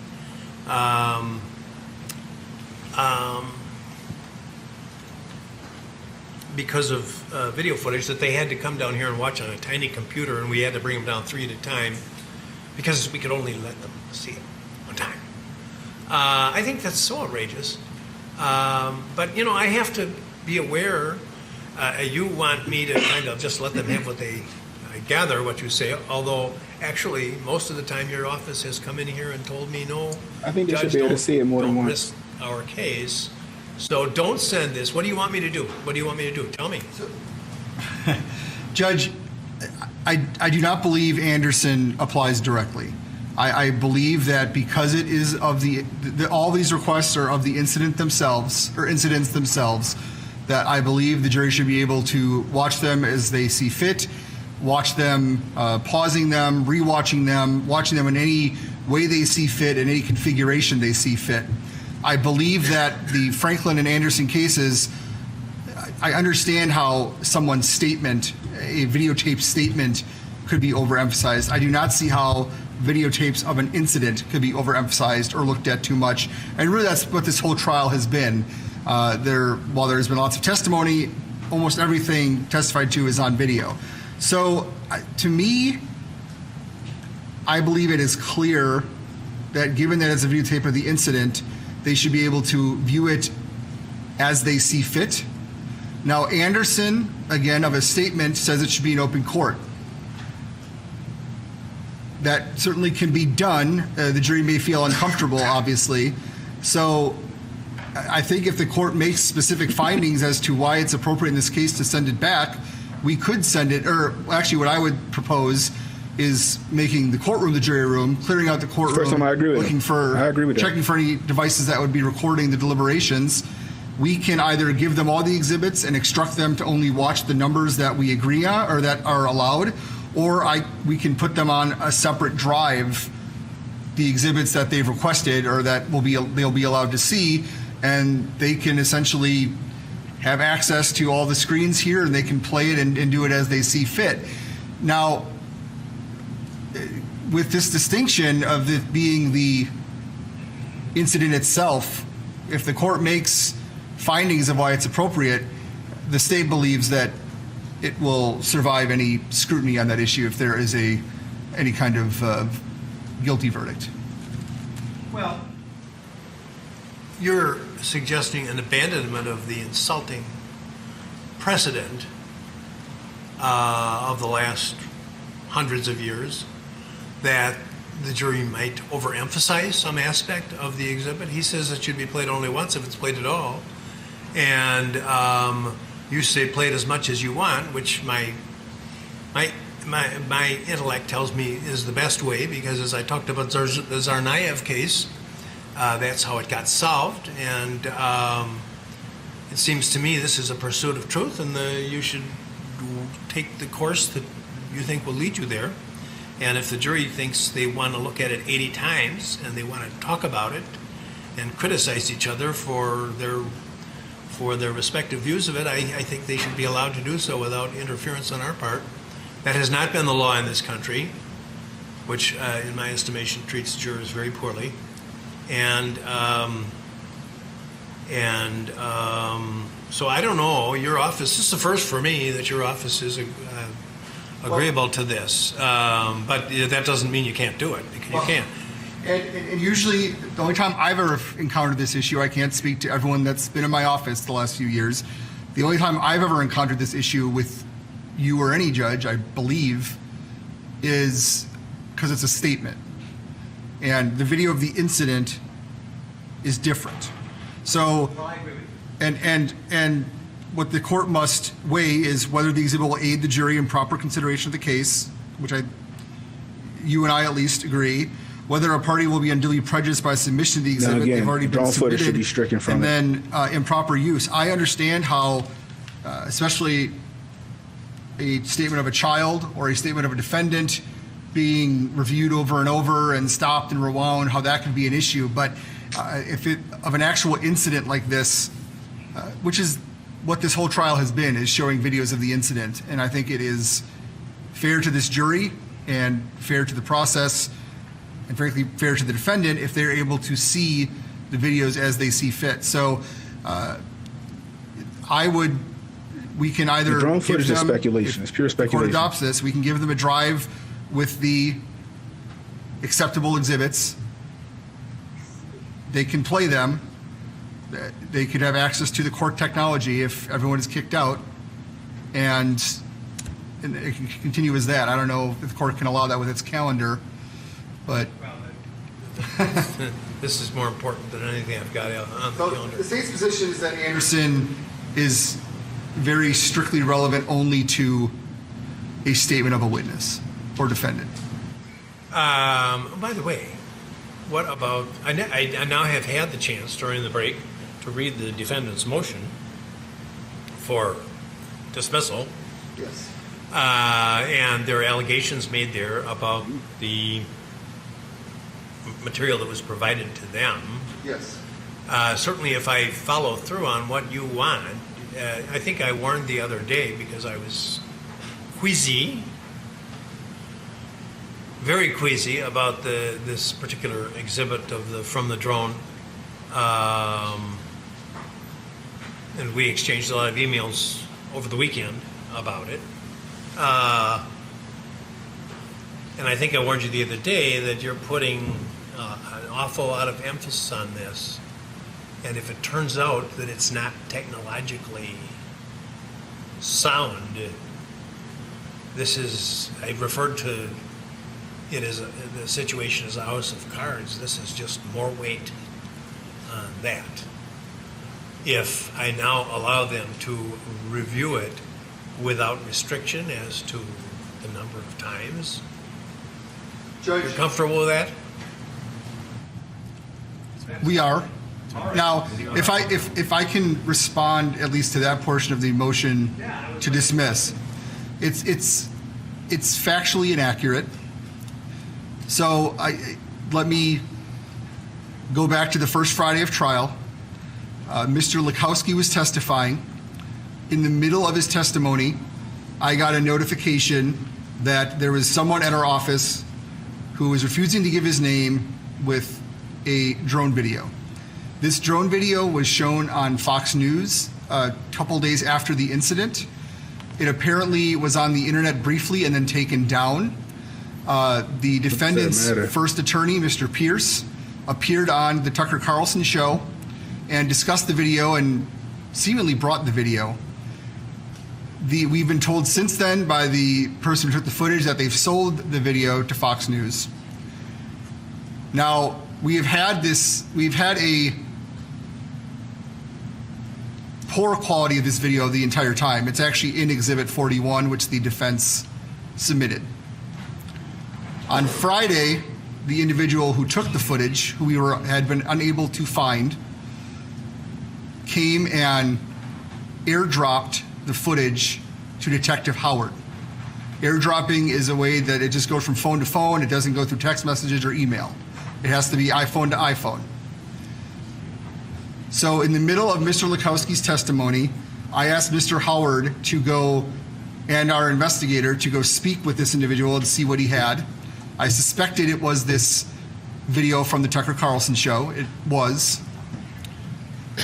Detective Howard got a airdropped copy. He brought it into court. As soon as the next break happened, which I believe was just minutes after he arrived, as soon as the next break occurred, which I believe was just minutes after Detective Howard arrived, I took all three defense attorneys in the back to discuss a couple of issues which are not relevant, and I also indicated that we now had a much better quality drone video. Detective Howard asked them how they would like to receive it. Ms. Wisco asked that it be emailed to her. He emailed her the file.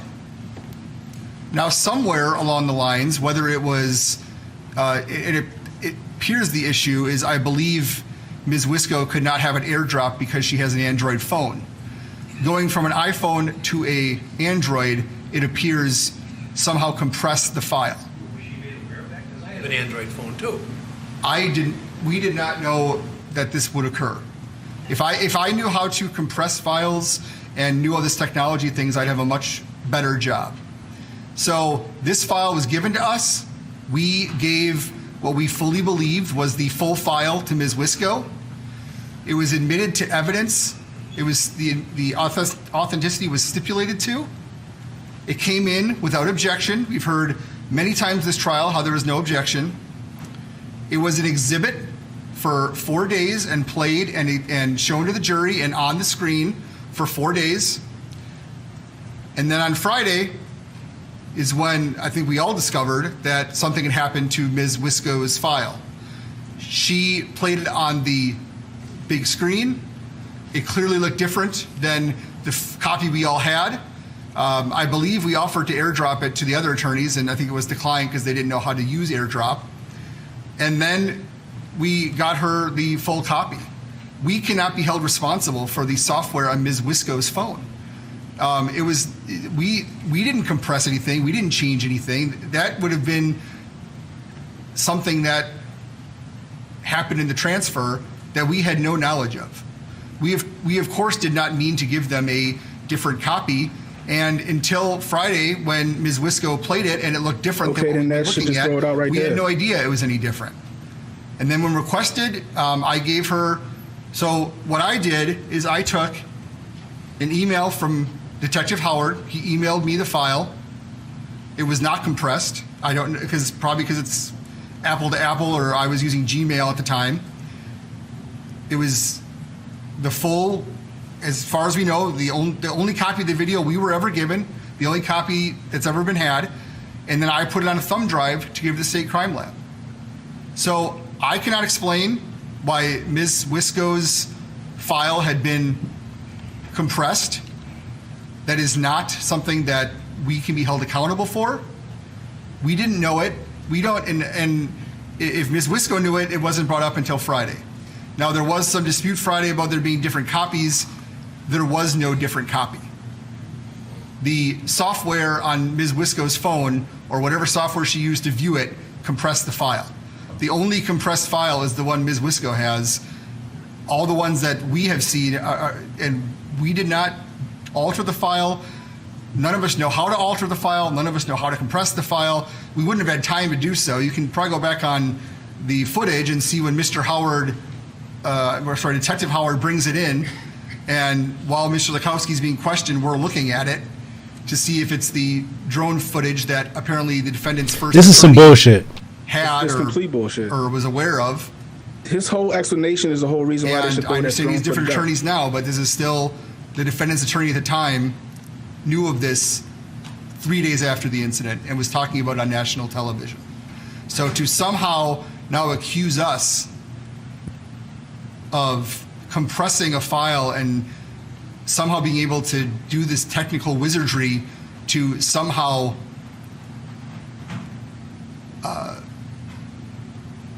sabotage the defense is preposterous. The defense saw this video and thought highly enough of it that they went and bought a large television that is now being used in court because they wanted to show it. And now all of a sudden to come back and say, well, we had a bad copy, they could have checked, they could have asked for a thumb drive, they could have asked for whatever. As far as we knew until we had this hearing on Friday, everyone had the exact same copy. And that Ms. Wisco's phone. So how could they ask for a better copy if everybody compressed had the it exact copy? is not. I didn't know who gave our it to problem. you. It's not. We're not responsible for that.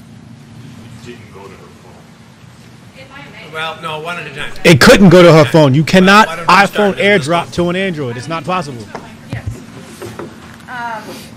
On November 5th, 2021, I received at 10:33 a.m. an email from Detective Martin Howard with one video file attached. It was a 4 millibyte video that was titled IMG_0159.mov.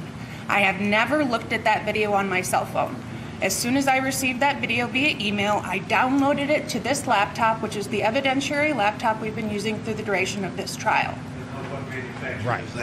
This is a Lenovo. Lenovo is iPhone, right? Yes.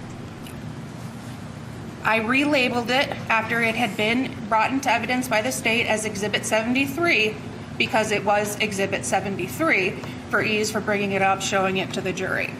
After we found out in Friday that there was this discrepancy after the videos being shown, and for the record, we did not buy that TV because of this drone video. We actually brought it in for John Black's slowed down testimony. That was the reason we brought this TV in. However, when we were in court, I played the Exhibit 73 on my computer because the state's computer wasn't here. ADA Krause was the one who brought up the fact this isn't the good quality video.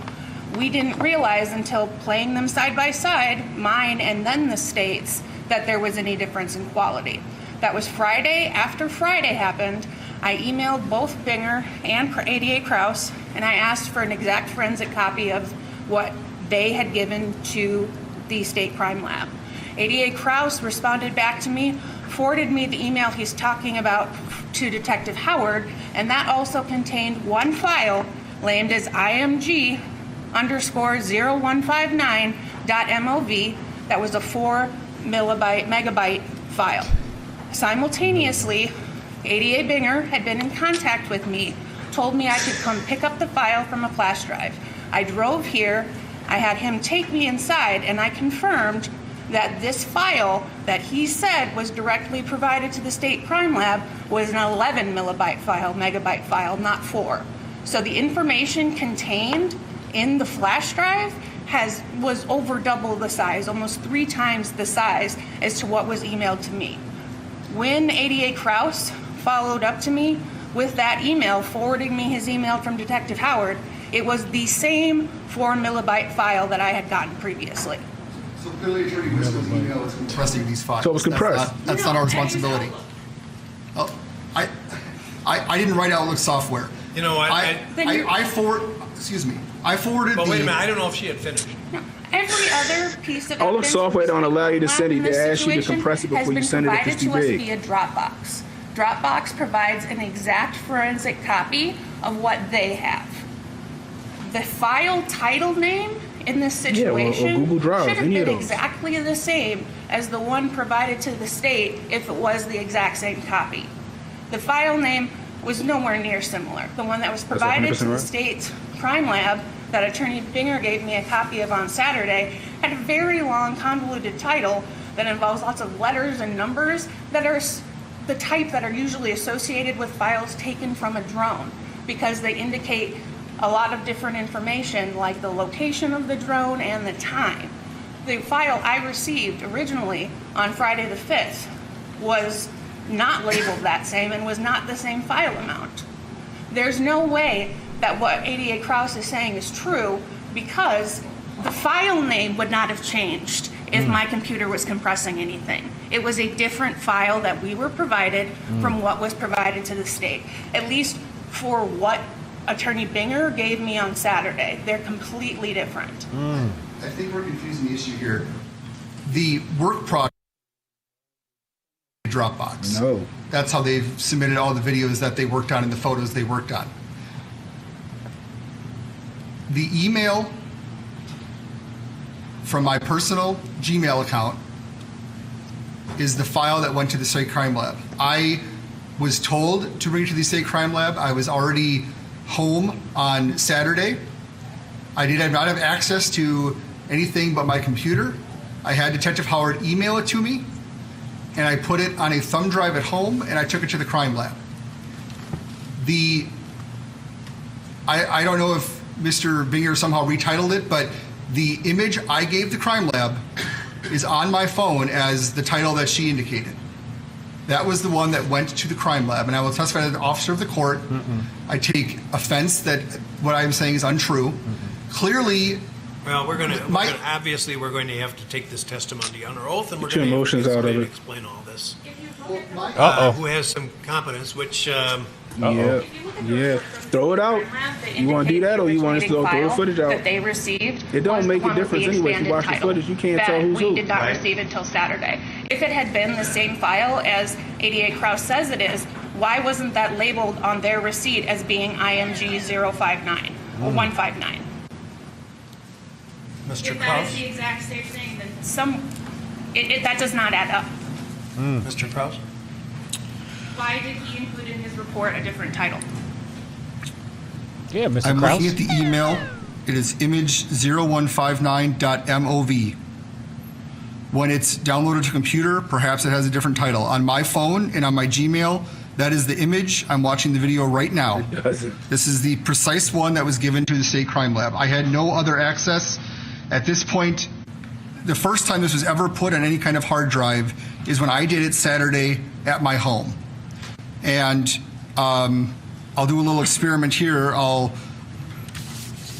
save it to my computer and see if the title changes. But and then even if you got a duplicate, I know what's going on here. I accidentally saved it 3 times because I was trying to re-download it multiple times, and it all saved it as IMG 0159. Okay, well, you know what? We can't resolve this now because this is going to require expert testimony from people, and we're going to have to take you need to throw it out. Just dismiss that footage. It don't do anything anyway. It don't even serve the state. I mean, it don't even serve the state. So I'll reiterate my comment, which started this discussion, which was that given the cloudy picture about this particular exhibit, this is a high risk strategy for the state. Oof. I was queasy about this from the beginning. Hey there, Shane. And I'm only queasier about it now. If the file don't fit, you must have quit.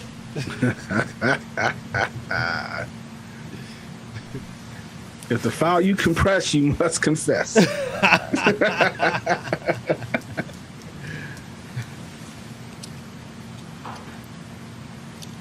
The problem is Android phones and even Windows 10. Yeah. Use an MP4. You cannot play a .mov file. That's a Apple exclusive file type. Yeah. So unless you use what, VLC player? Unless you use or convert the file. Now, when they talk about the difference in file size, an MOV file is going to be smaller than an MP4, and the MP4 file is going to be a large file, almost double the size. Right. Show the jury the exhibits. I'm really not concerned about the image. As I've said multiple times, I believe much too much has been made of this image. Mr. Greer even mentioned it in his closing. We didn't show it in either our closing or rebuttal. The other evidence was admitted without objection with a stipulation to authenticity, and I believe it should be played. It's already been played for the jury, and they should be brought down, and we can put all the other exhibits on a thumb drive. No. Outside of... No. It has been played for the jury. They played it in the closing 160... What is it? 165. Outside of exhibit 155, which is the image that the court has received over objection. But the other exhibits were not objected to. And again, the defense, although a prior attorney, had access to this video 3 days after the incident. So to now claim that they are somehow prejudiced is preposterous. I understand it's previous counsel, but it is still the defendant's attorney. He was charged with this crime, and if Attorney Pierce did not turn something over that he had and that he seemingly brought to the Tucker Carlson show, that also is not our responsibility. Your Honor, can I briefly respond to that? Yes, sir. Yes, sir. Mr. Pierce was my client's attorney. As Mr. Krause said, Tucker Carlson purchased that video. That video is very different from the video that was delivered here in quality, color. There's no solving this. There. We stipulated to the video based upon what they gave us. We didn't see it as anything different. We were given... I want to stop you now. Okay. Because why do you say that the one that Mr. Carlson bought, Tucker Carlson bought, is different from... It's black and white. That was, okay. Go ahead. And we stipulated to that video when we looked at our copy because it didn't add anything except color. We didn't have the quality. And that's where this whole problem starts.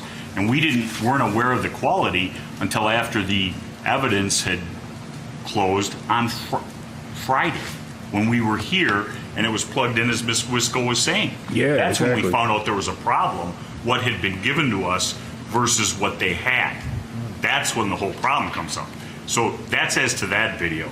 The other one, and I'll just say it because it's going to be an issue, FBI aerial with all POI'd marked. That, when we're going over this list, it's come to my attention. I played that for the jury. It never got marked or moved in, even though it's been played.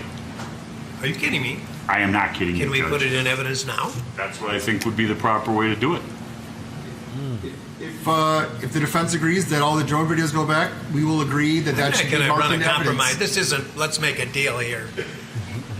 Come on. They did not mark the evidence. They did not move it. But it was played to the jury. Yes, and not marked or moved. I thought it was part of the hard drive because everything was going in. And I thought we gave them a full and complete copy. No, they of need the to they need to throw the evidence out, period. Nah, they need to throw the evidence out. Well, I'm going to reopen the evidence and admit what they saw. Give it the next sequential number. Well, how can I not give it to them? Throw it out. Tell me. Then I would ask that evidence that's been admitted also go to the jury, that has been legally admitted in front of the jury, and follow the proper procedure.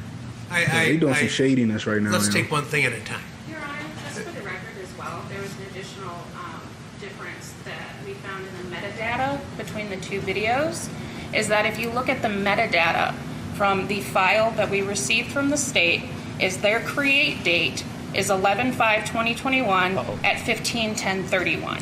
If you look at our video that we were provided, the metadata, the create time is 21 minutes and 19 seconds later. Judge, we're looking at the Tucker Carlson interview with Attorney Pierce. It is not black and white, it is color, and it actually does seem to be high definition, like this video. We're watching, it's online, you can watch it. What I have is black and white. Mr. Rittenhouse's attorney has seen the real version. What about that? If his prior attorney, he's got it. I don't know. They said that Tucker Carlson bought it, and that's what goes to this whole thing. This but they don't know what they don't know. We sent out an investigator to interview the owner of Urban Air to try and get this video, and I can get the report. I don't have it with me. And the individual lives out in the Lake Geneva area, and he lied to our investigators and said we are mistaken that the drone permit wasn't for this video, and now it's come from his company. He shut down his company 17 days after this video was released. We've tried to get this video, and then it shows up on the Friday after the trial has started. And it's dropped off by his employee, not the person who we interviewed who owned the company.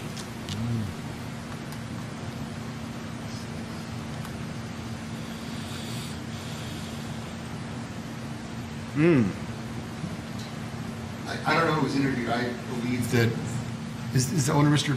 Beeman?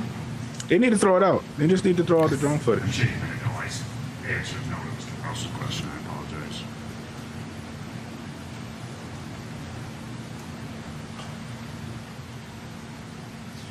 Well, this is number 5, and they say, please prepare. And then it lists these things, and then it says, we will request when ready, and they haven't followed up. So I'm playing short. Maybe the ball won't come to me. So, well, if we're moving on, at least for the moment. Well, let's move back. Let's go to number 4. Yeah. So it seems that the request, it says view video, but I believe it's actually 3 videos. I did not hear you, sir. It asks for a video, but I believe they're actually asking for 3 videos, and I think we agree on this, that it asks view video starting with Mr. Grosskreuz's interview with Mr. Rittenhouse. That is Exhibit 3. It's also duplicated as Exhibit 57. That is the live stream that Mr. Grosskreutz took that night. That does not actually depict the second incident. It does, you can hear the shots, but then it asks to 10 seconds after Mr. Grosskreutz shooting. I believe that's what's referred to as the BG on the scene video, which is number 5. And then it indicates in regular and slow motion.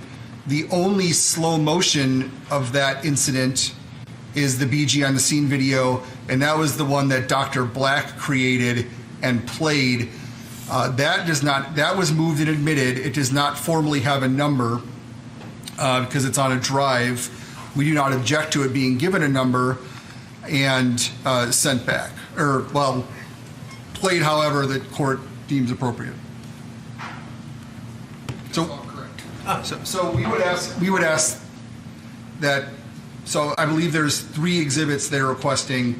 The state does not object to them having access. However, it is deemed appropriate to those exhibits. All right.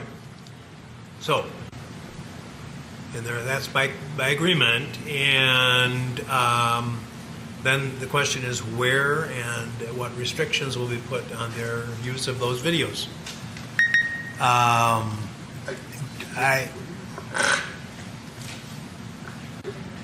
The state's position is that they should be given the exhibits or told what numbers they are.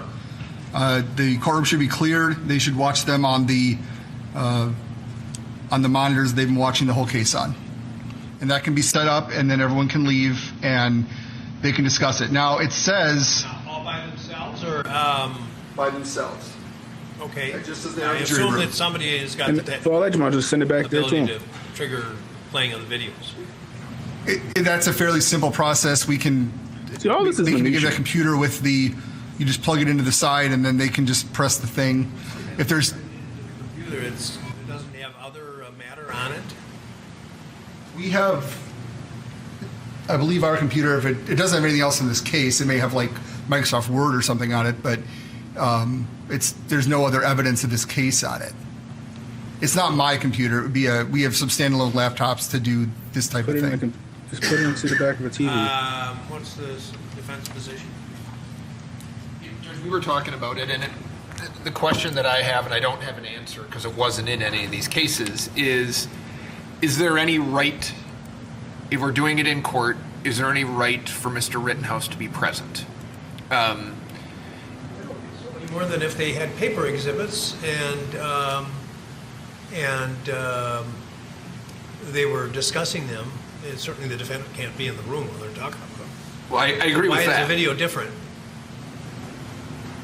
Well, if you clear the room and say this is now the jury deliberation room, which is what they've asked. No. I want to go back a step. Okay. Supposing I said, well, let's just get a computer that has nothing else on it, or that everybody feels it's sufficiently sanitary, and let's put these exhibits on a flash drive or download them onto the computer, whatever, and then send that upstairs. Let them do it just like they would if they were paper exhibits, and they can play it and discuss it as much as they want. Now, I'm talking right now only about question number 4, because there's other issues with respect to question number 5, and fortunately, they're not here yet because they haven't requested it. But this would be a departure from the Anderson case for sure. That would not be incompatible with what I did in the Flint case. Flint. Who's okay with that? I'm sorry? Who's okay with that? We are okay with that. Based on what you said, so we're not waiving anything on 5. You're not waiving anything on 5. Then that's okay for 4. Okay, now we just need to get a clean computer.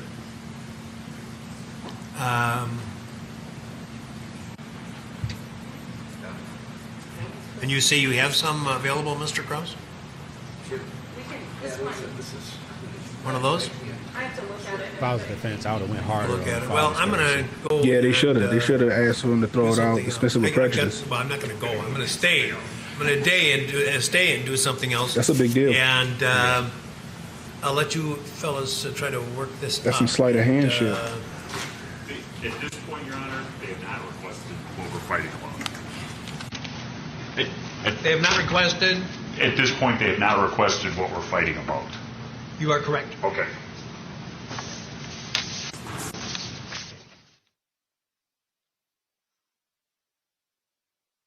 So all of that, and they didn't even request that video? Is that what happened? That's what it sounded like he said. He said they didn't request what we're fighting about. He's like, no. So that was all for naught. Oh, you know what happened? The judge said he had a chance to read the dismissal for that particular video, and that's why they was doing all of that. But it should be dismissed for prejudice. I mean, that's a hell of a file discrepancy. What it seemed like to me, they gave them the shitty grainy copy, and they held on to that clean copy for themselves for the closing arguments and stuff. But they showed it like 6 times in the closing arguments. Yeah. But it still don't show nothing. Yeah. Like, I couldn't see who was who. This is wild. The whole situation with the file type, there's a file type. If there was a file size difference, when the said person, here's what I think happened. There was a mail drop that went to an email address. The person with the Android phone downloaded it to their computer, which didn't have the right codec. Right. And somewhere along the lines, it changed the file format. because he had two of the same files, one file format, MOV, one file format, now MP4, the file name changed. Okay. The computer is going to do it automatically, or it'll prompt you to do it. Or right, just do a parentheses one next to it. Right. And in that situation, he played it on his phone.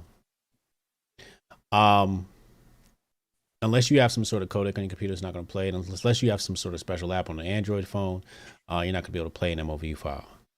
So, it's going to look crazy. It won't open. It won't open at all. Oh, really? Yeah, I change MOVs to MP4 all the time when I do my social media stuff, so I'm very familiar with this. Yeah, like, you know, the file types are definitely different. That's one assumption. Let's see now. So if iPhone sends the file to an email address, this is now downloadable anywhere. Okay. You may be able to download it to an Android and not play it back. I'm not sure. I don't have an Android phone, but I know it won't play it off the rip without some third-party software involved. Based upon that alone, here, I think the problem is the defense has no idea about this technical stuff. So the defense didn't pursue it in light of the fact that it could, because they're ignorant of it, it could backfire, right? Right. Also, maybe the defense wants to hurry up and get this over with for whatever legal reasons that may be. You said Windows allows files to have the same name if they are different types. Okay, yes, that is true. That is true. Let me see here. Yeah, no, you're absolutely correct on that. But even if it's the same file type, it's going to tell you that it's a duplicate, and do you want to overwrite? You know what I mean? No. He's right. Yeah, with the different types, Windows. But even if it's the same type, it's going to ask you, do you want to overwrite it? Yeah. So yeah, strike that from the record. What I said before about the file type name change, although it still could be a possibility if the file was converted after the fact, right? Because when you convert the file, you know, using some third-party situation, it could ask you what to name that file. Yeah. You know,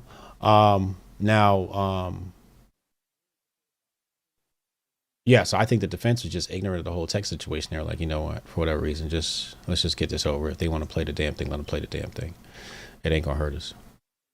It doesn't. Like if you even if you watch the high def one, it still don't help the prosecution. Like when he kept playing it over and over again, I'm like, what is he referring to? He kept referring to it because Kyle set the fire extinguisher down. Okay. But nobody could really make it out. Yeah. You know what I mean? So, but then they also used it to show him running from Rosenbaum. Mm-hmm. All it did was give you a high def vision that, yeah, Rosenbaum was a lot closer than y'all saying he was. Mm. So, I mean, but the discrepancy in itself and going through all of that, they might as well just dismiss that drone footage, period. You know, as far as how many times the jury can watch it, yeah, they've been watching it the entire trial. Yeah. They've been watching it. How many times we've seen these videos throughout the trial? You know, the whole trial is based on these videos, period. So if that's the case, I mean, let them watch it as many times as they need to. They done seen it a million times already. Look at this. Check your DMs. I got you. One of the homies just sent this in. Let me make sure I give him credit. Dorkhead01. Oh, Dorkhead. What's up, Dorkhead? Salute to you. Dorkhead has submitted this to Hotep Court for our records. All right, let me know when you're ready. It's playing. It's just playing. I'm not gonna play any. Yeah, I'm not gonna play any audio. Let me see. So yeah, this is that drone footage. Yeah. Yeah, there's no audio. Okay. And you can see prosecution copy on the bottom, 11 megabytes. Yeah. And on the top, video provided to the defense, and obviously, the prosecution's copy is way clearer. It's way clearer. What can we decipher from this footage? Okay, so I know that the shooting happened here, right? So what you can see, right? You see Kyle running for those cars. You see Rosenbaum on his ass. Yeah, this is Kyle right here, and then Rosenbaum's right here. Like Rosenbaum closed that gap quick. Yeah. I'm trying to see if you can see the gunshot from across the street. You can't see shit. Right. They play this footage. Like, what are they? You don't get anything from it. You don't get anything from it. It's too far away. It's not zoomed in. You can't see anything. You just see Kyle running. You see Rosenbaum gaining on him. You see Kyle turn around. You see the smoke. You see Rosenbaum drop. You see Kyle come around. They said he fled, right? Right? You see Kyle come back to Rosenbaum's body. Let's look at the fire when he shoots. Look at the zoom 3x in the bottom right hand corner. Yeah. Boom. He is approximately 2 to 3 feet away from Kyle at that moment. Look how close he was on him, yo. He was very close. So this would be damaging to the prosecution. Exactly. Could you imagine if Kyle did not turn around?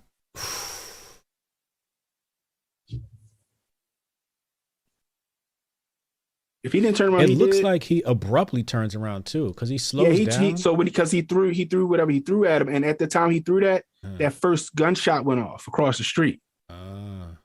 So when Kyle turned around, he heard that gunshot. So he turned and he seen him running, and he turned around and run some more. So it's a lot happening at that point in time. Yeah. And this is what they was doing that Monday morning quarterback and saying, why did Kyle run for the cars when he had all that open space right there? And that's when I was like, you see what you see in the moment. You know what I mean? Well, I think if I'm running, I'm not going to run to this open space. It makes sense to duck around the building the same way he ran. Right. He ain't fast. He's not fast. Yeah. He's slow. And he's running with a firearm and a backpack. So he can't run. He had all that weight. He ain't that fast. And Rosenbaum, little 5'4" self was on him. Yeah, why would he run into the open space of somebody? You would cut this corner if you was running from somebody. And you got those people right there. You don't know who. You by yourself. Mm-hmm. Like you said, yeah, you're gonna cut around the car to see if you can slow him down. But he was on him. Yeah. If he didn't turn around when he did, it was a wrap. But they also said he fled the scene immediately. He didn't. He came back. See it in the video. He came back. That's what Richie McGinnis said. He came back. And the only time he ran was when everybody said, get him, cranium, and whatever the hell they called. They said. Let me read some super chats. Halawe, these clowns are showing the world that going to law school and a legal duty for honesty, integrity as a prosecutor doesn't mean ish. Hotep been told you though. Word. Mm-hmm. Chad Lemoyne 199 super chat said Grifton on a Wednesday while I'm at work. JV Chanel 499. If anyone shouted be protested, should be protested, it should be the elected prosecutors, DAs. Anyone who's really paying attention can see how these people are dropping the ball. Issa G, shout out to Legal Mindset. Shout out to Legal Mindset. That's the homie over there. Ethan Carpenter, 99 cents. Thank you. Fudge Mayo, here's some loot. Y'all wild, laughing my ass off. Thank you. Appreciate you, homie. Make sure you hit the subscribe button while y'all here. We always give y'all dope content. So make sure y'all check in. Hey, my cousin just sent me some. Shout out to Dear Blaze. I think he in the chat. Young Dolph got. Did he? He got saying Young Dolph killed in hometown Memphis, Tennessee while grabbing food at a restaurant. It's 37 minutes ago. What? They finally got him? He sent me the YouTube video. Somebody out there, I guess he was live streaming it or something. Or like Young Dolph shot in Memphis. 15-minute rapper Dolph shot and killed in Memphis. Wow. Wow. You know how long they been trying to kill him? Yeah, I know, right? Grab him something to eat. Liberals ain't gonna use that. They ain't gonna talk about that. Oh, no, they're not. No, they're not gonna talk about that. Black lives don't matter then. Black lives matter, but do they matter to us, as Common would say? Exactly. Wow. But like, yeah, so this is what they kept showing 5 times in a row. You can see him say, I'm like, no, like you can't. This is what I mean by they saying, don't believe your lying eyes. We see what we see. We see everything. We see what's happening in this footage. But they was telling the jury a whole different narrative as they're showing this video. saying that look how far away Rosenbaum was from Kyle when he shot him. He wasn't far at all. That he was at the barrel of the gun. He was, and fired one shot. One shot. One round was released. CT. Oh no, he hit him 4 times. Did he? Rapid succession. Really? Yeah, four shot. He left 4 shots off with the trigger. So when he was running, you hear the shot go off from the gun that wasn't Kyle. That's when Kyle turned around and pointed the gun back. And he saw him running. He ran again, and then when he turned around, you hear da da da da da. So what kind of weapon he got?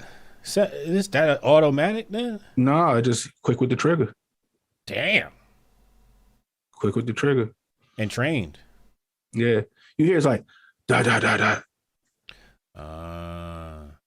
You just don't hear it in the drone footage. Right. But when you watch the initial video, you hear da da da da. But you hear a gunshot go off. That's when he turned around and ran back. And then when he got in between those cars and Rosenbaum was on him, it was da da da da. Shout out to Brian James, Esquire. Appreciate you, homie. Like that's why they he caught they said he caught him one in the back. No, he fired 4 shots. When I train at the range, I train in 3-round bursts. Yeah. You know what I mean? So let's just say something happened to me and I got to I'm more than likely I'm going to let off 3 shots. Yeah. You know what I mean? Right. And they were like, it was like, well, he tracked him to the ground. Like, no, if he trains that way, he going to let off 4 shots. You shoot to the threats to stop. Don't matter if he's still going down. And then if you want to argue the Full Metal Jacket thing, they pass through. That don't mean that's going to stop him right then and there. Right. Adrenaline and all that other stuff. You know what I mean? Mm-hmm. So, like I said, I still think this doesn't help the prosecution at all. I don't care what it hurts. It hurts. Yeah. It hurts. Right. Look how far he was away. Like he was on his ass. He was at the barrel. That's why they said they saw the muzzle stamp on Rosenbaum. Right. He was right there. So in my opinion, he did what he had to do. You know what I mean? Like you can argue that he should have scrapped him. He should have squared up. No, don't fucking people around. You don't know who's gonna jump in on that. Right. You know what I mean? It's as simple as that. But you see him scatter like roaches when them shots went off, though. Right. Let's just say he didn't turn around in time and he would have got him to the ground. How many people would have jumped in on that, yo? Whole mob. You might as well just assume, right? Yeah, exactly. Hit the subscribe button, y'all. Hit the subscribe button.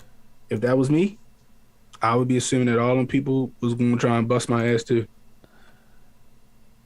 Yeah, you have to. Yeah. You have to assume that.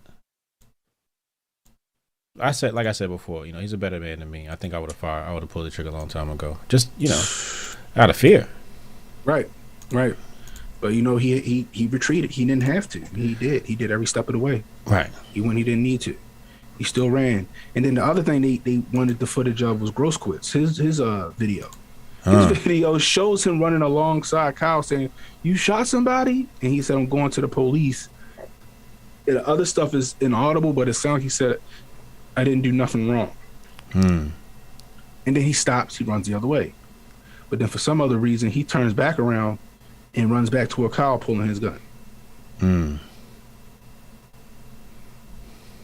You know what I mean? After you just heard it, he said, I'm running for the police. I didn't do nothing wrong.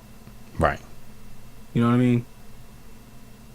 So it's, you contributed to that nonsense. You contributed to yourself getting injured. Then you had the dude that hit him in the head with the brick. You know what I mean? After that, you had Jump Kick Man. I swore, yo, when I rewatched that, I thought Jump Kick Man caught a round, yo. I thought he caught one. I thought he caught one, yo. I thought he caught one. Like, it was. I was like, yo, if he, could you see the smoke come off the gun after, after he made I'm like, if it didn't hit him, he felt the heat from that bullet. Yeah. Cause you seen his ass, he ain't never come back in the scene. His ass kept walking. You whole ass, yeah. You know what I mean? And then the video I showed from Ben Swan, you see that angle where Huber caught him clean with that not clean, but he caught him with the edge of the skateboard. Okay. Like in the neck area. They wouldn't show that in the trial. So you know what I mean? That shot was justified. You know what I mean?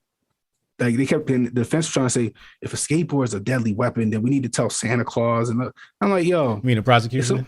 Yeah, the prosecution. Like if they crack you, if you get cracked in the head with a skateboard, like they've been using skateboards to bust windows and bust heads, all summer. Yeah. You mean to tell me that he couldn't have knocked Kyle out with that skateboard? Right. You know what I mean? After he already got cracked in the head with a brick or a rock or whatever. Oh, absolutely. You know, and I'll argue from him having that state of mind, even after getting hit in the head with a rock and kicked in the face, to still only put rounds on target. It's crazy. You know, he didn't shoot nobody else. Nobody else caught around. The whole reckless endangerment of Richie McGinnis, I don't understand that either, because Richie McGinnis didn't get grazed. He didn't get hit with a bullet. Y'all trying to give him that. Y'all trying to give him that charge because Richie McGinnis was behind Rosenbaum. So it's like, what like that should be thrown out. I mean, now if Richie McGinnis got hit or got grazed or something like that, all right, okay, but he didn't. So what's that charge for? They throwing the book at him. They overcharging. That's to do with the skateboard. No, Richie McGinnis was the one that was filming. The one that did the interview on him initially. The one after he shot Rosenbaum, he was trying to help him. Okay. I'm trying to catch up on my Twitter mentions to see, because people have been throwing me information and whatnot. So I'm just trying to make sure I get caught up on what's going on. Shout out to Doghead once again for Young Dolph is definitely trending #1 right now. Lord have mercy. Yeah. Adolph Robert Thornton Jr., better known by Stadium Young, has been shot and killed in Memphis, Tennessee. QAnon shaman trending. Travis Michael, one of the men accused of murdering him, takes the stand in his own defense. Travis Michael took the stand. Let's take a look at that. Let's see what's going on here with this. We're giving y'all great coverage today. We are covering all types of stuff for y'all. Hold on, let me get this to Cannon so he could follow along. You send it to the yeah, I'm gonna send it to you. That's it right there. Oh, this is live. I'm sorry.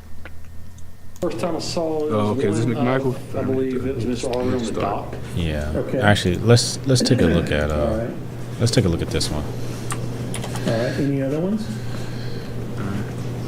I can't recall which ones were others. I think they did show another one. Let's take a look at this clip and then we'll go back to the live feed. You ready? 3? Yep. Wait, hold on. I'm trying to talk to you like. All right. 3, 2, 1. If I have to talk to you, if I'm trying to talk to you like this, you can't hear me, you can get aggravated. But if I speak louder and my voice inflection is, hey, move over there, you might take it as I'm upset, and then this can escalate into something that we don't want. But if I take everything into consideration, go, excuse me, can you move over there for me? Yeah. You know, it's you use it every day. If I have to talk.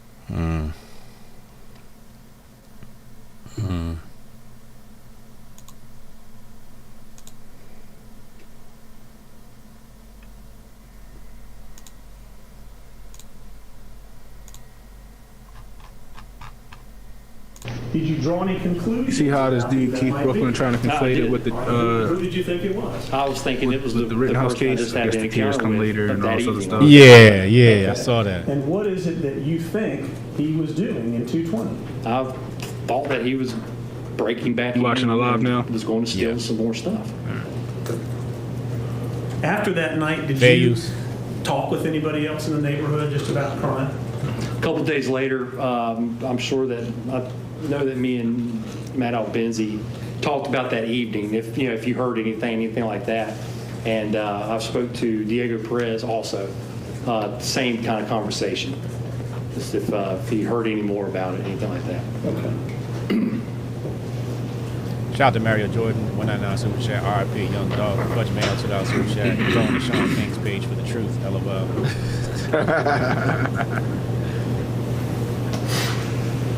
Okay.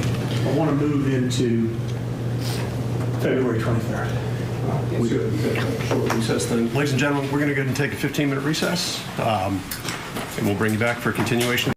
So, Rashford, jury, please. All right, so they're going to break. Matter of fact, I got to take a piss break. I'll be right back.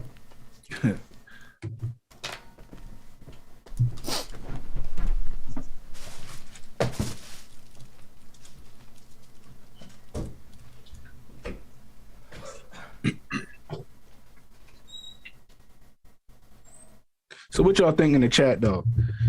Y'all think they should strike that drone footage? Honestly, I think they should strike the drone footage. I don't think it does anything for the defense. I mean, I don't think it does anything for the prosecution. It does help the defense's case, but I do see why the defense one is stricken, because they used the HD footage to paint a narrative that you can't see. You know what I mean? They're trying to crucify this kid. It's simple as that.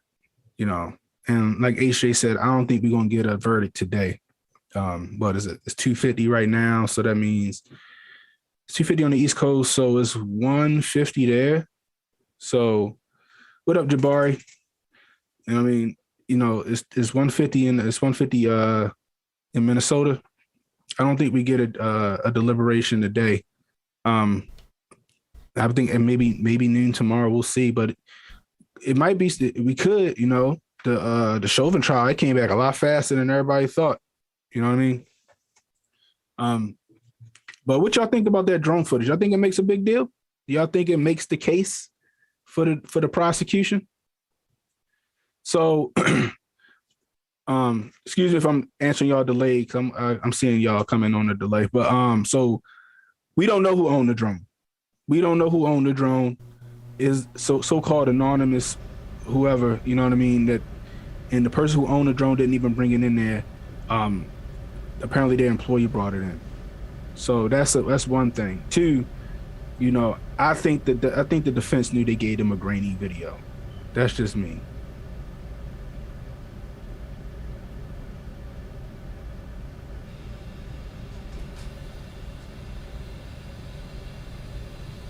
Yeah, you're right. I mean, KK Leon, I think that's how you say your name. Yeah, you're right. I get you, but at the same time, you gotta do it the right way. And I think that the prosecution was being dishonest about it. Simple as that. The redacted own the drone.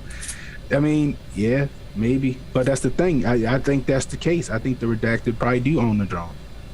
Who knows who's holding on to that evidence? They won't say who it was. They won't. It's anonymous. And then he shut. What they say? He shut his business down 17 days later. They said he shut his the video. He shut his stuff down 17 days later. His business. Come on. You know what I mean? It's what It's a lot of fuckery going on with this case, man. This kid's life is hanging in the balance. And I like how people keep saying that he should have had warning shots, but he could have just sent warning shots. Like, you know how dangerous warning shots is. The bullet gotta land somewhere, right? The bullet gotta come down. You know what I mean? Like, right? Y'all ever think about that? No, they don't. They don't go into the atmosphere and disintegrate. No, they go up, and them shits come down at terminal velocity. Oh. So you gotta imagine that. You know what I mean? Warning shots. Like, come on. Like, I don't even know. Ain't the Wild West. That's too much movies and TV, huh? Yeah, exactly. There's way too much movies and TV. It's way too much movies and TV. It's ridiculous, And all these people is people that swear up and down he was wrong. Like, he's wrong. He shouldn't have never did. Like, he's wrong for defending his life. So what would have happened if he didn't have that gun? And he would have went and put that fire out, and Rosenbaum would have caught him. Would have been sending his mama flowers. Exactly. You wouldn't even know who Kyle Rittenhouse was or is. You wouldn't know who any of these people was. He just been another dead person in the street, just like David Dorn. And people say he got killed over a flat screen. People saying, black man. If he was black, it would be different. Da, da, da. Man, if he was black and shot other black people, there would be no coverage. We wouldn't even be talking about it. We wouldn't know his name. He'd be completely irrelevant. All right, look at Young Dolph. He in the hood news. He ain't on nobody news outlet. No. Fox covered it, but, you know, Fox got to show the conservatives about the black on black crime. So right, yeah, you know, but leftist media, Candace and Brandon gonna be on there later. I mean, but like, yeah, you know, the leftist media not going to show that. You know, if it was a black man, like I said, a black man, David Dorn got killed. You know what I mean? Over a flat screen television, shot in the head by black people during those riots. Yeah. You know what I mean? Nobody was talking about him. Nope. Nobody said anything about him. The news barely said anything. If anything, I think Fox News said something. You know what I mean? Like, that's what I'm talking about. You got violent people in the street. And if you want to argue that he shouldn't have been there that night, I agree with you. He shouldn't have been there that night. But neither should the other people. Neither should Huber. Neither should Rosenbaum. Neither should Grosquist. None of them should have been there. Matter of fact, those three traveled further than he did to be there. Right. They travel further. They travel further. So you want to make an argument, you know, like he was more part of that community being from Antioch and his father living in Kenosha, him working there than they were. None of them worked in Kenosha. You know what I mean? He considered that his community. Two, you want to blame somebody for this? Put the mayor on trial. Put the commissioner on trial. Why was the police told to stand down? Why the police have a line? Why the police sat there and watch all that shit go down? You want to watch those videos again? Look at that police line that sat there and watched all that shit go down. If you want to talk about it, the police could have intervened and they didn't. The night before, the reason why they was there was because the one car source got burned down. How many places got burnt down? How many places? Two, what about the black people out there with their AR-15s defending their shit? There was footage of that. You're not mad at them, are you? I wouldn't be, because if I had a business down there too, I'd be down there defending that shit too. Yeah. It's my livelihood. Rooftop Korean style. Exactly, rooftop Korean style. And my shit don't miss. And what y'all don't understand is that the way business works, y'all keep thinking, oh, insurance will cover. No, insurance don't cover shit like that. A lot of these small businesses who got burnt down like that because of rioting and shit like that, insurance got clauses where they don't cover shit like that. So those people just lost hundreds of thousands, if not millions of dollars in inventory and this and that over y'all niggas. Because y'all mad. Because y'all know how to handle it the right way. Y'all here capping and protesting for a nigga who sexually assaulted his girl, his baby mother, allegedly. Who we now know he had a gun a knife in the car that he was going for. Right. Who was being arrested by the police and he was on the ground detained and fought his way off the ground. Ate the taser that they hit him with. They gave him multiple times to stop. Don't do it. Don't do it. Don't do it. And I don't know how you get in the car. I don't get in the car here first. He was going for the floorboard. And he caught some rounds in the back. And unfortunately, he paralyzed now. Put lemon in there? Even his mother said, don't do this for her son. Honey. She knew her son was a piece of shit too. Bring the lemon juice.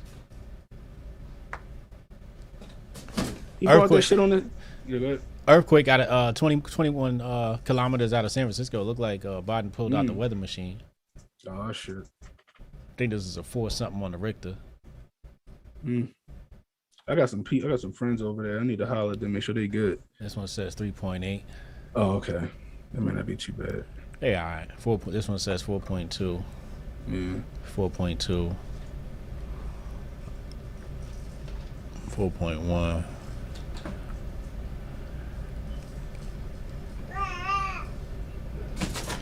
They said everyone in Los Angeles coming to Twitter during the earthquake. Oh man, Today is up, man. Real quick. Let me do some plugs. Coinbits. Coinbits.app. Turn your spare change into Bitcoin. This is where you use the dollar cost average. As you can see, featured on Forbes, TechCrunch. Hold on a second. Let me get this whole thing in the screen so y'all can see it. Cheddar. Fuck it. I'll just tell you. Where you put your money to work for your future. Coinbits.app. Let me drop a link in here. Yeah, also you can earn free Bitcoin. When you sign up for your account and somebody signs up using your link and becomes an active user, we sent you $5 worth of Bitcoin. I just talked to my people over there. They at Berkeley. They Oakland area. They said we ain't feel shit. Is it a full moon? People been talking about that. Probably is since y'all been talking about it. So here you see it says earn free Bitcoin right here. All right. Pop your email address in there. Right there. Pop your email in and start it up. You don't have to do roundups either, like based upon the Acorn model. If you just want to set a certain amount, you can do so. If you want to just set a certain amount, you could do that as well. Also, don't forget Ego token. This is beautiful right here. Again, 184% APY. That's a beautiful interest rate. Imagine getting this type of return from your bank. Imagine that. Imagine getting this type of return from your bank. And that's with the Ego token. Go get you some Binance. Go to Pancake Swap. Swap it for some Ego. Hold on a second. Go to Binance. Swap that. Over at Pancake Swap. Swap it for some Ego. Come to Let's Go.finance.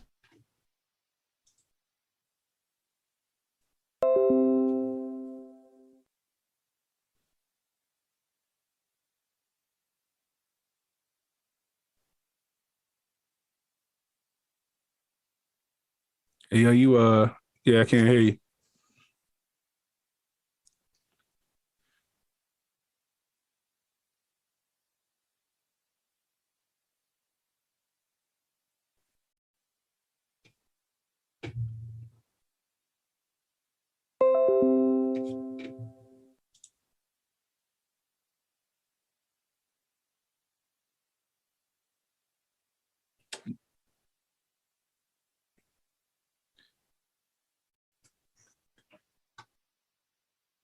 Yeah, I hear you now. You good? You can hear me? Yeah. Awesome. So yeah, like I was saying, Redacted try to redact me. So Binance Coin, 80%. USDC, USD Tether, all 80% returns in case you're not comfortable using Cake or Ego. But Ego is going to give you the highest return, so I suggest using Ego. Stake it on me. You can stake it on, we have a bunch of influencers here. Got me, Steve O'Malley. Who else we got? Yeah. Shout out to Chance Lunsford, Roger Stone, Patriot J. Shout out to Patriot J. What's up, bro? Salute, Patriot J. Hey, yo, send me that new track you had, yo. Oh, sure. You had a new track out. Who else? Who else is on here? On Troy. See a couple of familiar faces. That's pretty dope. We're gonna get Cannon on here. We're gonna get Uncle Hotep on here, and y'all be able to. Jesse Lee Peterson's on here. You'll be able to stake your tokens on Patrick Howley. I remember I debated him on Instagram once. I mean, not Instagram, Twitter Live. But yeah, Milk and Cook. Shout out to Milk and Cooks. Milk and Cooks on the platform as well. And yeah, so those are all the verified people. That's Let's Go.finance. Give me a moment. I'll I'll get the link in here for y'all.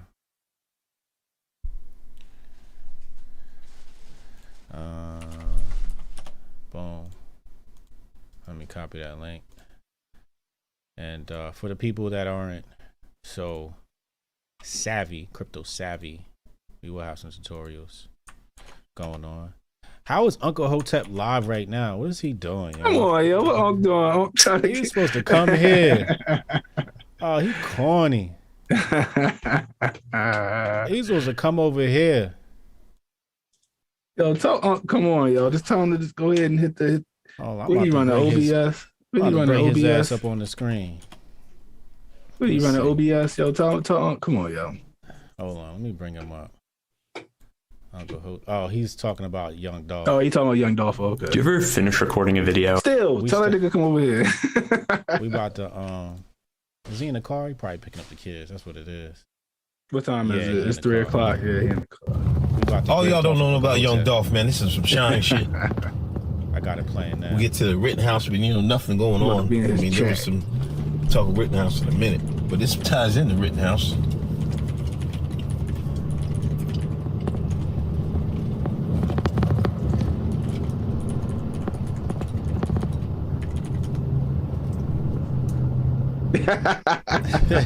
Hotep Jesus been live all day, grifting all day. Hotep Jesus been grifting all day. He said, man, I was working. I was like, I can't even get on that joint. I can't even grift, man. I was busy working today.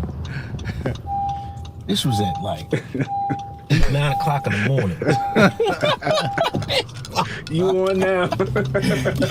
You want to talk about me grifting? This nigga, he sent me the joint. It was 9:30. I was like, white man got me working, man. I can't mess with him today, right? oh, okay, you all got me up. All right, well, respect. So listen, I was like, I can't mess with him today. I go in and he's streaming. He talking about the Rittenhouse joint. I was like, oh, okay. I close the joint and go back an hour later.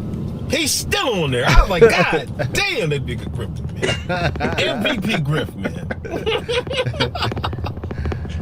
What's the Dolph angle? Is Boozy. You remember Boozy told y'all? Boozy said, listen, most rappers die in their own town, their own hometown. Mm-hmm. Yep. Oh man, what's going on here? That's where all the haters at. Oh, I'm good. Your own hometown. 9 a.m. Shout out to Look at this shit. I'm on with HJ and Unc got a second. But listen, it's crazy. They're just haters, man. $5 super chat. Only trust Bitcoin asses. Hotep Jesus says it on Fox. Little Illuminati in that house. Yo, tell hold on. I took a shower, went and played. I was like, let me play some Young Dolph out of respect. I played 100 shots.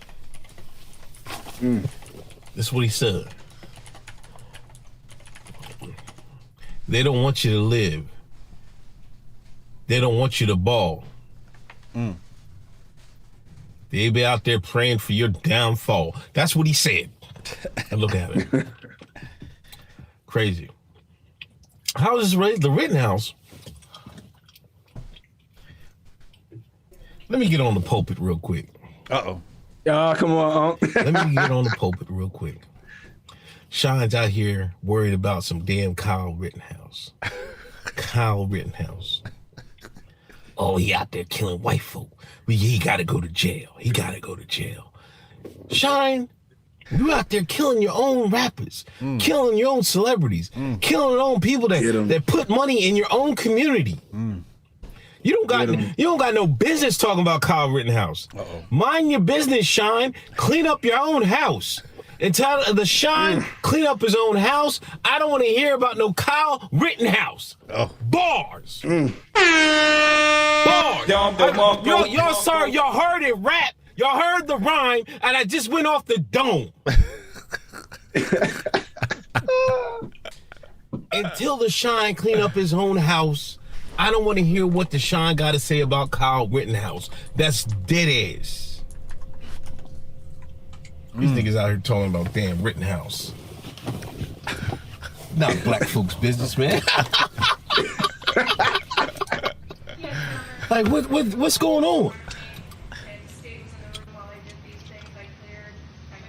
All I'm seeing is like Rittenhouse this, Rittenhouse. If he's black, hold on, we're gonna have to put Unc on mute real fast. The trial's back. Jail. Are they back? Yeah.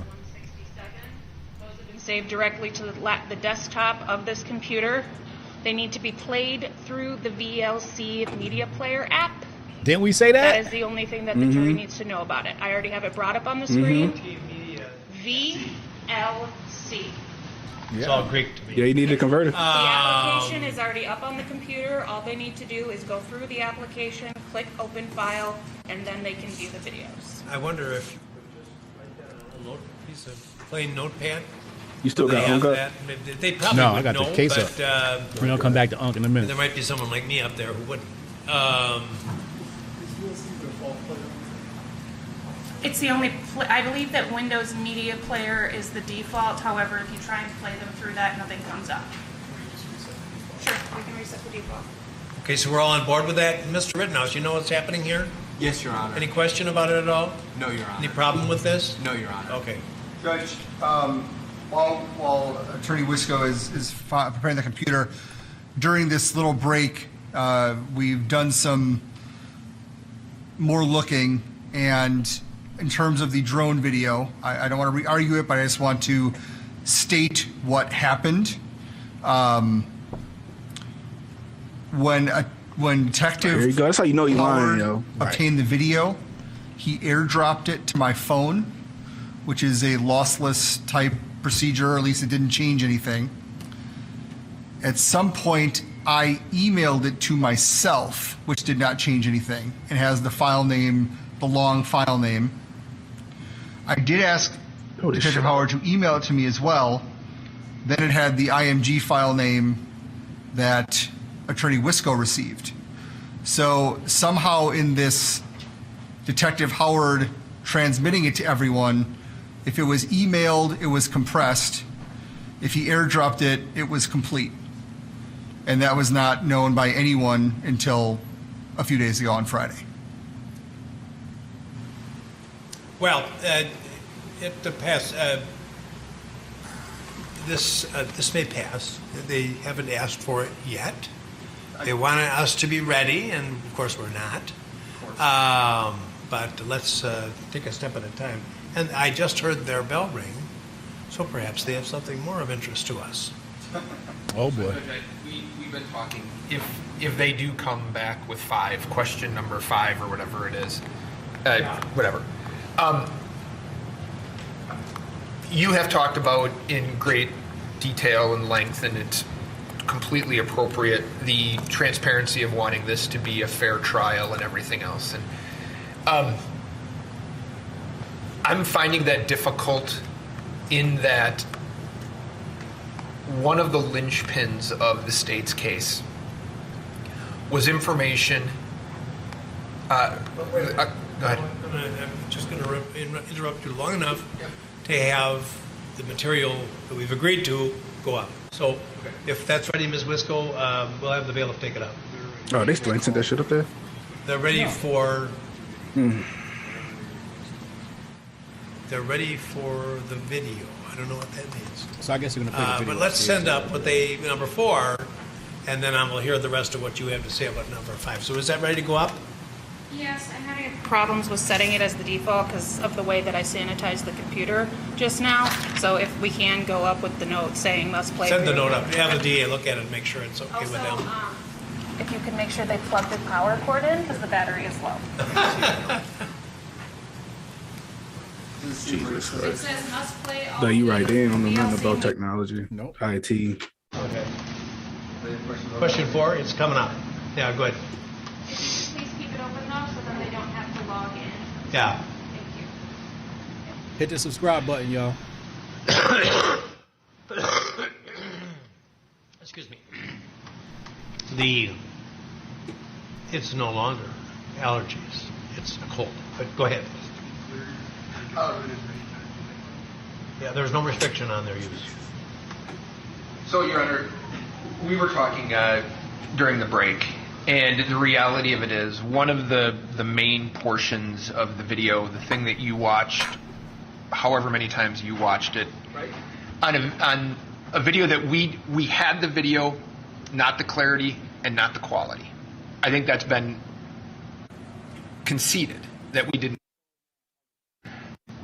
We were talking about, we would have done this case in a little bit different manner if that was the situation, where we didn't have specific, and I want to say we didn't have the evidence because I don't think that's a fair way to say it, but we didn't have the quality of evidence that the state had until the case had been closed. Had rested, and we were going to open our closings on Monday. We've talked to Mr. Rittenhouse, and I'm going to be asking the court for a mistrial based upon the fact that if we're really trying to get to the heart of it, we've watched the video, I can tell you what we think, but it doesn't matter what we think because we don't get to present that to the jury anymore. And I think if we're going to try to do this in a way that is free from anybody hiding anything, anybody not having the same evidence as everybody else has, where it is clearly a level, fair playing field, we have to ask for this, and I'm asking for it. We understand that it's going to be without prejudice. We understand that the state can redo this case if the court grants it. We understand they will do it again. But then I think we will all have the same information, the same quality of videos, and I think that is required in a case like this where he's looking at a life sentence, potentially without parole if he's convicted. And to not get that until the evidence has already been closed, that doesn't strike me as fair. So for those reasons, I'm making that request. All right. I'm not going to invite the state to respond yet because the jury has not requested to see number 5, and it'll still have to be addressed because the jury saw it here in the courtroom. But I'm sorry, Judge, but if I understand Attorney Trofsky's request, this is a motion regardless of what the jury is requesting. I think we're making that request because it's been shown, it's been pointed out, and in fact we didn't have access. And I'm at this point, I don't think me pointing fingers and doing that is going to be the end-all be-all. I think what it is I can tell you, and I think the state can tell you, we got a compressed version which was not of the quality that they had. We learned that Friday after the evidence had been closed. We learned that when we tried to play the video, for Your Honor, and the state asked that their AV person be brought over to play their video, which was a higher quality. If this is a disorderly conduct or something, I get it. Yeah, it was some talking shadiness about a potential life sentence here. So I'm making that request. And again, I'm going to say that it has to be addressed if there's a guilty verdict on any degree on that count. Well, even perhaps on the others too. I don't know. It'll all depend on a number of factors. Then the motion will have to be addressed, but it doesn't seem to have the urgency right now until the jury, if and when the jury asks for number 5. That doesn't change the fact. No, they need to take care of this now. That they're making the motion, or that it could affect the case as a whole. But I'm not going to invite your response now until I know whether the jury wants number 5. Does that make sense? If it doesn't make sense, tell me. He was told that they were ready for everything. So, that you have the state's response. Response invited? Yeah.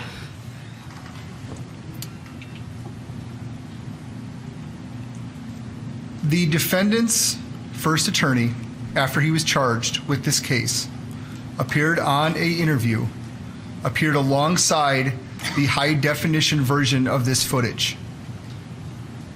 I understand he's gone through other attorneys since then, but the defendant himself would have been aware of it. His legal team would have been aware of it.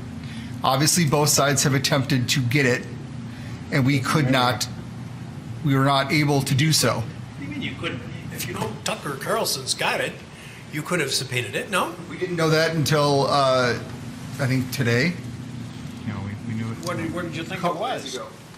We knew it was aired on his show. We didn't know that Fox News apparently purchased and has possession of it. Okay. Did you inquire? We tried to find Brandon. Don't matter. Tried to find the person who took the footage and who ended up being the person who came to our office with it. I interrupted you. Go ahead. So this is not a video that was in possession of the state in any way, shape, or form. It was out there in the, I guess, on the internet and in the world in that regard. And I think we're focusing on too heavily on, I guess, a technological glitch, and less on and we should be focusing that this exhibit was played. The jury is asking to see exhibits that they have seen and that the defense saw when they were played in court. What's on my phone or my laptop or the defense's phone or laptop is of no matter. What matters is the exhibit. And that exhibit was played. It was not objected to. The authenticity was stipulated to. And the defense, I understand they didn't realize it till Friday, watched this exhibit. They watched it on a television set a few feet from them. They could have watched it on the monitors here. That is what matters. That is what the jury sees. That is what they have seen. That they want to see it again is not prejudicial. It's not prejudicial in any way that the defense had a compressed version now. Obviously, they had seen or had a full version at some point, possibly prior to Attorney Richards becoming the primary attorney. But that is not the fault of the state. And the fact that that some technology compressed this file without anyone's knowledge until Friday is not the responsibility of the state. And Defense Exhibit 41 has this video in it. So to pretend that somehow they're surprised, you got the burden of proof, know about this video, they've tried to find it just as we did. We found it, and there was a technological glitch, or not a glitch, but I guess it worked in a way that is designed that we were not aware of. And you fucked up, basically. Throw this shit out. 41 not only has the drone video in it, which is the defense exhibit, it also has a circle around someone pointing the gun. As I said in my rebuttal, this did not seem to be a great issue until the defendant testified otherwise on the stand. And now all of a sudden, the defense is calling into question technology and not wanting videos in, and it's all to protect their client. And I understand that is their job. I'm not criticizing them for this, but their client lied about this on the stand is the state's position. There seems to be evidence to support the position that he lied on the stand about raising the gun. He was confronted with the exhibit. He denied it.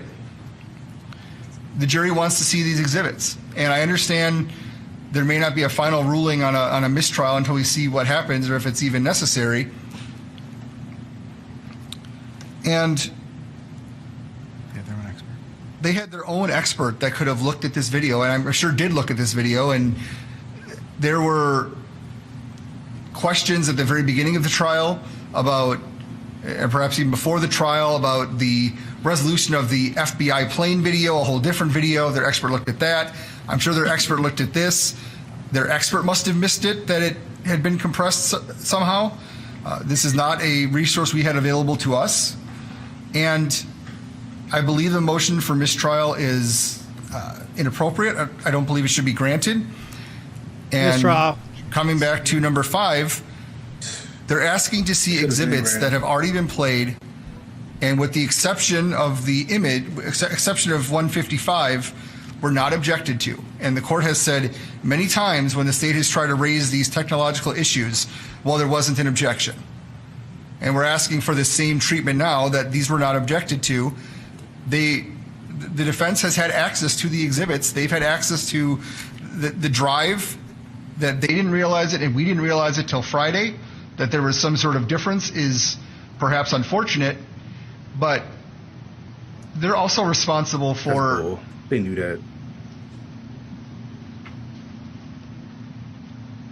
I'll withdraw that.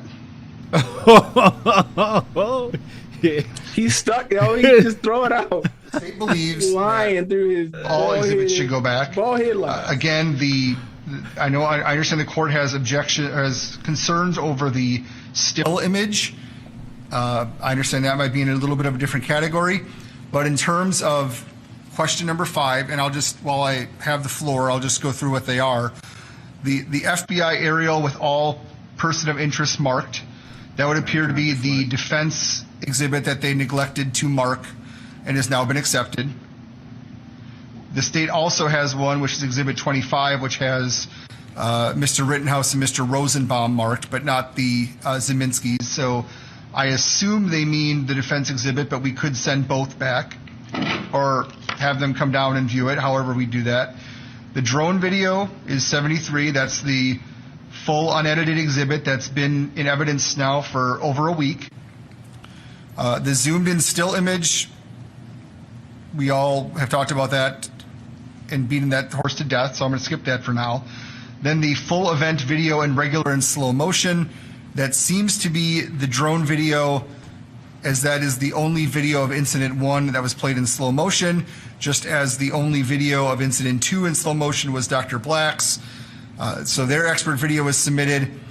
Our expert video is, I believe this is actually 6 videos that they're asking for, which is the drone video. It's spliced out, so it shows the first third of the incident, the second third, and then up until the end of the shooting, and it's in regular and slow motion, and that's exhibits 581, 582, 583. I'm sorry, S81, S82, S83, S84, S85, and S86. And we believe that the jury should have full access to them. They should have full access in this room. Go ahead and throw this out. Mm-hmm. And throw the footage out. That's our position. I do not believe a technical reality, shall we say, or an unknown technical incident should result in a mistrial. You should. How would we object to something shady how it we was done. didn't know existed until it was over? I didn't find that point particularly persuasive. Uh-oh. But anyway, it's impossible for us to do that. And if everybody in this room that's a lawyer has been a prosecutor. Your job is fairness and being a truth seeker. Yes. It's not debatable that it's not fair what happened. We can sit here all day and say it's been played. We didn't know. How is that reasonable? Well, I persistently warned the state that, there's a day of reckoning with respect to these things. My feeling is I had my qualms, and I decided, well, I'll let the jury hear it. I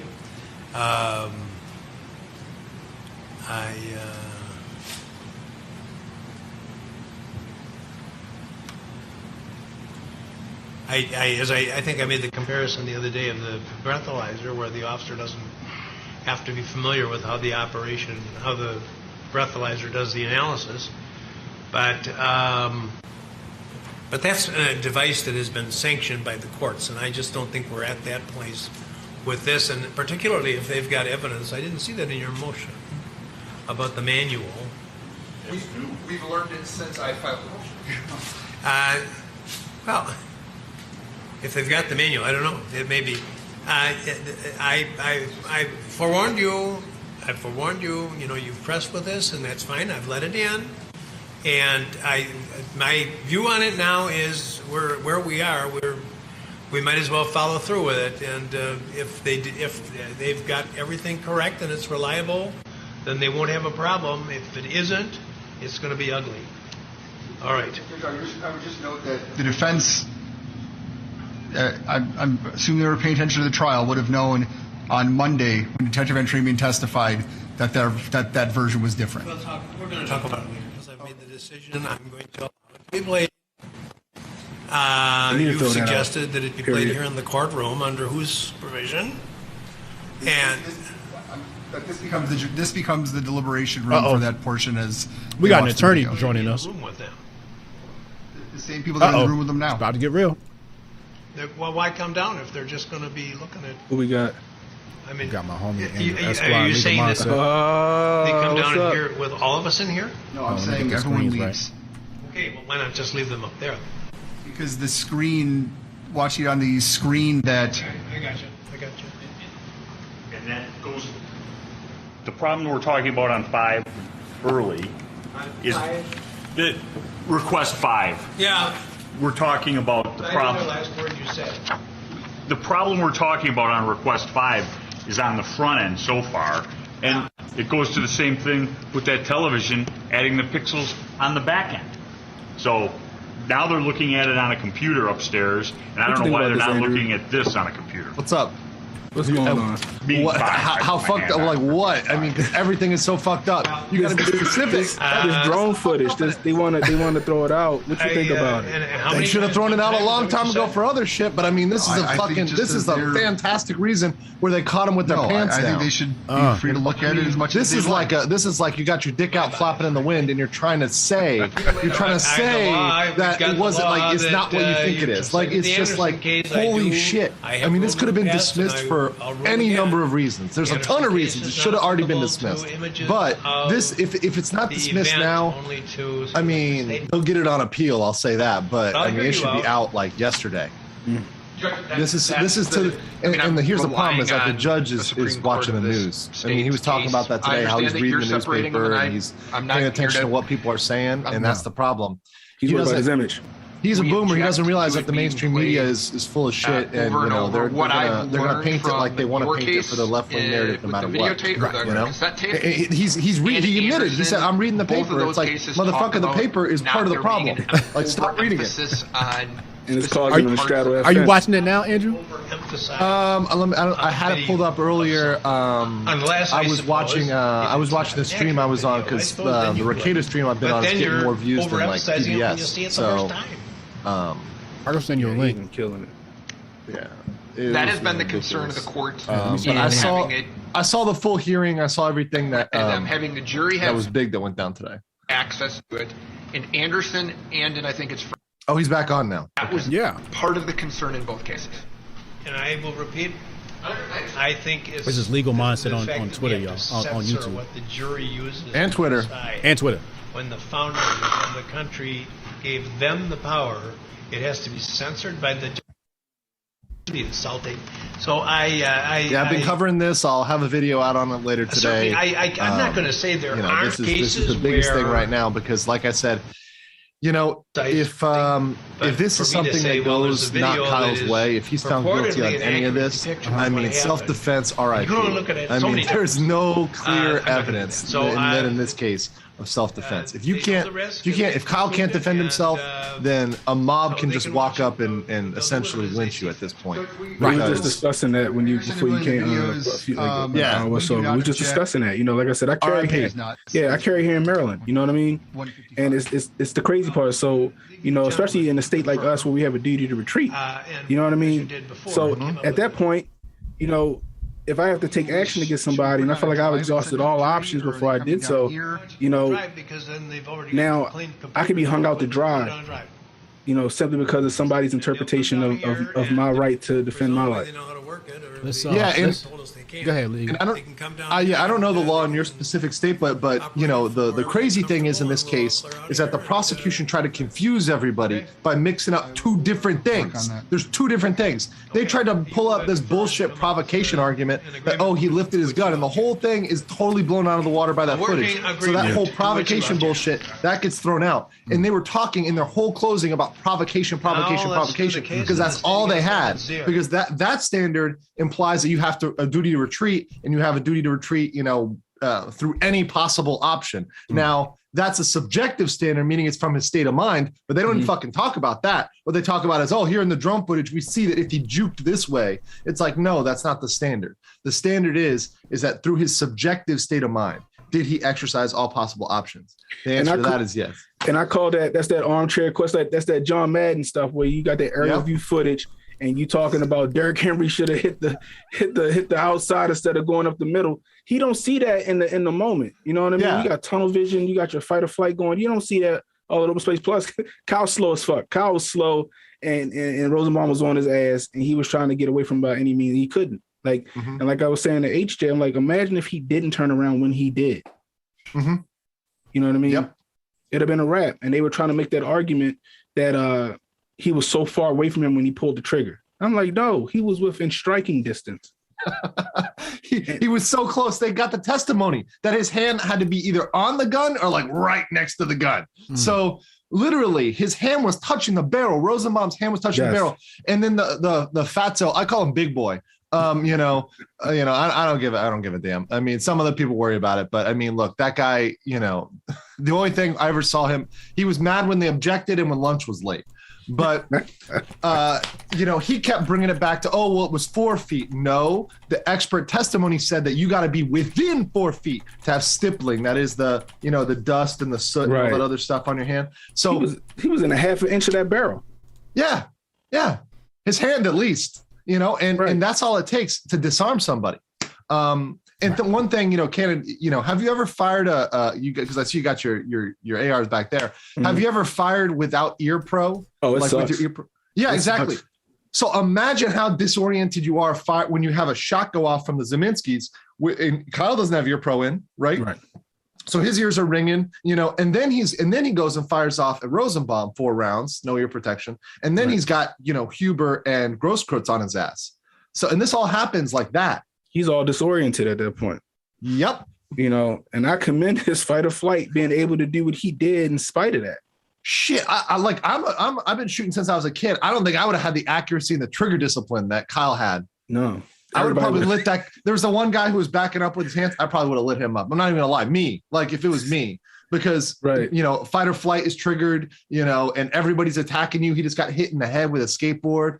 Like, right. I mean, you're all over the place. And and for him to have that situational awareness in spite of that, you know what I mean? I know he had been scared for his life. You know what I mean? Let me read some super chats, then we're gonna ask some questions. Chalamoy 199, he said, I'm gonna go live now just to clown Unc. Man of super chat. Young Dolph will be rolled into the Rittenhouse riots. Jabari Allen triple grift. Word up. Dub Will. Boosie said people in your hometown will kill you before anyone else. Hypnotized by hatred. Word. Uncle Hotep be drinking Jerd water. Jabari Allen, they trying to CGI his guilt. David Fox. Judge needs to run this trial like Hotep Court. Special grifter unit. Uncle Hotep presiding. Yo, Andrew. I'd like you to grade the defense, and I also want you to talk about, because I remember speaking to you about this. You should probably, it's not in your best interest to take the stand, right? Oh, sorry. Yeah. So how's the defense done, and what do you think about the fact that he took the stand? Oh man. Okay. So I had one lawyer who came on a panel give a good reason why, and I'll give that in the afterwards. But let me just give the defense score. I don't bury the fucking lead. I'm the guy who gives it to you right away on my channel, Legal Mindset. Yeah. So I think I give them a overall 5, maybe a 4 out of 10. Out of 10. Whoa. Now here's the point. So I'll tell you what they did good on. Okay. I'll give you the good, but then I'll give you the bad because I'm more pissed off about the bad. Okay. But I got to be clear. Sharafazi, the guy who did the cross-examination, the bald guy who looks like Lex Luthor meets Jeff Bezos. Yeah, he's sharp.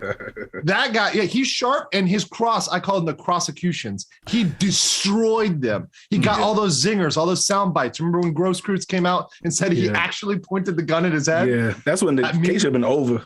That's it. That was me when that said that, I was screaming on stream. I was like, that's it. The case is over. Case is dismissed. The judge can dismiss it now. Yeah. Right. Because under the law, that's it. Self-defense, dismiss that charge. Yeah. Right. It doesn't need to go to a jury. Right. Dismiss the charge now under the law. Right. Yeah. So that should have been it. It should have been over based on that. He got a bunch of admissions from them, so he did a fantastic job. That was like textbook cross-examination. I did, this in law school mock trial. That was exactly how I'd be taught to do it, and the results were crazy. The fact that they admitted so much was insane.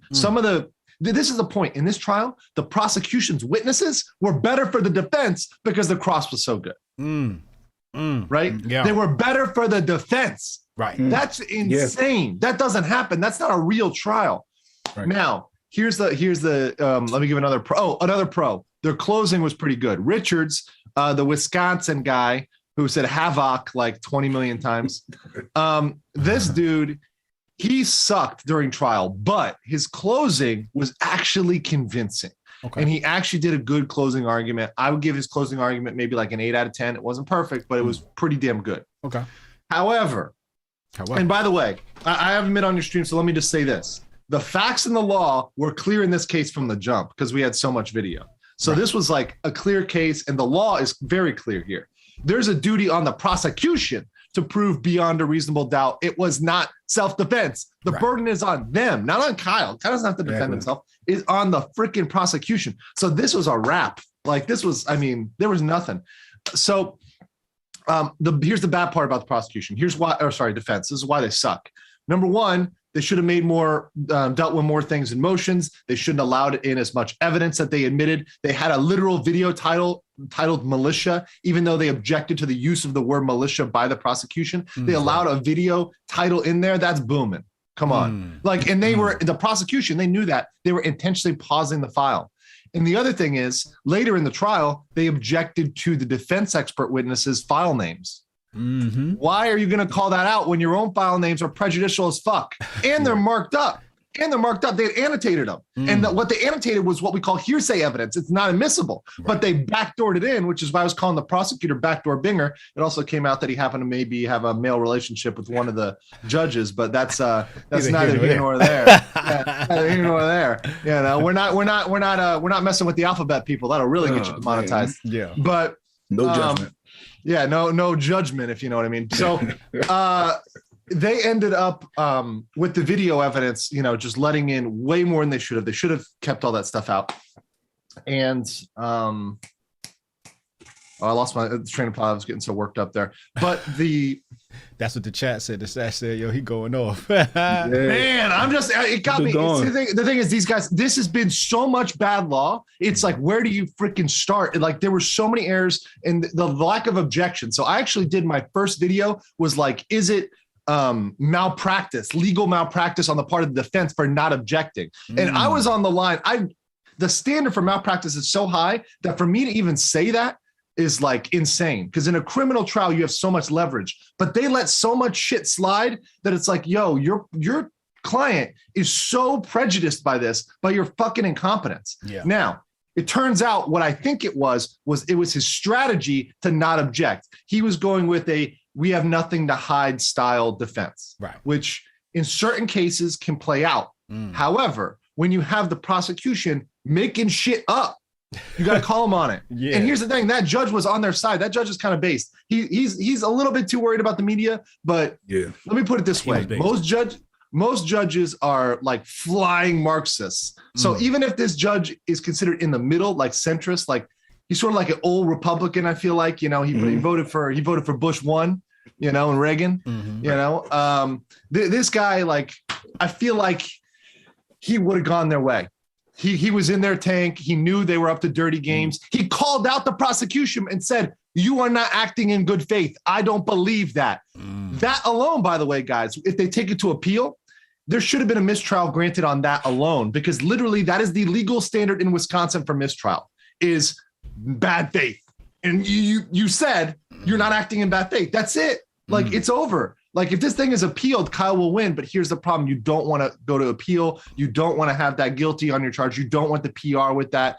And you don't want the appellate court having to be under the scrutiny of public opinion, right? You don't want to have to hope for appeal. A lot of people say, oh, we'll get him on appeal. No. You don't want to do that. You're serving time, by the way. Kyle Rittenhouse is a human, and he's going to be in jail, in that interim while he's, appealing. So you don't want to go down that road. So they should have got him there. And the defense didn't object even in the closing when he was mischaracterizing people. And the big one, which the judge brought up today, was the victims part. They were told not to call them victims. That is a prejudgment. They did it repeatedly and intentionally. And also they lied about the facts and the law in the closing, which was disgusting. I mean, they completely misstated the law, but you could tell they were pissed.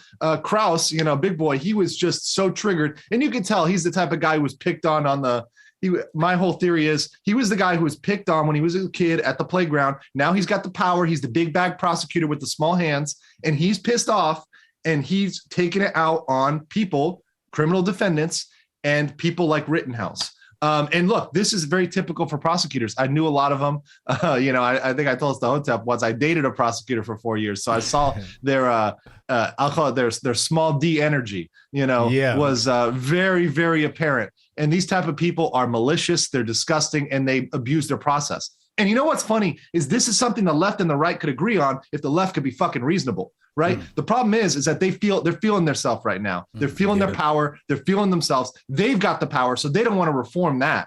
Right. They're not going to want to do prosecutorial reform right now, even though we can both agree, because this is hurting everybody. This is hurting Democrats and Republicans. Right. Let's just get these prosecutors to strip them of their power. You see how they have so much power. This trial has highlighted it. Yeah. Who are they going to charge? Who are they going to drop the charges against? Who are they going to bring in? Who are they going to put under subpoena? They put charges on Dominic Black to prevent him from testifying here. Yeah. That's some corrupt ass shit. Yeah. That's some corrupt ass shit, right? Question about that. Yeah, well, go ahead. Sorry, man. I can rant for 3 hours here, man. It's fires me up now. So now it's by the way, it's 5:45. I'm in Korea, so it's 5:45 here. So I was just waking up. So now you're really getting me. AM. So regarding the Dominic Black thing, where they brought charges because they threw out the gun charge, does that clear him? No. You know why? I asked this question to other lawyers because I was like, let's read the statute. We had 9 lawyers on, and I'm reading the statute, and the statute is what we call like a per se statute. So it doesn't matter whether Kyle had the gun legally or not. It's just written so that if he gave the gun to him, period, whether Kyle could legally have the gun or not, it's a crime. So whether or not it's a good shoot didn't matter. And for me, I'm like, that makes that law unconstitutional, and it should be challenged and thrown out by the court as a matter of law. I think that's a bad law. I think a lot of these laws, if we really took the 2A and we took the light of the 2A and shown it on them, I think a lot of these laws should be tossed out. So that's specifically for that night, because I know like when you do the straw purchase thing, specifically for that night, because I know the gun never left his custody until that night, correct? As far as Kyle having it out in public. And I wouldn't even call it a straw purchase because it's a gun trust, right? Right. Exactly, and a gun trust is totally legal. You do not even need a document to form one, right? You can form one without a document. That's totally legal, right? Yeah. I think people think straw purchase. They think like, Jose from, Tijuana just brings you in a gun across the border. They think it's something sketchy, you know? It's not that at all. It's something completely legal. It happens all the time, right? And especially with minors. Yeah. That's what I was trying to explain to HJ earlier in the stream. A straw purchase he had to give that gun to Kyle after he bought it, but he didn't. He kept it in his custody. He only shot it when he was around, and that's not a straw purchase at all by any means of any stretch of imagination. So those charges are specifically for that night when Kyle had it in public. Okay, that makes sense then. Gotcha. Now, what about the fact that Kyle took the stand? Oh yeah, sorry. Okay, all right. So here's the thing about that one. We had one Michigan attorney say that for those people in Kenosha, because you got to know your listeners, right? Mm-hmm. Kenosha's not New York. They're not where I'm from in Miami. They're not LA. They're not, whatever. They are specific to Kenosha. And his argument is the Midwest, they're kind of a tell it like it is people. I don't know if you guys saw the woman they call, well, actually, I was on the stream that got the Grambo thing trending, when she dropped the hard R, and I was like, that's a bold move, Grandma. But she was the type of woman that is there, like can connect with those type of people, right? Because she was put on the stand because people know somebody like that. They got an aunt like that. They got a grandma like that who doesn't give a fuck, who's just going to tell it like it is, who's really relatable. I think she probably related to the jury very well. People saw their aunt or saw their grandma in that, Maybe grandma's, dropping some hard R's too, but it's just that's how it is there. Yeah. And they like that. They like that honesty. They like that openness. Right. So his point was, in that area, Kyle should have testified because that's what would make them more comfortable. Right. That's him speaking. From a legal tactical standpoint, it was the worst move ever because you should never, number one, do it. He didn't need to get on the stand in this case. And number two, they were incompetent. They were unable, especially because it was Richards, the Wisconsin guy. And you saw him laying back. We were making fun of him because he's got his arm back like that around the chair. He's kind of chilling, instead of making objections. If you got your boy on the stand, you got to be objecting like a dog out of hell. You got to you got to make it sound like everything that's coming out of that little twerp, who, by the way, looks like Littlefinger from Game of Thrones. If you I said the same thing. Immediately, I was like, I call him Littlefinger, He's this guy, I mean, he's such a little twat, though. I mean, swarmy twat. It makes my skin crawl. But, the fact is they didn't defend him. And they got him on a couple points where they didn't need to get him if there were objections, if there were, things that the defense had brought up. In fact, he was looking, they called him out. At one point, Binger said, "Stop looking at the defense attorney." And Kyle's like, "I'm just looking past you." But really, he was probably looking at the defense attorney, but he's allowed to do that. Okay. And what he was kind of saying is, "Yo, bro, object." And he did not. And Richards did not object. He did not save him when he needed to save him. So you can't have that combination. You can't put your boy on the stand to take a ballsy move, which might have been right. Yeah. But even if it was right, you got to object. Yeah. So it was a fucked up thing, regardless of your perspective of whether the local custom, needed you to come out and say it or not. So I get that, though. Right. So let's talk about the prosecution now, because to me, I felt that, people were saying, "Oh, the prosecution did horrible," and I'm like, well, they didn't have shit. Right. I'm like, they didn't have shit. So like, what are we judging them off of? They did not do horrible at all. In fact, they did actually the best job they could with dog shit facts. Right. It's like I had a professor who used to say putting lipstick on a pig. This was like putting a turd in drag. This is like, I mean, the guys, this was ridiculous. I mean, the fact that they were able to even make an argument on closing was insane, and they changed their whole argument. And Richards, to his defense, the defense brought this up in their closing that they completely changed their argument, right? But they did it, and they made it semi-convincing. And to their point, I mean, Krause, the big guy, he wasn't very convincing, and his whole check the box thing, and when he was clearly angry, salty as fuck, because they insulted him personally, right? And his fragile ego, which was their strategy, by the way. Richards intentionally insulted him to make him triggered like that, which, can work or not work. I think it was mostly good because it showed how personally he took these things and how fragile his ego was, and how all of these charges were really brought not just politically, but because of their egos, and they wanted to save their face, not lose face. They could drop these charges anytime. The fact, by the way, that they didn't drop that gun charge until they threatened to break out the tape measure and measure it. Remember that? They didn't break it out. As soon as they were going to whip it out, they're like, "Oh, we already know it's short enough." They already knew. That's that's classic textbook prosecutorial misconduct, right? It is ethics. It is sanctionable under the ethics of the state bar. Now, a little bit of a black pill is the bar is very reluctant to actually sanction people, especially for that sort of stuff, especially prosecutors. But I think they should be disbarred for their behavior in this. In an ideal world, they should be completely disbarred. If we're following the rules, Binger and Krause should be disbarred for their behavior, like that.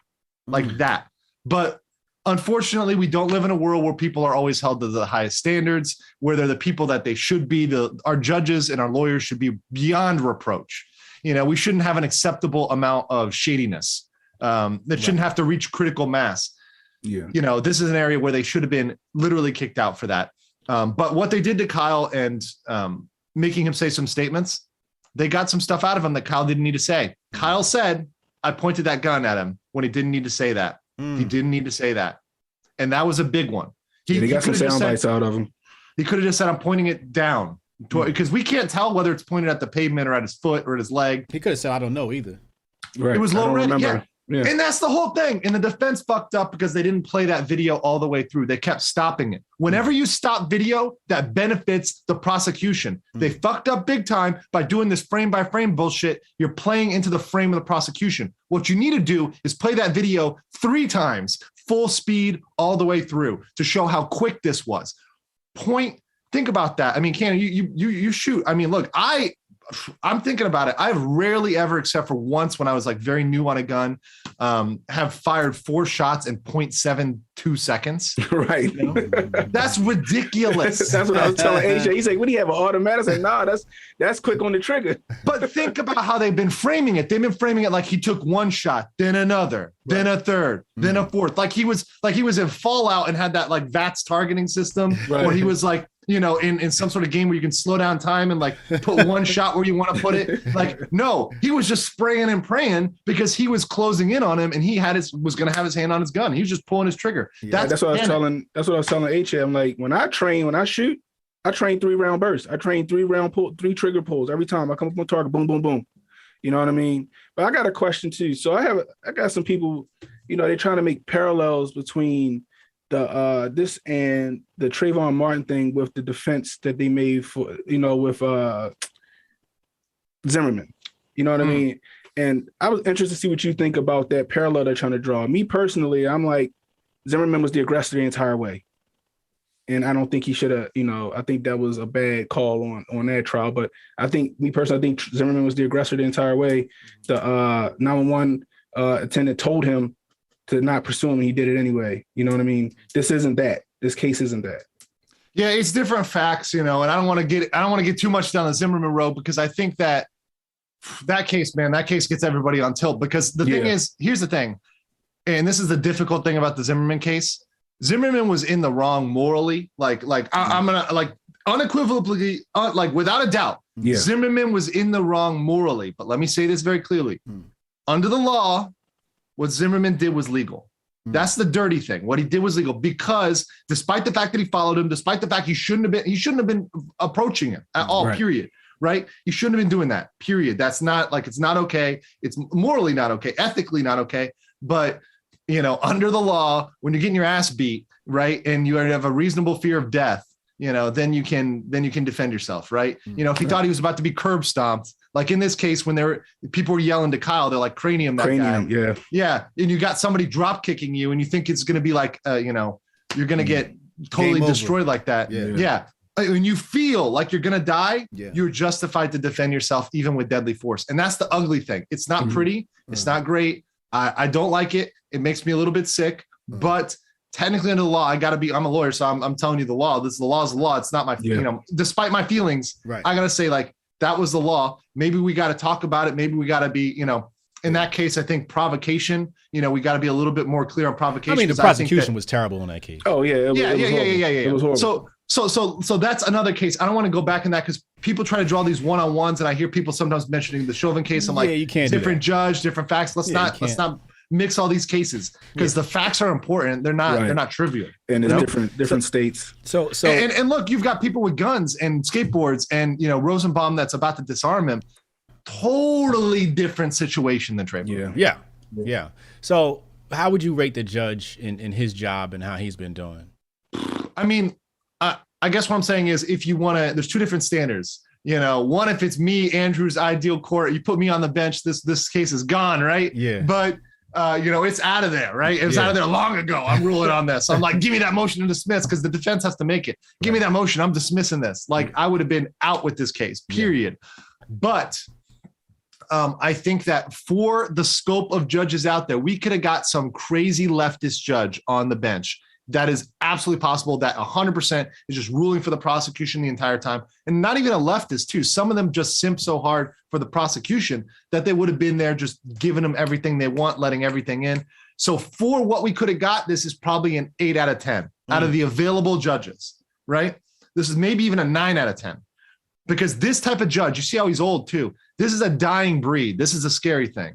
This is a dying breed. People like this guy are very, very rare and they're going to be going away. And you're going to increasingly get these people that were coming out of law school. I mean, some of them are my age and they're just total shills for whatever the administration wants to do, whatever the prosecution wants to do, whatever juice Biden wants to juice you with, you know, and whatever crazy draconian laws they want to enforce. Right. So that unfortunately, that's a lot of judges out there. So we got to take that in perspective, but he hasn't been perfect. He should have dismissed this. He was booming on the video technology. His ruling on the video, allowing it in, was insane. I don't think that was. I don't agree with that at all. That those pixels and the low definition version had the same amount of bytes as like original Mario. I mean, this is ridiculous. And I don't know if you guys know about it, but that the whole blowing up the image and adding pixels. I mean, the conversation was absolutely, the defense was right about it. And they were absolutely off base, because you can see how literally, if you look at the high quality video, how some of those pixels are completely made up. Some of them are from the mirror. Some of them are not what they think they are. And Kyle, it turns out, was actually holding the gun in the other hand, not the hand that they claim he was holding in it. So it's all, and not pointing at the Zeminskis at all. So the whole provocation argument thrown out. So the fact that he had to get up there and view it at that point, when he's confused, he needs to not allow that. So, because you're just going to lead to jury confusion, and that's something the judge is supposed to care about.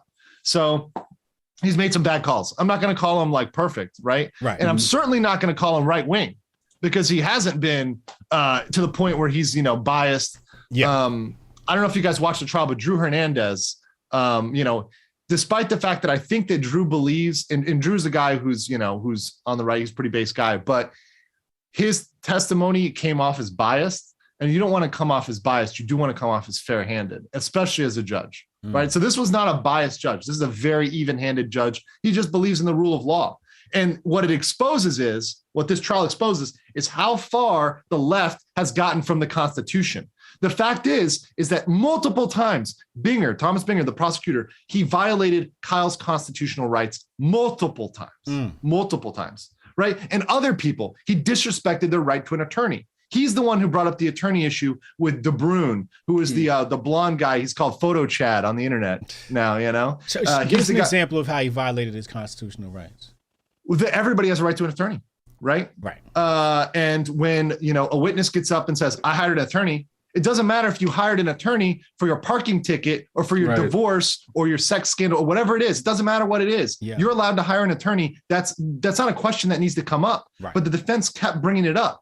And of course, when the prosecution kept bringing it up, the defense brought it up once. And the funny thing is, the prosecution responded with the defense's response, which is that's irrelevant. And it's like, motherfuckers, do you not see the hypocrisy? Like there's 100% hypocrisy here.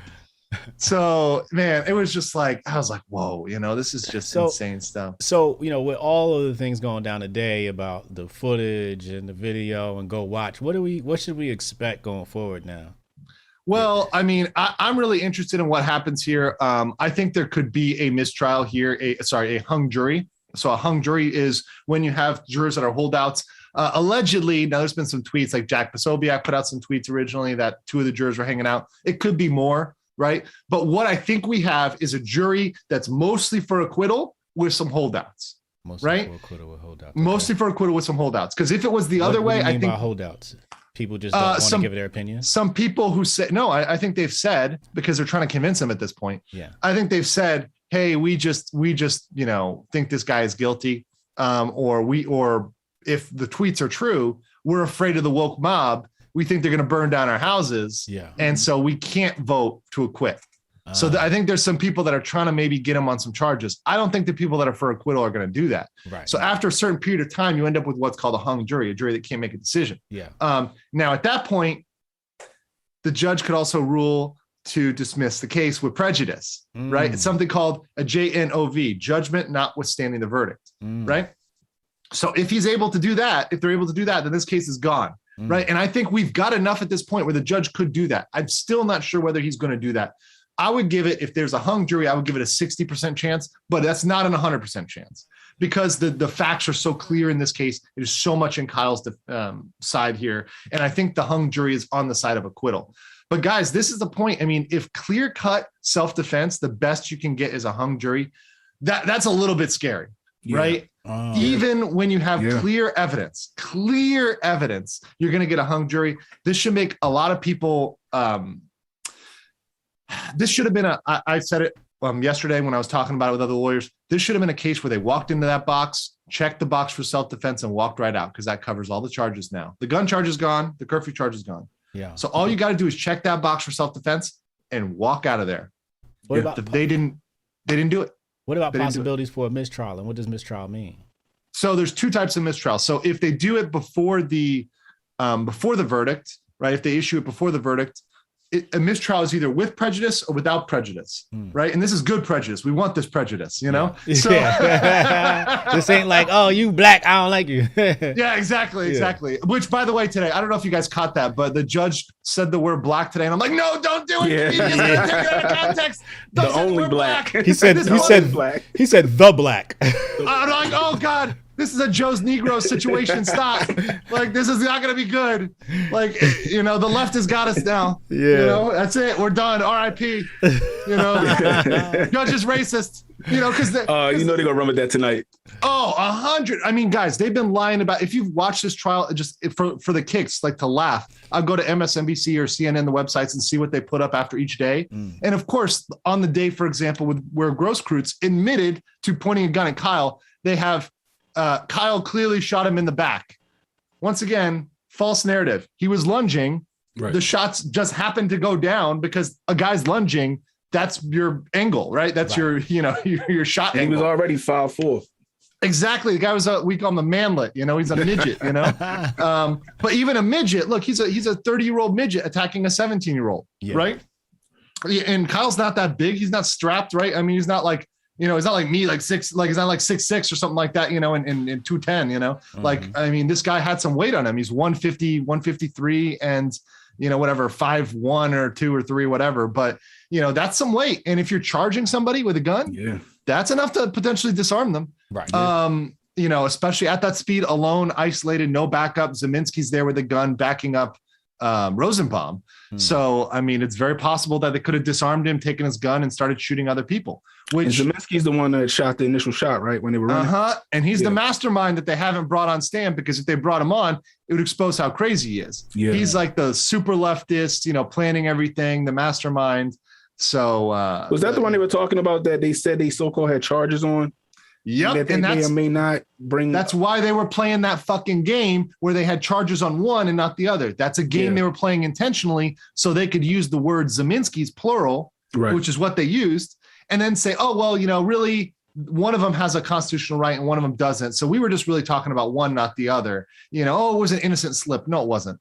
You know, you're lying guy. So it was that was intentional, but the Zeminskis were the ones that were behind it. They should have been in this trial. They should have been on the stand. They were material to all this. Why are you firing a gun? I think it's because you set up an ambush for Kyle. I think you were trying to get him. I think this was a plan. So it might not have been Kyle. It might have been anybody with a gun that was trying to protect property that night.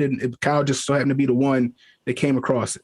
He was like the, you know, it's like the herd, right? You know, they separate one from the herd and they're trying to pick them off because these guys are like jackals or hyenas, you know, they're just going to lunge on the first person they see. And Kyle got separated because his friend, you know, the gravy seal, I call him like, you know, Bulge, you know, even though his name is Belch. All right. But, you know, he went off to get a snack. He went off to get a snack. We got the judge coming back. Judge back. You got the stream. Let me pull the stream up. Yeah, let me pull up the thing. The material requested in note number 5, I think, and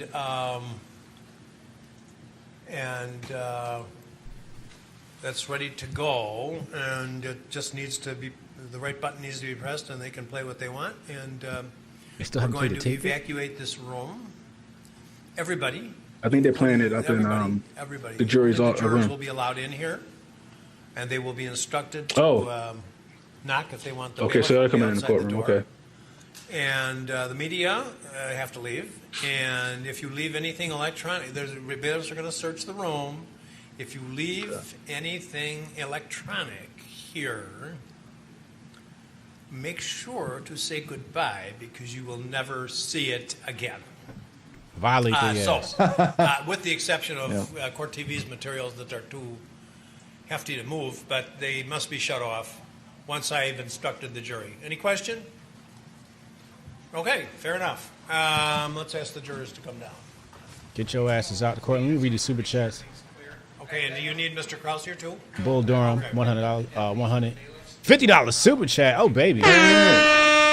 He said, I wonder if the prosecution wanted to purposely do stupid stuff to get it thrown out, to take heat off of their department, just washing their hands of it in the public eye because Kyle's innocence was so apparent, but the public ire had to try it. What do you think about that? I think that's... Say one more time, sorry. The public ire? He said, I wonder if the prosecution wanted to purposely do stupid stuff to get it thrown out, to take heat off their department. Oh, so I didn't finish explaining mistrial. So there's a possible strategy that they were going for a mistrial, but a mistrial without prejudice. Right. So with prejudice means it's thrown out and they can't bring it back. Without prejudice means they can bring everything back and get a second bite of the apple. And I think they screwed up so much that they actually would want that at this point, because they would be able to coach their witnesses, avoid giving that bad testimony next time, bring some extra evidence, yada, yada. I think the defense could be better as well. But I think that at this point, the prosecution would love to have another bite at this apple, because I think they would get it on the second time. They might get it on the second time. So I think at this point, they're doing so bad that they're actually hoping for a do-over. Oh, wow. Invisible Man, $2. He said, looks like I'm in the wrong racket. Build your ham. I'm not sure how to say it. Bull Durham. There is a risk reward for the case law perspective. This is going to be very short. I'm just going to tell them what's going to happen. And Rando admin. Then the minute random admin $5 super chat. He said, how do you guys think all the states would be split on this case? Cameron Erlin, $20 super chat. Appreciate you. He said, I hope people know Pandora's box is about to be opened with this verdict. So when Antifa burns down your city, defending it will have criminal consequences. Oh, wow. All for a pound of flesh for the masses. Shaking my damn head. Oh, man. Yeah. While we're waiting for this situation to happen, Ahmaud Arbery. Yeah. Oh, yeah. That is a whole separate thing. I'm going to be covering that. I started covering that, actually. I was covering both. But Rittenhouse this was so much that I had to deep dive into Rittenhouse and grift on that. Yeah. Because, the Arbery is a totally separate. And by the way, Arbery, that shit's flipping from these guys are racist, chasing them down in their F-150 to now the story is completely, they can't even say the word jogging because it's been proven in court, according to the court, he wasn't jogging. Man. And you got this narrative, and you got the fact that the police told them to arm themselves and go out, right? So the police instructed them to go do that, right? Wow. Now, I haven't been watching that one day to day because I'm focused on Rittenhouse. I've been deep dive on this because, frankly, in the long term, Rittenhouse is more important for the 2A. It's more important for our rights. Right. But Arbery, that's got all the juice, right? You got Jesse Jackson, you got the professional grifters in there, So what happened with the Jesse Jackson thing? Oh my! See, I didn't watch it, but what I've been told is there was this quote about we got too many black pastors up in here. Right, I heard that. Some white pastors. I'm like, oh shit, oh man, oh man, you guys just screwed yourselves. But Jesse Jackson kept taking off his mask in court, and they were yelling at him, but he was taking off his mask to show he was there and get the media clips, right? Yeah. So he was dropping it. But they've been going hard on this one for Arbery. But the fact of the matter is, Arbery was there repeatedly. He was casing the joint. He likely, although it's not proven, was likely the person who took stuff from their dock, was stealing stuff from the community, right? Likely, right? We haven't proven it, but look, we're looking at the facts. We're saying what's most likely. And these people were chasing down somebody that had been, burglarizing their community, repeatedly, right? Mm-hmm. You have him on video. It's clearly him. It's not even in dispute that it was him. He's walking around their dock without a shirt on, and sort of, it's like, why do you, the whole question is, why do you like that? What are you doing on the dock the middle of the night, no shirt on? These are good questions. These are questions for the jury, and all you need is reasonable doubt, right? Because the burden is on the prosecution. So all you need is reasonable doubt. So is there reasonable doubt? I think it's building in this case. Now, the Arbery case is a little different because I will say one thing, and this goes against the Michaels. So I will say they were probably wrong, and I haven't paid attention, but is their positioning when he was fleeing. Exactly. Here's the big thing where I think they may be guilty, and I'm going to straight up say, I'm not. This is why this is a complicated case. And what's going to happen is, and hold on, I hear the judge, so let me listen to him, and I'll finish on this. all you have to do is press the judge is speaking on. Sounds like he's giving them instructions. He's telling them that everything's queued up. They just got to press the button and that's it. So everyone else is going to leave. They're just going to press the button and that's it. I think the bailiffs may be there, but I think that's it. You'll have complete freedom of privacy because we're all going to be out of here, and We've already done a check to make sure there aren't any kind of devices that would pick anything up. Then when you're done, there'll be a bailiff outside this door, and just knock and advise the bailiff that the bailiff won't even be there. They can do whatever. Return to the jury room. Any questions? Both screens. I believe that's the one. It's going to be that one. Okay. Any question? Yeah, ma'am. That's Court right. TV? It's got to be completely confidential. Yes, they are. I permitted them to stay in here while I did this explanation to you, and then we're going to leave, and they're concerned about the TV. They just asked a question about the TV. Okay, no sitting in my chair. Yeah, so they're concerned. All right, anything else? Yeah. And it was a woman, too. What's that? Oh, yeah, this is a majority women panel. Good question. All right. We'll see you whenever you're. What happened? She was saying, how would you know that they leave? And you know, like she's worried about the cameras, like really worried about the cameras. Yeah. So that gives you a little tell right there that they are really sweating the media right now. Yeah. Oh my God. There was some rumor that somebody tried to get pictures of them, right? No, yeah. And what was it? It was supposed to be George Floyd's cousin, right? Yeah. That was the thing. Right. Yeah. So talk about crossing state lines to commit crimes. I mean, shit. I mean, and by the way, I love how all the lamestream media, all these guys, had to make some retractions about that state lines thing. The Young Turks, I don't know if you saw that, but they did a retraction on the state lines thing. And they've been saying that since the beginning. Oh, he crossed state lines. It's like, nope, he didn't. The gun was given to him in Wisconsin, completely legally, right? There's no transfer across state lines. So this whole thing is bunk.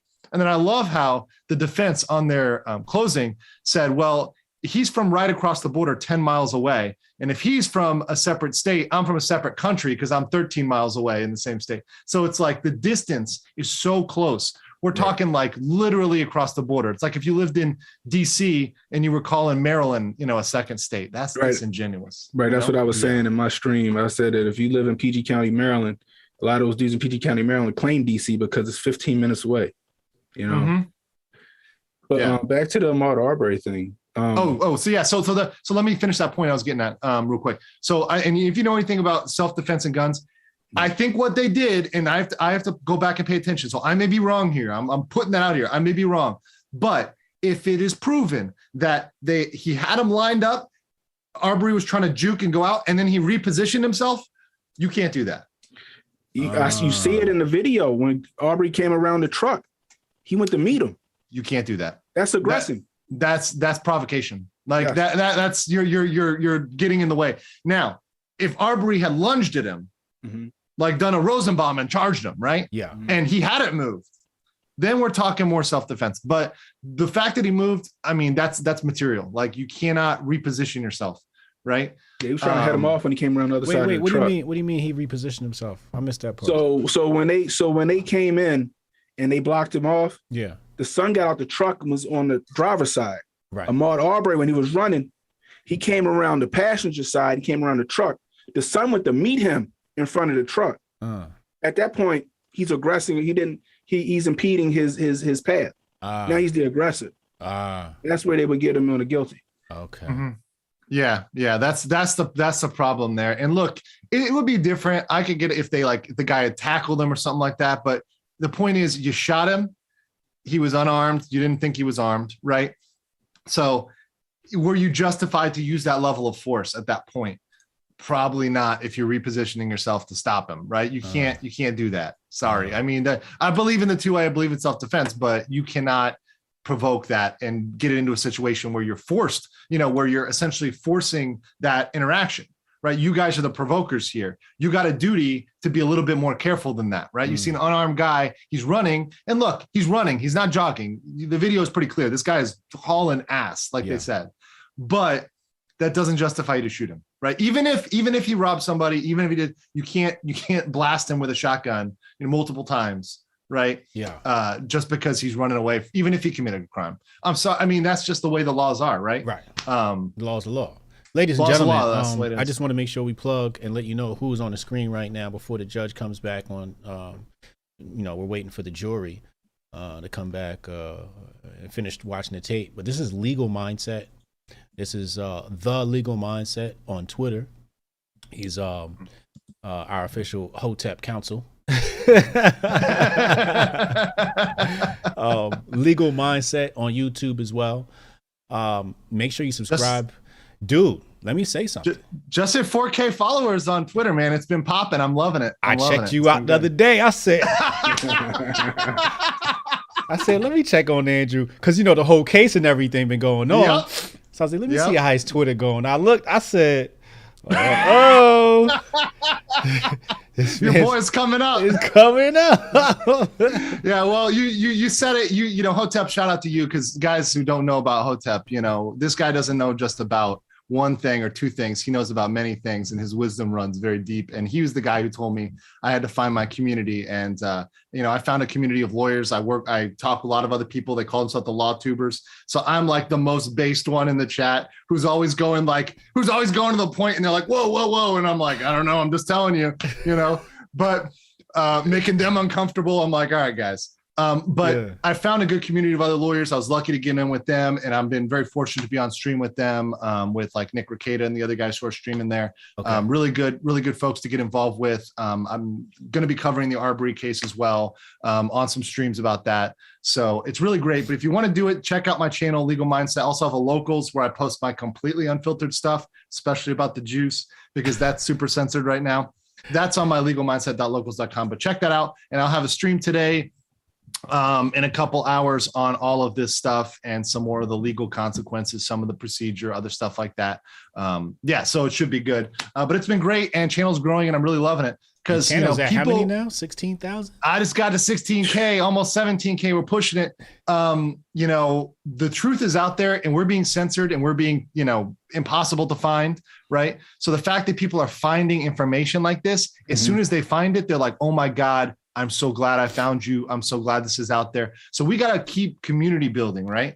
And you guys are great about Hoteps, and are some of the best about community building, right? Thank you. You guys got your conventions, you got your you got your community, and you guys are strong. And that's the type of communities we need to build, is people who are willing to stand up, fight, and stand together, and have a cohesive message. Because y'all, I mean, Hotep, you guys have always had a cohesive message that everybody is behind on at least a basic level. Right. You got your different, you know, flavors and variations. Yeah, but you got your fundamental beliefs, and you need to be able to come together with people who can have a conversation on fundamental beliefs. That's why the right and the left can't even talk, because we fundamentally don't believe in the same things. Right.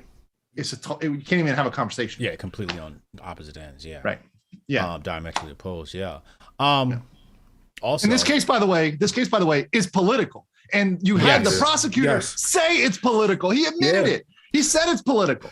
So it's like, holy shit, you have a prosecutor saying that this is a political case. It's like, he's thinking that, and he's looking at not just this case, he's looking at his career. He may be Thomas Binger, maybe your newest commentator on CNN or MSNBC or some of the liberal network, because he may get disbarred shit. He may get, voted out. I mean, I think people are not going to like him after this. What are some of the implications of the fact that the case has become political?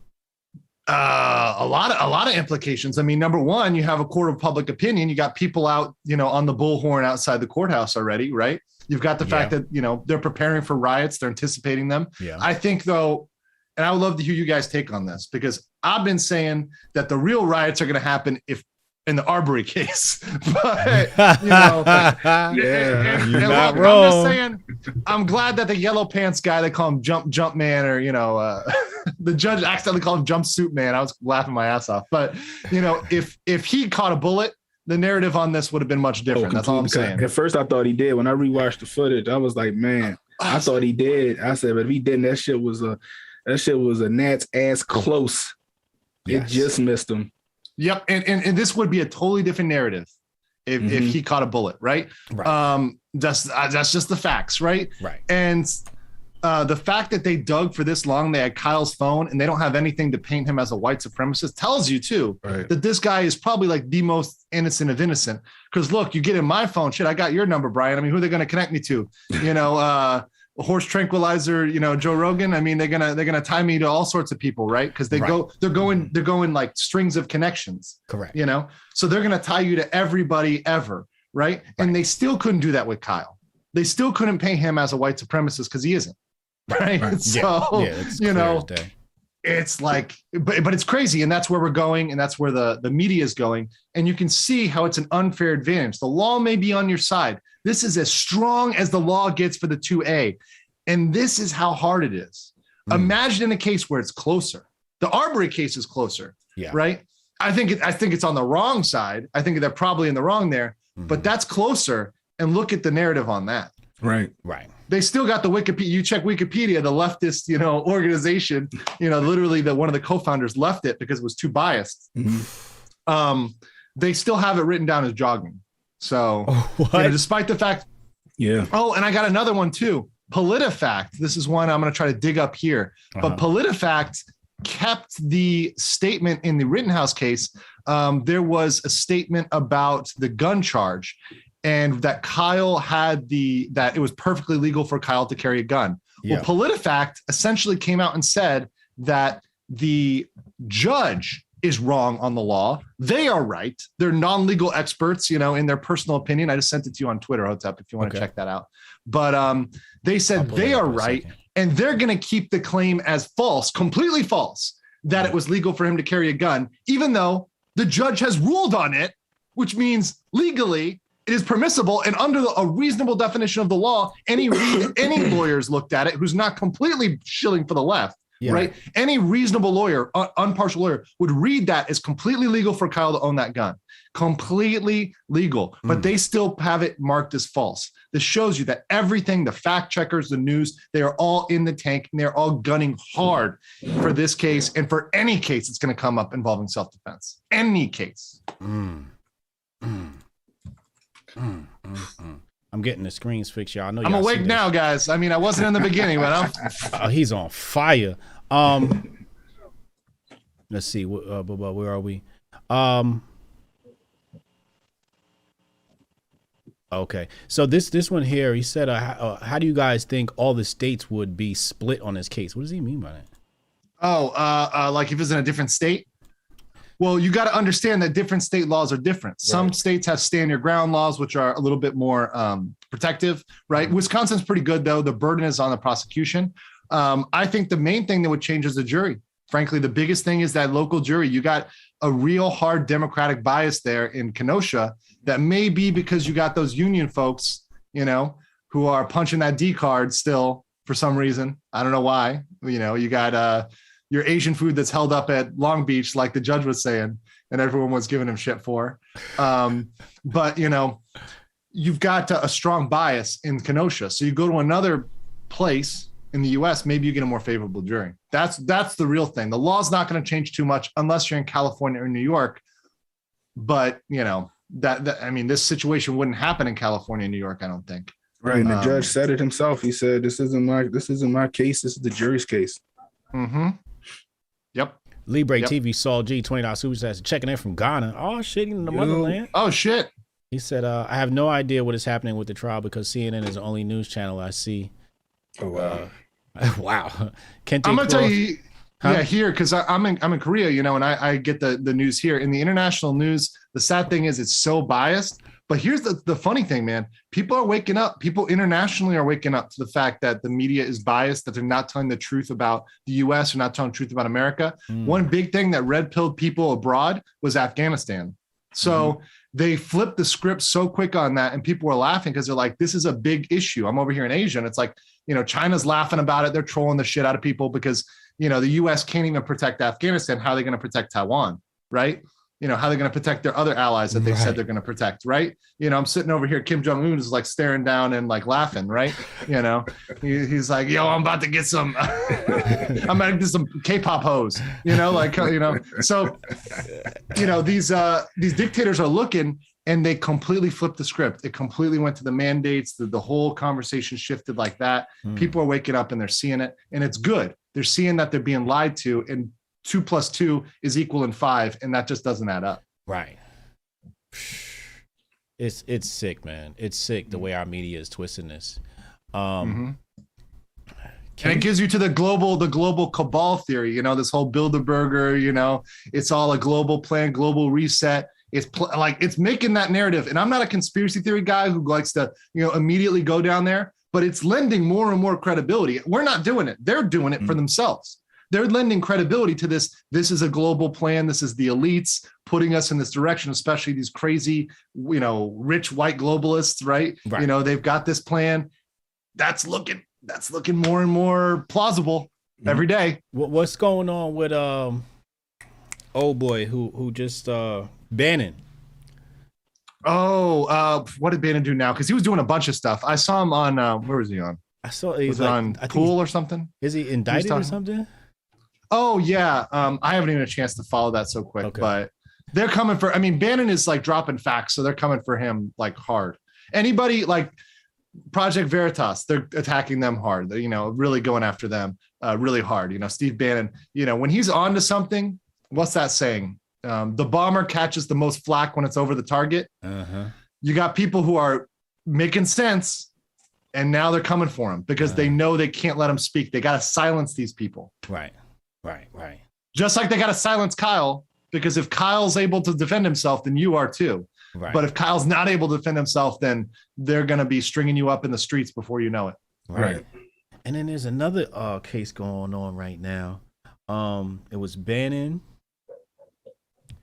I know Jelaine, they not talking about that. Oh, hell no. That's been buried. It's another case. Let's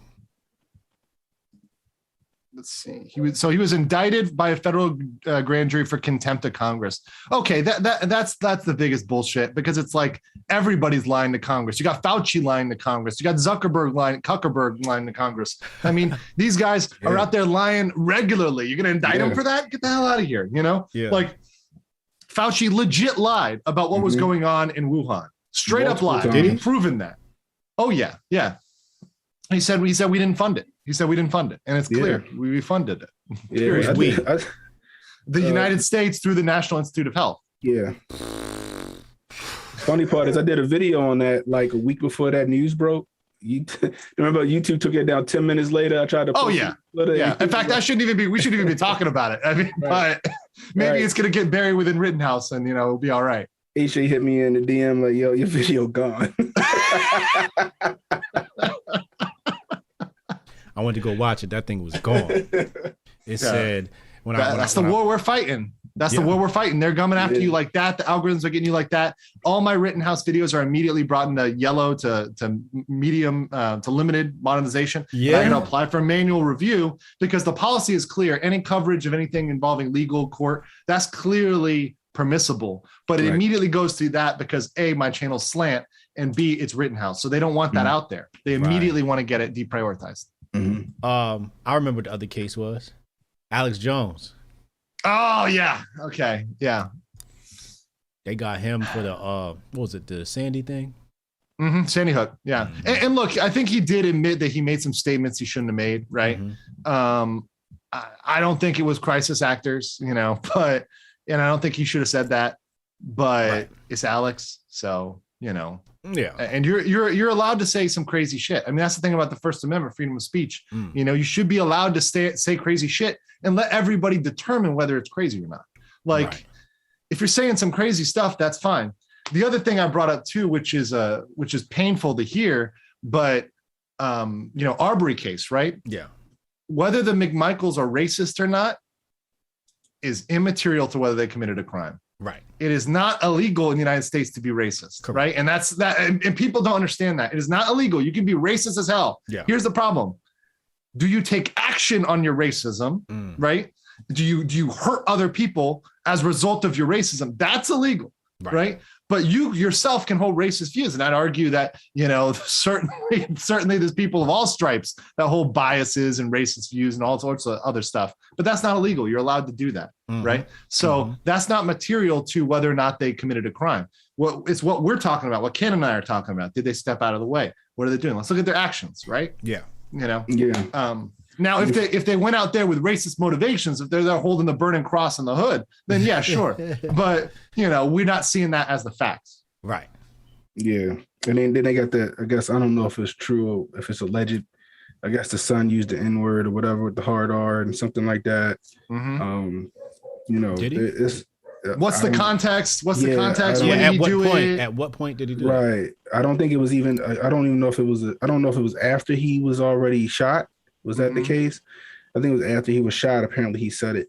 I haven't seen any footage of it, but that's what's being alleged. Does that, is it, what we call, because there's a difference. It's like dropping the F-bomb.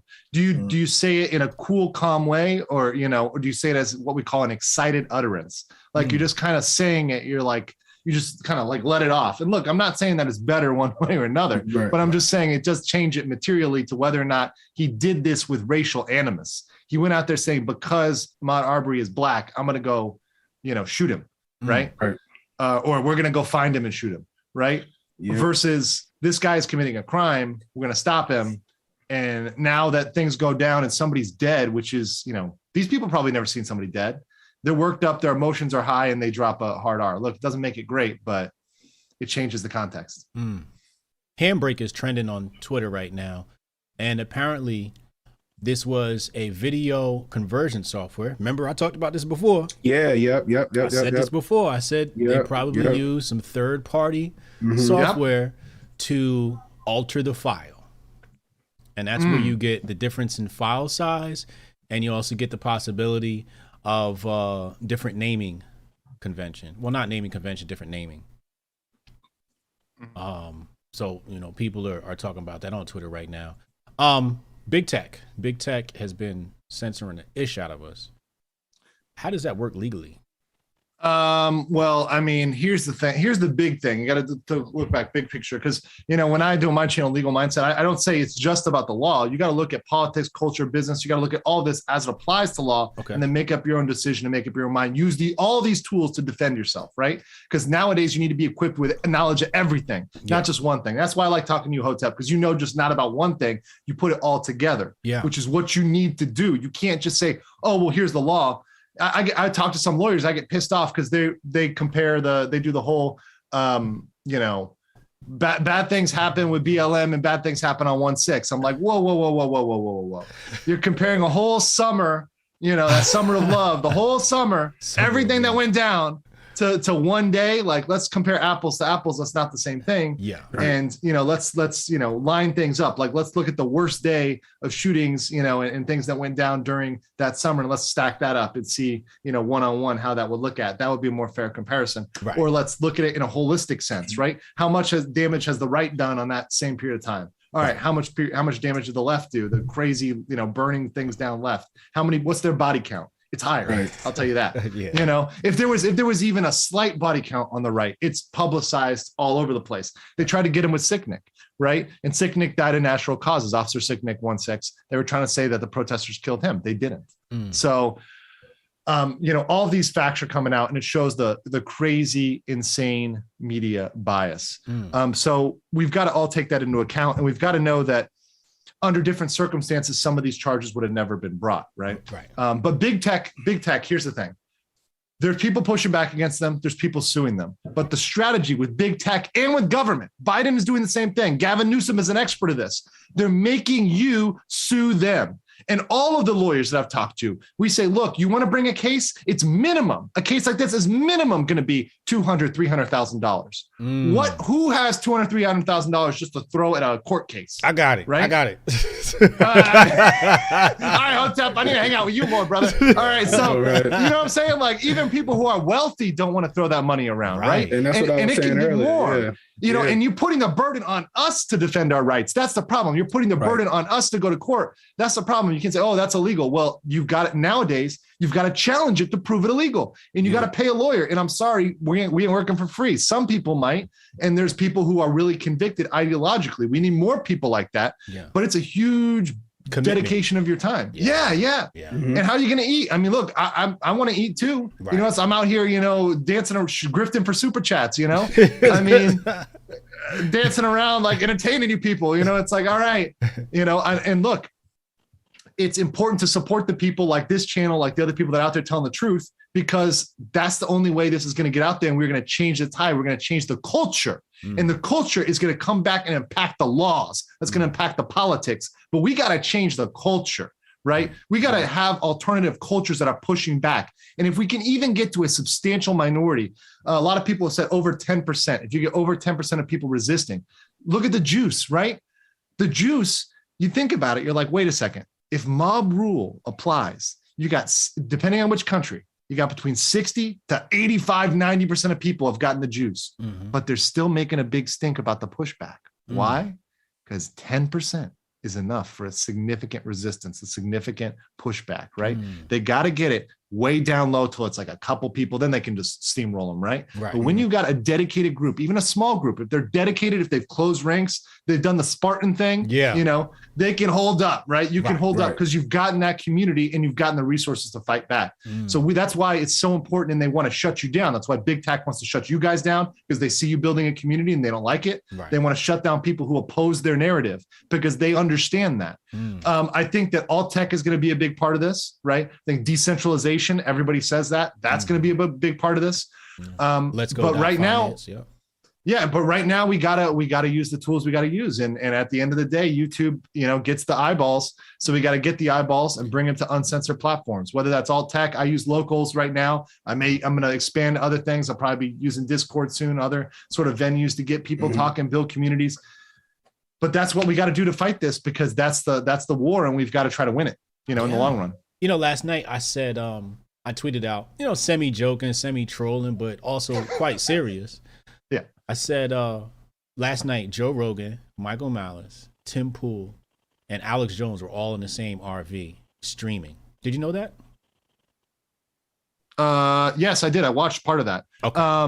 I watched that was crazy, by the way. And you know, to see, and Tim Pool brought it up, was that Alex has come. Oh, and so it's actually Drew, Michael, Alex, Joe, Blair White, Ian, Luke, Tim, right? So that was a giant group, and you know, you had so many influential people, and I think even 3 years ago, you wouldn't have got all those people to agree and be in the same room, right? But nowadays they have gone so crazy that more and more people are joining this alliance. That's like the opposition. That's like, yo, we're just saying this needs to like pump the brakes on this, because I don't think you could get those same people in a room. In fact, Tim said that you know, Joe's changed a lot, right, from 10 years ago. Yeah. You know, and I agree with that. You can see it the way he talks, right? Because it's happened to him. He's been canceled. He's been targeted, right? They've called him the horse dewormer shit. Lied on him, straight lied on him. And bro, bless him for getting Sanjay, man. He just executed Sanjay. Yeah. He did not let up. If that was MMA, he was not letting him off the mat. Because they were coming after him. It was personal now, you know? Personal, Yeah, and it's just you're straight up lying. You're making it sound like this is something that's not used. It's literally a drug that's common. You know, it's a acceptable drug, especially in Africa, to treat, you know, river blindness, right? You know, it's a very acceptable drug. I don't even want to say the name because I think the name triggers the algo. Right. So obviously, but that's how far we go. That's how far we've gone right now. Is that just saying a name of something that's an acceptable drug in most of the world makes you a crazy conspiracy theorist, Yahtzee, not yada yada. Now the new fight is going to be on natural immunity. Also, we still have the fight over monoclonal antibodies. You got the footage where somebody was denied because they're white. Yeah, I saw that. So it's like which is crazy. So here's what I said last night, right? I said, sorry. No, it's all good. No, I love it. I love it. Man, you get me going. Like, because these things, this is the point. We started talking about Rittenhouse, and I'm talking about Vax. But the point is, these are all connected. Yes. And you got to start seeing the dots. Everything is connected, right? These are all a string and an agenda. Right. Right. So I said, Joe Rogan, Michael Mallis, Alex Jones, Tim Pool, the 4 greatest white men in America right now, right? Now I'm going to ask you, who are your top 3 or 4 white men in America? But let me tell you why I chose them. They have the most reach out of anybody, right? So without them, how do we even reach the masses? How do we even start to galvanize the community to build that 10% you were talking about? Right. Tim Pool doing crazy numbers. Alex Jones, we already know about Alex Jones, been doing this for years. Joe Rogan, crazy numbers. These are all people also. Michael Mallis discovered me, first of all. You know, Sonny Johnson, I would give her credit being the first, but Michael Mallis was the first one to put me like in studio on camera, right? He discovered me. Alex Jones put me on several times, gave me a whole hour segment. Joe Rogan put me on. And Tim Pool. These are all people who gave me a platform. So to me, these are my heroes. Because the left won't give me no voice. Fox, I just started to get that. I apologize the other day on stream. So I got, I've been on Fox twice in the past week. So I don't want to say nothing now. Hold on. Let me say one thing. Okay. And let me say, this is going to be positive about Fox, but they're kind of learning because they're seeing their numbers drop and they're saying our old Rhino game is not going to work. We got to move from that Rhino game to the new right, which is like not even the right. It's this coalition. So you've got to number one, expand your views. And you've got to, in a way, you've got to start allowing these people who are having unscripted content, because the people that are doing well are like Tucker and Gutfeld, who are doing well because they're more unscripted, right? They're doing better. And you're seeing why, for example, the stream I was on with Rakeda, there's a reason why we were out doing, he just got one of his videos to 1 million views. It had 100K. Tim Pool's been retweeting that and, putting that stream out there, because people want comedy. They want unfiltered takes. They want people who are honest. And you're not getting that with your legal commentators on CNN, on MSNBC, and even on Fox. Yeah. Fox's panels are not always really good. So they can improve by bringing on people that are more like you. And they're just testing it out, right? Okay. They're bringing on people like you, like Tim, like people who are a little bit more on the edge, because they want to see how the ratings go and they want to see how it happens. But when it's validated, when they're seeing what we're seeing on YouTube, then we're starting to get the change, right? Okay. Daily Wire, when they start putting out movies and those do crazy well, because people are out there to support Gina Carano, and the fact that she got canceled, I'll go see your movie just to support them, right? As a political message. I'll go do it as a political statement. Yeah. When people see the numbers, it's going to be undeniable. Undeniable. And that's what they're afraid of. Big tech is sweating it. I mean, even big corporations like Disney sweat it, because they know that when they put out stuff that's not SJW, infused, it's wildly successful, like The Mandalorian. But when they put out stuff like the main Star Wars series, right, that's super woke, super SJW, it tanks. Yeah. And they try to hide the ball, but you can't, because the facts are the facts. And in the world that we live in, that you and I, Cannon, we all live in, we care about facts more, right? We're not caring about their, subjective feelings about how, it may make them feel bad, or they don't like it makes them uncomfortable, right? But the truth is uncomfortable sometimes. Absolutely. You still got to hear it. Yeah. I'm going to read these super chats. Then we're going to get your top 3 to 4. White people. Yeah, white men specifically. The patriarchy. Okay, I got you. Patriarchy. Yeah, the patriarchy. Cassius Cam, $2 super chat. He said, I'm in the only 2A sanctuary county in CA. Shout out to Cassius Cam. Chad Lemoyne, $1 super chat. He said, just don't forget the little people, big timers. Shout out to Chad. I never do, man. When I'm coming up, I'm always thinking about the people that put me on, and I'm always willing to come on and have those conversations with everybody. I don't ever think, I don't think if I got big, I would be any different in terms of who I would talk to, or the conversations I would have with small creators, large creators. As long as they have a message that I align with and that we can have a conversation, I'm willing to talk, and you're the same way, which is why I respect that.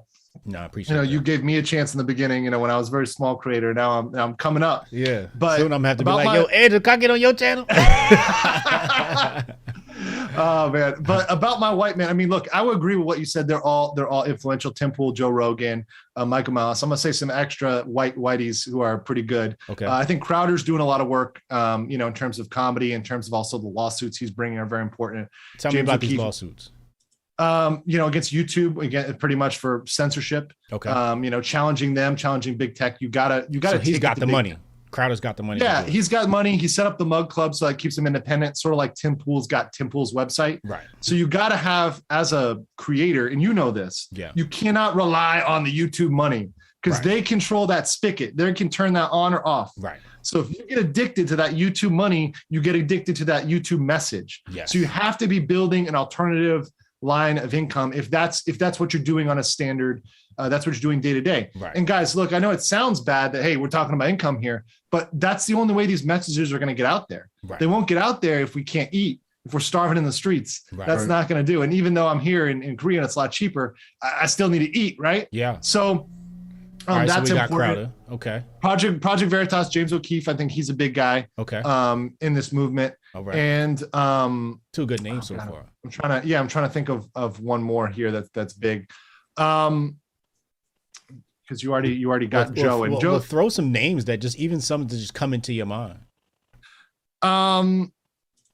I'm blanking right here right now, because the thing is that there's so many people out there, so many good people to follow. Oh, for example, for me, it was like, I our mutual friend Rolo, I think people are learning the truths about sexual dynamics, about men and women. You've always been so upfront about it. I think that's very important. And people are realizing this whole sexual dynamics thing, this goes into families. This goes against the war against families. This goes against the destruction of the family. Right. You talk about destruction of the black family, right? Yeah. You get people, that's a big topic right now. Mm-hmm. And that's what's coming for everybody in America, is the destruction of the family, this next generation, the people that are being brought up by these social justice warriors. How crazy are they going to be? Right. That is huge. And people are waking up to it. TikTok is exposing it, right? It's getting exposed and put in people's faces. Right. And in a way, it's waking up the younger people, because they're seeing it and they're seeing what's going on. So the whole sexual dynamics, the whole male and female energy, the fact there is a difference, you can feel it. It's not just something that is made up or constructed. There's an actual difference between the genders, and it's a good thing. Right. And that's a big thing for the future. Dave Smith. So I think Dave Smith, yeah, that's good.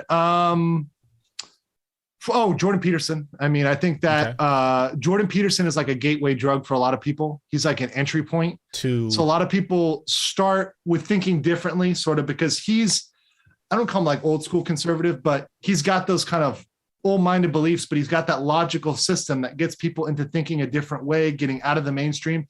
I even remember listening to some Jordan Peterson on YouTube, and then that kind of leads you off into more divergent thinking. Right. Into opening up your mind, because all it takes is that first step to open someone's mind. Right. And then you go and you expand on these concepts, and you change the way you think. I no longer agree with Jordan Peterson on a lot of things, right, but he did open some doors for me mentally in terms of how I conceptualize some things. So I think he's definitely an influential, one of my Caucasian brothers. David Icke, somebody said. James Lindsay. James Lindsay, yeah. I mean, I don't think about him personally as much, but I can see that argument. I can see the argument for James Lindsay. Who is James Lindsay? What does he do? He is, he's obviously like an influential guy, but he's more of like a mathematician. Okay. He's a cultural critic. He's an author. I'm trying to remember if I know. Cynical Theories is his book. Cynical Theories. I had to look it up. Interesting. He's pretty influential. Some people might like Brett Weinstein, the other kind of dark, what do they call it? Intellectual dark web. The people who are associated with, Joe Rogan, Dave Rubin, folks like that. So, I mean, for people individually, perhaps those people are big. But I think if we think about the online war against big tech, I think people like Joe Rogan, Tim Pool, Michael Mallis is coming up. I don't know whether I would put him in my top 3, but I think he's definitely coming up. Yeah, he doesn't have that reach yet like those other guys. I think Crowder outreaches him, which is why I think I put Crowder above him. Yeah. And also, I think there's something to humor, because we're seeing the left have this war against humor. Right. They can't have fun. Right. That's why people like the right, because at least we got memes, we got jokes, like, we're here laughing, we're having fun. People don't want to be stiff like SJW robots. Nobody wants to live in that world, Yeah, I think Mallis is probably the smartest one out of that bunch. Yeah, he's more of the mildly autistic, as he is self-admits.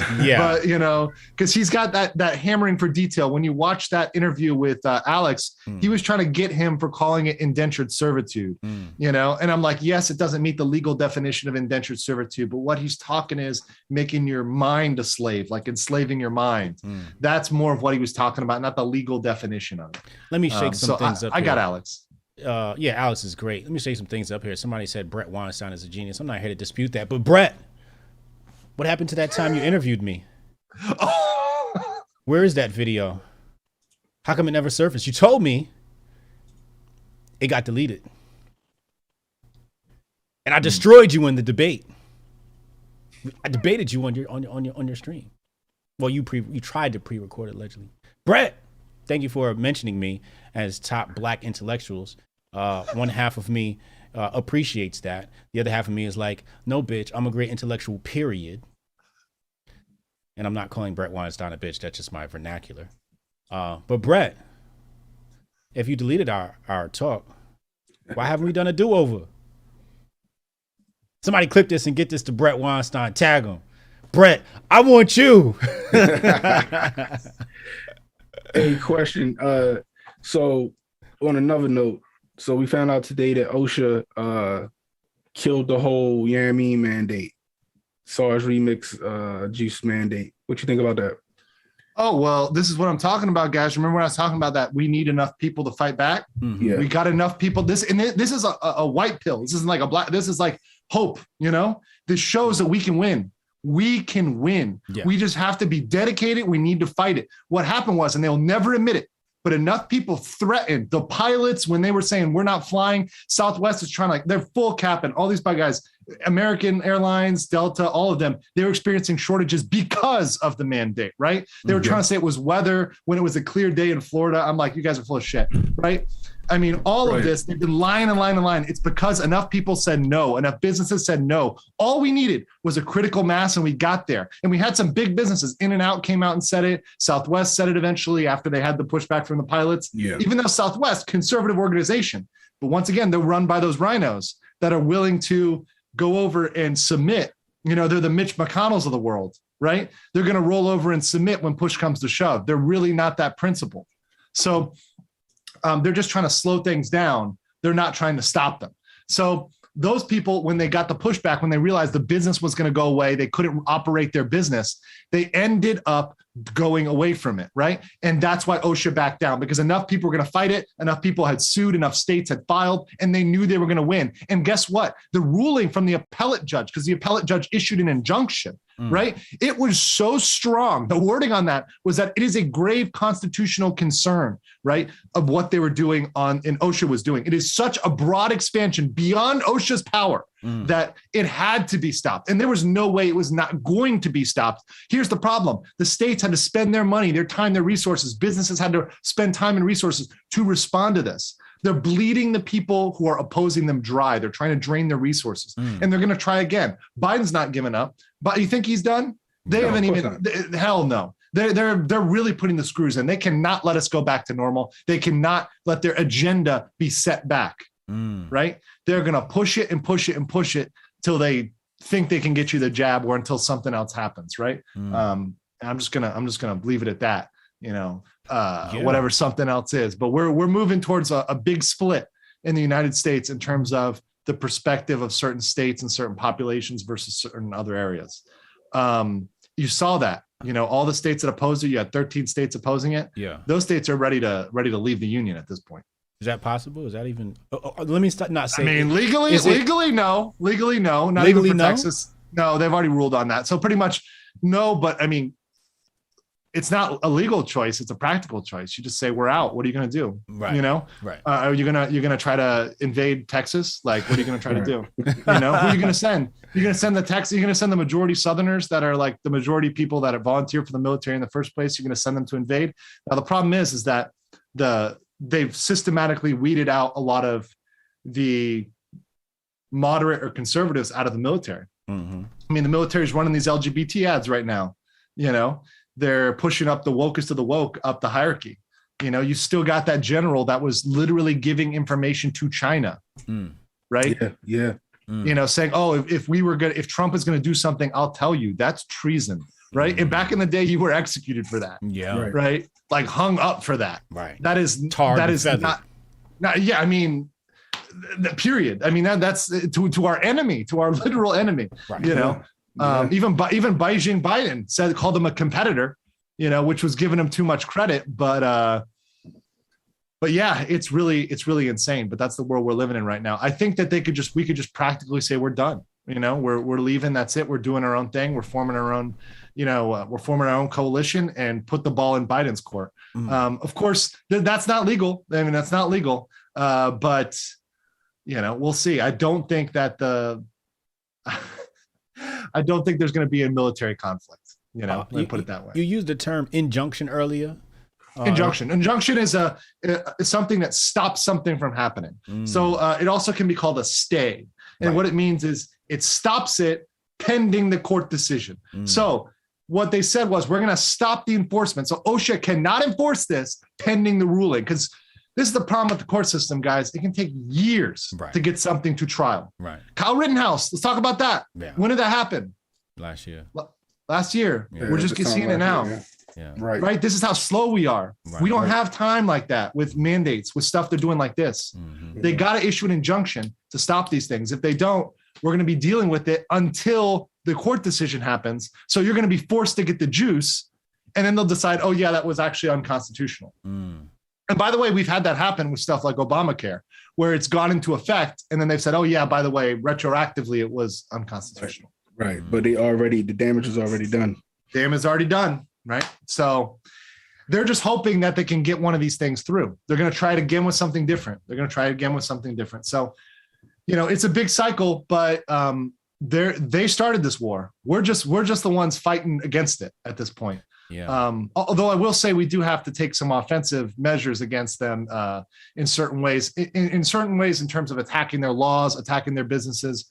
I think that a lot of people disagree with DeSantis for saying that you can't have a mask mandate, right? That's a little bit more offensive, right? Saying that we're going against it, but it's putting the ball in their court now. Now they got to challenge it. Let's make them spend some money to challenge it, even if it's like that. Let's push back a little bit. I think we need to do a little bit more on the offense to make them feel some of this heat. That makes sense. Yeah. Man of $5 super chat said corporate media is old head. It's like watching a movie versus a series or a book versus a video game. Right. Chad Lemoyne, Marcus and Chad are pretty cool. Marcus and Chad are pretty solid on Aquarian Anarchy. Nico isn't white, but he's a solid dude. Grifton season. He's trying to get his plug. Make sure y'all go subscribe to Aquarian Anarchy on here. Make sure you go support the homies over there. Those are our podcast cousins. Nazir said, damn, 6 hours, y'all some tanks. 7 hours. Yeah, I've been doing 10-hour streams, not sleeping. I mean, it's really yeah, man. Because I stay up all night. That's why. So tonight I actually blacked out because I was so sleep deprived. So I have a job here too. So I'll literally get off my job at like 10 p.m. Yeah. Get on a stream at 11. Stream till 8 a.m. in the morning on their stream. Go on my stream for an hour. Sleep for like maybe 1 or 2 hours. Then go into my job here. And then so it's just like no sleep. So today I was like, man, this jury deliberation, I'm going to wake up and rant about it one way or another. And you just happen to be the guy who woke me up with a text message. So I'm like, all right, Hotep's got me tonight. I'm talking with these white lawyers, I mean, I'm done with them. Somebody said earlier, they said, oh, I'm going to go watch the legal channel. We got legal in the building. Hold up. Legal mindset, y'all. Huh? Don't ever discount the Hoteps. We always got a secret weapon somewhere. And thank God for legal mindset, damn it. Thank God for Thomas for hooking that up. Yeah, shout out to Thomas, man. He's been growing too. So, and anybody who connects with you, I mean, they just end up growing because you end up helping them out, holistically. Yeah. So yeah. Shout out to that. That's why I say it's about the community. And that's what I like about you guys is you're good at building that community because the community reinforces itself. It re-strengthens itself. When you bring each other up, you back each other up. Yes. Right? Power in numbers. That's in my book. Another plug, Dominate Twitter. Go get yourself a copy of Dominate Twitter. It is the vanguard guide to marketing and branding written by yours truly. Your favorite grifter, your favorite influencer, your favorite TV personality has a copy. How do I know? Because I seen an email address in my purchases. Go get yourself a copy. I ran a sale this Monday. I don't know when the next sale is going to be. It's only $49, but it's going to change your life. But yeah, in that book, I talk about you want to have strength, build a community. Build a community. That's where the strength is. People always say, oh, Hotep Jesus, oh, you're so great. Da, da, da. I'm like, y'all don't see the play. It's not me. I'm just part of the puzzle. It's Cannon. It's Ump. It's Cassius. It's Hotep T-Rex. It's Andrew. Hotep Legal Mindset. Add a Hotep to my name just to grift harder. Word. It's a family. And strength in numbers, man, because you're not going to beat this beast. This beast, again, when we talk about the beast, right, or the powers that be, what do people always say? Oh, it's 13 families. There's even a book that says the 60 families that, run the world or whatever. Mm-hmm. So if the people in power are practicing family power, what do you think you should be doing? There's some people out here like to, play lone wolf. There's no such thing as a lone wolf. Wolves hunting packs. What are you doing? Yep. It's ridiculous. Yeah, you're right about that. I mean, no, you're right. I mean, you can't because in this environment, you're going to be overwhelmed. Right. I mean, they have too much against you, and unless you, because here's the thing, when we see our streams getting pulled down on YouTube, you know what always gets them back up?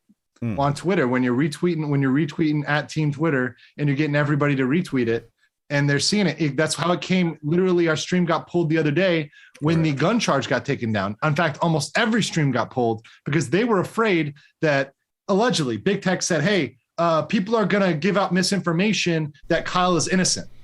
And I'm like, well, the gun charges dropped. So yes, of that charge, he's innocent, right? So they pulled every stream, including our stream of lawyers, which, nobody made some blanket statement about that at all. Nobody said that at all. We were just listening to the footage. They pulled it. They dropped the streams. They nuked every stream across the board. But we all started retweeting. And when you get people, it's getting up there. Yeah. You're getting the people who are bigger on Twitter. They're retweeting it too. They put the stream right back because now they know they're getting exposed. I was on Ricada, and this was when it was right before the jury deliberations. Tucker Carlson brought it up on Fox. He said, there's independent legal experts. He didn't say the name, but that was us. And he was saying, you guys they got nuked because Big Tech got scared. And they got scared that the message was getting out there too much, that the number of viewers at 100K live viewers was beating their streams, was beating PBS. Y'all was at 100K? 100K, right? What? Live, right? What? So it's like, I know. And the message, and the thing is, think about that, Hotep. Yeah. This is something you can't search organically. You've got to either be subbed or you've got to have it sent to it or get it on Twitter. So this is how strong that network and community is, right? Ooh. You can't discount the community, guys. That's why you got to get on Twitter, get on social media, and be the ones who are building it up so you are strengthening your community. Yeah. Be retweeting that, be liking it. Make sure you're supporting your community because that really matters. This is showing that it matters. And they can't suppress it. It's getting to the point, it's a critical mass where they cannot hide it. Wait a second. Right. You said that they zapped you while you were live? While we were live. No way. Multiple times they zapped it because they were, and the claim was they were afraid of misinformation. In the same day or just different days? Same stream within hours. So we would go to, drop the live footage because we thought, okay, maybe it's a copyright claim by, we were watching on a Law and Crime or PBS. So we'd switch the streams and they nuked that one too. So it wasn't a matter of really copyright claim. It was because they were trying to silence it, frankly. Big Tech is afraid, man. They're really afraid. Wow. That's wild. Yeah. So then, so are you saying that you went live, it cut the stream? Yes. You started a new stream? Yes. With a new source? Yes. They cut that one too. Then they cut that one. But we started retweeting. And guess what? Eventually, after the retweets, we got I'm so sorry, big mistake on our side. After that hit a critical mass. Community. Yeah. That's what it is. The community spoke up and exposed them, and they had to. After that, the stream was back up, no problems. Been no problems since. Well, that's weird, right? That's weird how that happens. Bro. They're just, the thing is that they're so panicked that they're showing their hand now. Yes. They're so scared. It's just like Binger in the Rittenhouse case. He's so scared that he's showing his hand. When they were getting into those arguments, bro, Cannon, I want to hear what you think about this. When they were getting into those arguments about the fists, like you don't bring a gun to a fist fight, or you should have been a man and fought with your fist. I'm like, what?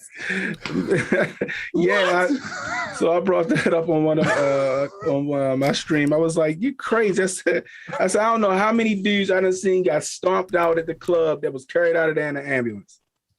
Yeah. You feel me? Like, you really think that was going to be a fair fight between him and Rosenbaum, or you don't think that the rest of the people was going to jump in and stomp the hell out of him?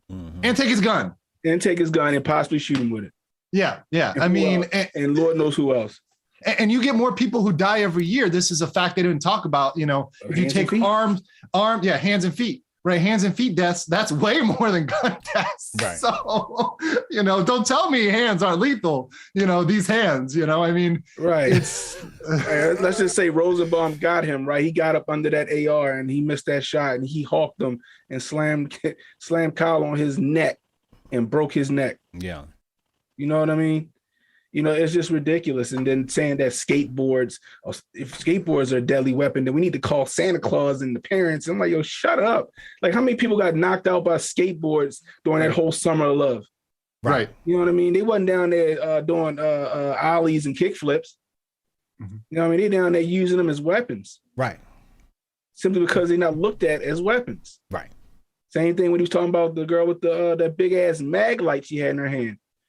I got lights smaller than that to give out a better beam. You told me she had it down because she couldn't see. This is true. I know what the flashlight you're talking about. We got one down. Yeah, and people carry those all the time. So that's why the guards carry the big ones, because they can club you with it. Because it's a weapon. Yeah.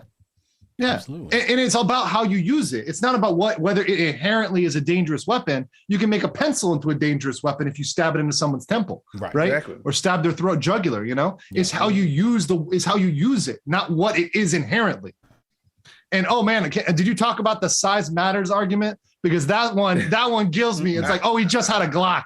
It's like, get the fuck out of here. He had a 40 caliber bullet. It's a Glock 27. A 40 caliber bullet is a lot bigger than a 223. Yep. And at that range, I would argue you're more accurate with a pistol than with an AR. And I said that in one of the videos I did. I said, personally, I think he'd have been a lot faster with a pistol. Instead of swinging that big ass AR around, I can keep that shit close like this. Keep them at boom, boom, boom, boom. Like, I'm sorry. Like, no, he had a Glock 27. I used to carry that gun. It's a 40 caliber bullet. It's a lot bigger than that. A 223 or a 5.56 is a 5 millimeter bullet. Mm-hmm. A 40 caliber bullet is huge. You understand? Yes, like that's true. Like I said, so it's slightly smaller than this 45.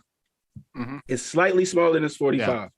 And at that range, please, if he'd have hit him with that, it would have been a wrap. And if he had hollows in there. Yeah. You know what I mean? And they were trying to say that Full Metal Jacket is more dangerous than hollow points. I'm like, bro, you don't even understand what a hollow point does. Like, it's literally intended to kill you as a person, right? Like, like you'd prefer that? Like, what the fuck? Like, it's insane. And you can tell he had it. He's not a shooter. You can tell they know nothing about guns. He was chicken winging it, and he had the finger on the trigger. Right. I don't know if you guys saw it, but that's actually a crime because he actually covered one of the juries when he swung it up. Yeah. Ooh, so that's so number one is jury intimidation. Number two, in Wisconsin, if he's holding him to the same standard as he held Dominant Black, he should charge himself with a crime because he intentionally pointed a firearm at an individual. Right. Exactly. That's it. Yep. You're right about that. You're going to charge yourself with a misdemeanor? And like I said, ridiculous. His ass was just too slow. He was too slow. And he said it. He said, I would have mag dumped. And I'm like, I believe you, but you didn't get it up. You didn't get up, quick enough. Right. And you were trying to be, people say, oh, he's trying to shoot like this. I'm like, he was reacting quickly, but I've seen dumbasses try to shoot like that before. They break their wrist. But, I've seen people who are inexperienced shooters try to shoot like, the tilt style, Right. And it goes back to what you said about the not having the ear pro on. You seen when he let that shot off on Huber, you seen how he covered up and he went like this. That shit was loud. It backed him up. You know what I mean? Now Kyle was in the moment when you adrenaline pumping, you don't hear that. You don't hear that gunshot. You get that robot hearing where everything's like a robot to you. But you seen when that gun went off, he backed up because that sound startled the hell out of Grossquist. Then he put his hands up. Kyle went low ready. And when he tried to do that bullshit, like he just said, when he tried to go like this, Kyle caught his ass. Yeah. And there was no fucking re-rack. When they were talking about the re-rack, I'm like, you guys got to drop this shit. That's where the defense fumbled. They could have brought up an expert. They could have had that, man, when that girl got on in the chat and there was 100K people in, they were simping for her so strong that Officer Brittany, they were there like, oh, Bay, oh, this and that. But they could have gotten Bay to go rack the gun and show how long it takes to do a re-rack. Yeah. There wasn't and that's time. if the round even comes out at the time.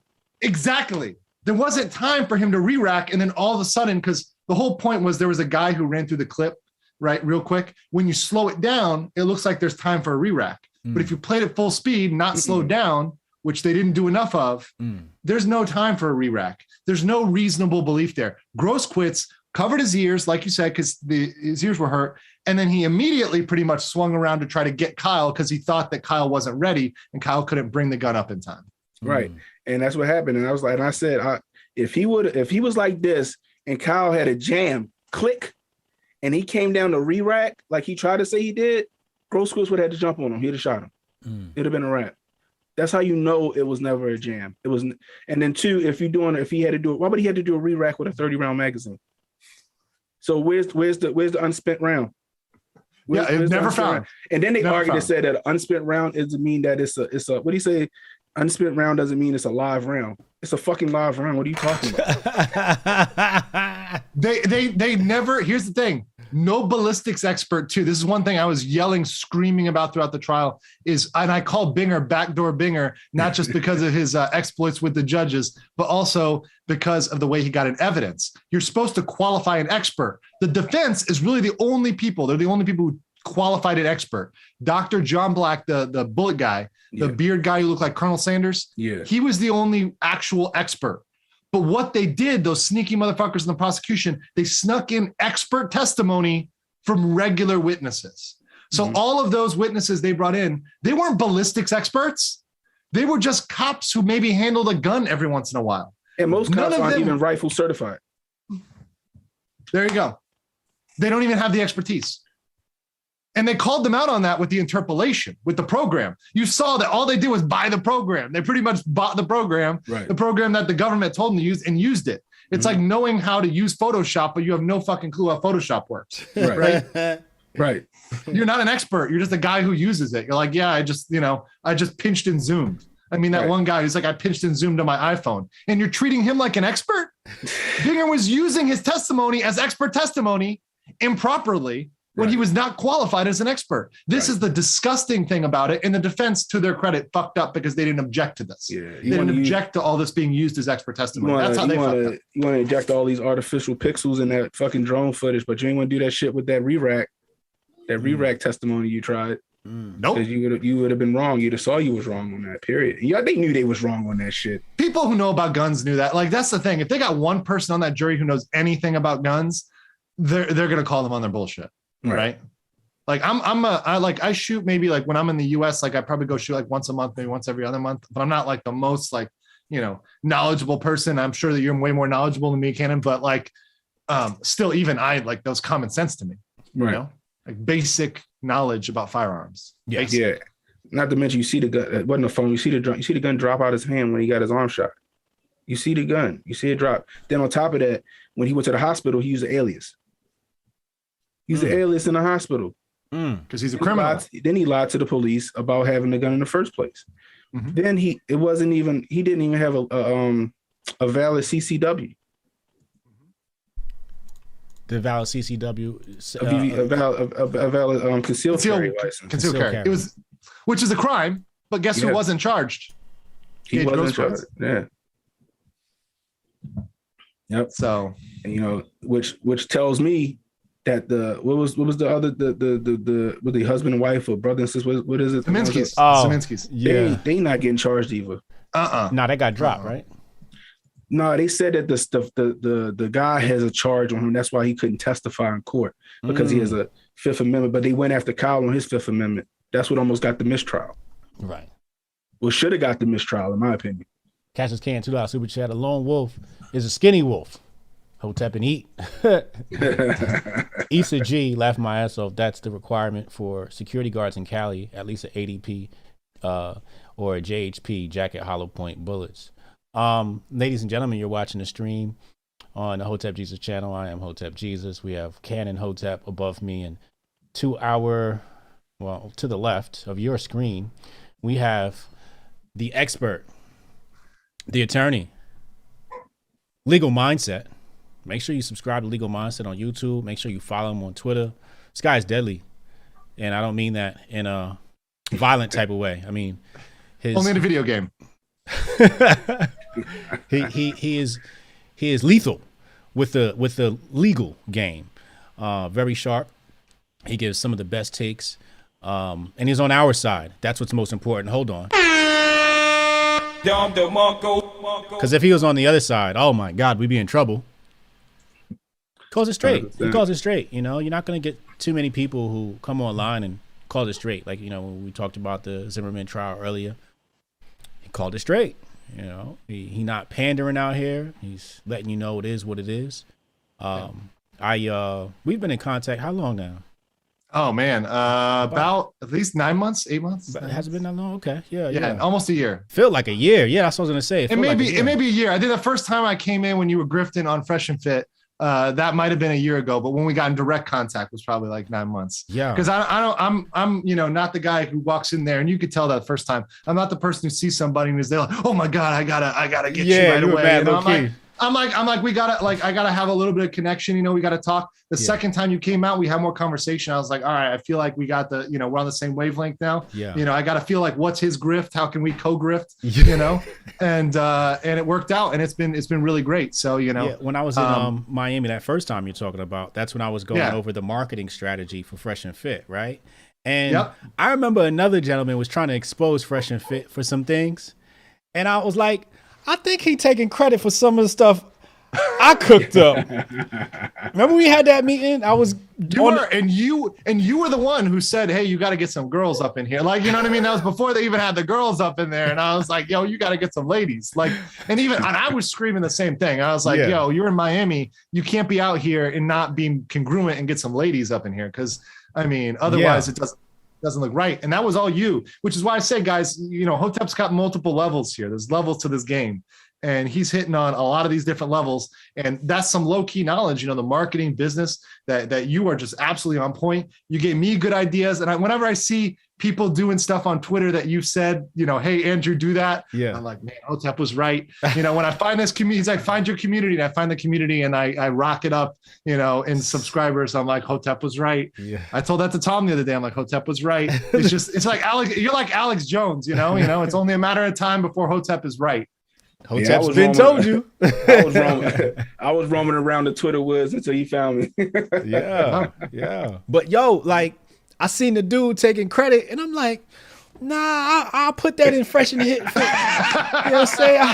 I'm pretty sure I gave them all them gems first. But I'm not the type to go on the internet and be like, you know, I'm the brains behind Fresh and Fit. Like, man, it's corny. I just like seeing people win. You know what I mean? But, you know, now that we're here, I was the brains behind Fresh. It's like, no, I'm not gonna do that. Give me your subscribers right now. Fresh and Fit, you owe me a check, right? I need a car. I need a Lambo, man.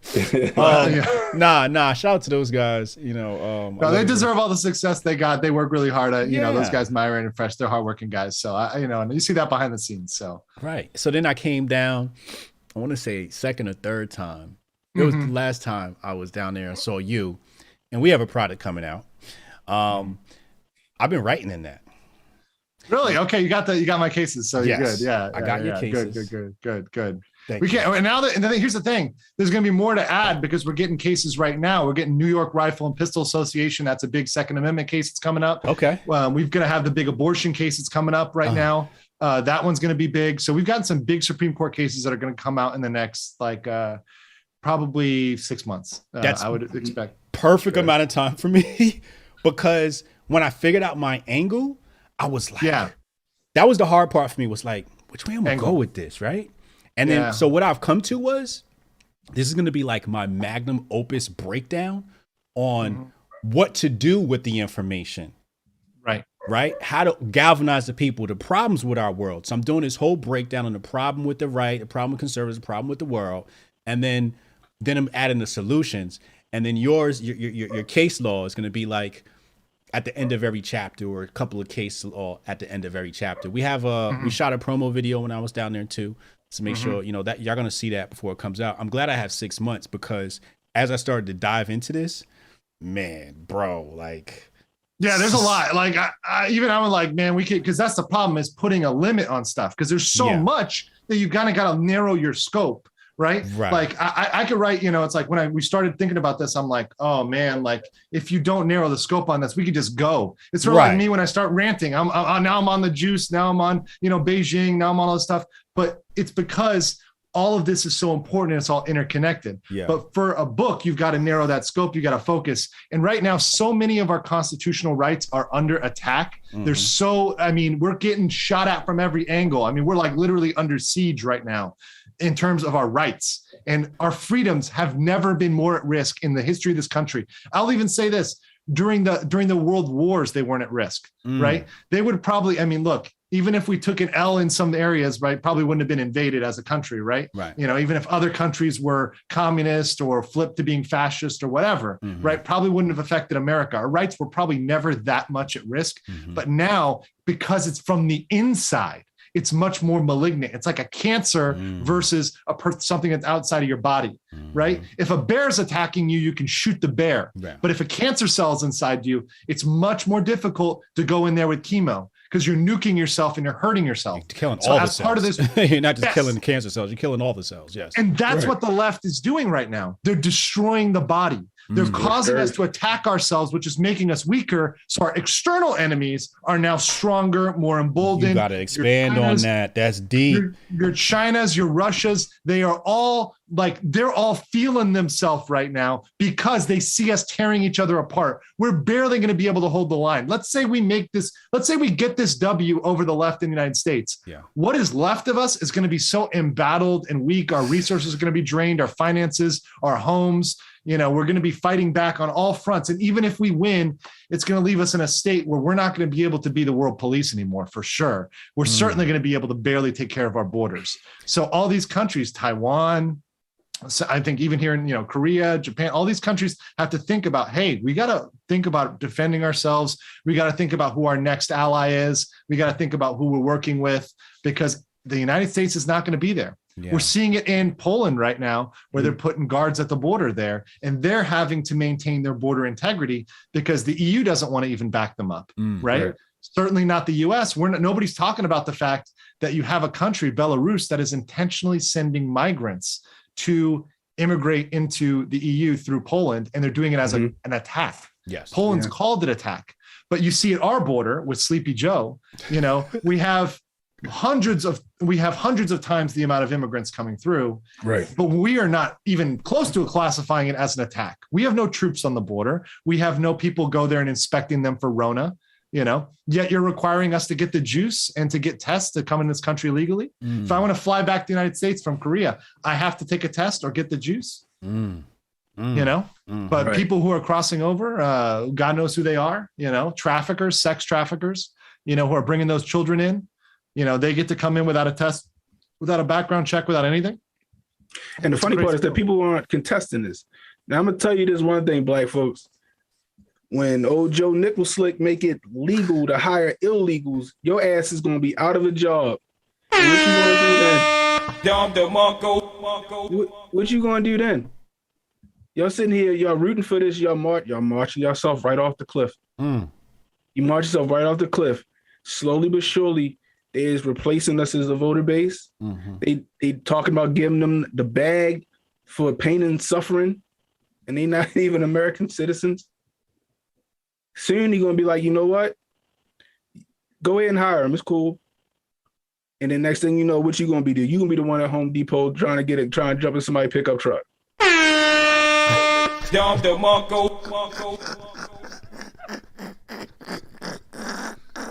It's ridiculous.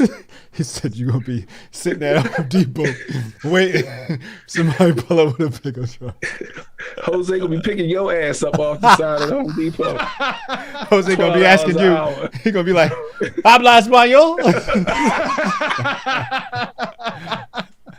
Oh, man. We laugh, but it's 100% facts. I mean, You've got the Chamber of Commerce straight out admitting it, right? Admitting that is the group that is being replaced. The illegals, they come in, in general, who are they replacing? They're replacing the low-skilled workers, right? They're not replacing the Wall Street bankers. They're not replacing the, software engineers, They're not replacing Silicon Valley. They're coming in there and they're replacing those jobs, which are already easily replaceable. And you better bet that these job offers for $15 at McDonald's and a signing bonus of, what was it, a $500 signing bonus? Yeah. That shit ain't going to last. No. As soon as they get those people in there from Guatemala, they'll be working that job for back at 7. School bus drivers here in Maryland making $25 an hour. That's what they paying them right now because they ain't got enough school bus drivers. Crazy. Dump truck operators $29 because they don't got enough. It's crazy. My father said he gonna be the first one to hire him. He said, y'all niggas is out of luck.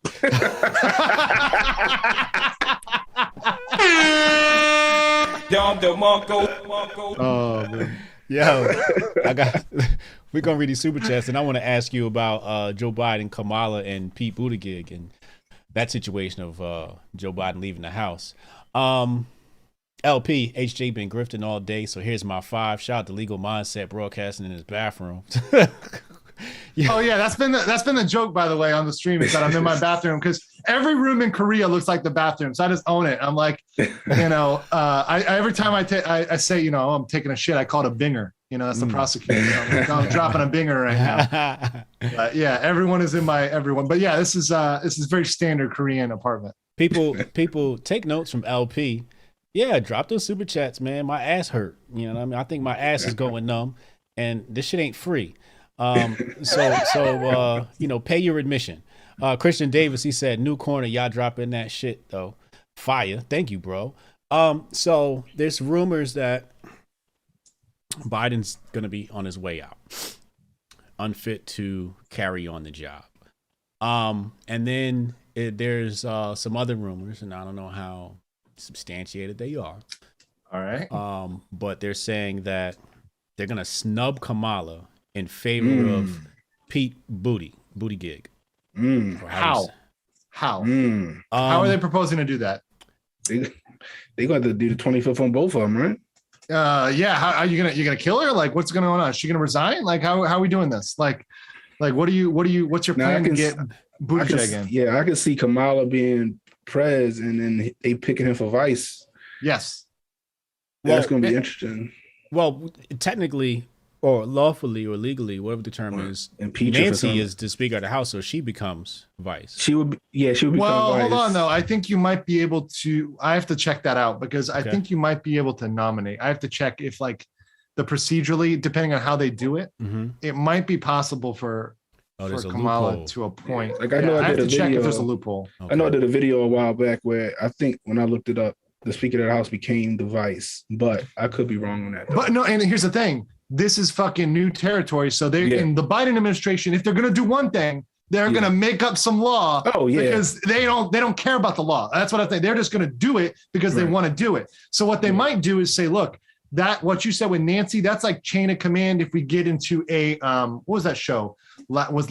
Soul Survivor or something, the one with Keith Sutherland, where everybody else gets blown up. And survivor. Yeah, designated survivor, where you're the everybody else is dead and you're the designated survivor, right? Maybe if it was an assassination and they were, an assassin theoretically, guys, no real thing here. Yeah. But theoretically, if they get Biden and Kamala, okay, yeah, then it's Nancy. But if you're exercising the clause where you're actually removing them from power or they're resigning, then you might have the power to nominate because it's a different process. I'm not saying that's legal. I'm saying they might make that argument. And because it's novel, because this shit has never happened before, they might let it slide. Does that mean that Kamala can get snubbed? No, I think as vice president, she would have to be the one to go up. The question is, does she get to name her own vice president? Right. Because that's been a power of the president to name their vice president. Right. So if they would retain that power, maybe she could argue that she could nominate Buttigieg. Although I think you're right, it would be more proper to have Nancy. And until the actual primary, where she could probably then pick. Okay. Then you pick Buttigieg. And look, they're both unlikable women. Kamala and Nancy is going to get everybody against women presidents and vice presidents forever. That's like, aside from Hillary, that's probably the most unlikable pair they could possibly pick, right? I mean, and Nancy has just done herself no favors over this pandemic because she's been repeatedly seen going out, violating her own mask mandates, her own lockdowns, trying to get her hair done, right? You saw her at a wedding with a bunch of other rich white people, no mask, right? No requirements there. They're all close together. It's rules for thee, not for me. And they have been the number one offenders on that. And Kamala is purely transactional. So you already know whose fleet you're going to follow the minute that happens. I think what they're planning is for the next election, instead of running Kamala, they might run Buttigieg. Because right now he's running for, is it governor of Texas or something like that? Buttigieg, no, he's Ohio. Ohio. What is it? Yeah. He doesn't have any qualifications. By the way, this guy's the most underqualified. He doesn't know anything, literally anything. When he was talking about that, I don't know if you covered this, Hotep, about that bus thing where he said like white, he was trying to imply that white people take different public school buses than black and brown kids. Yeah.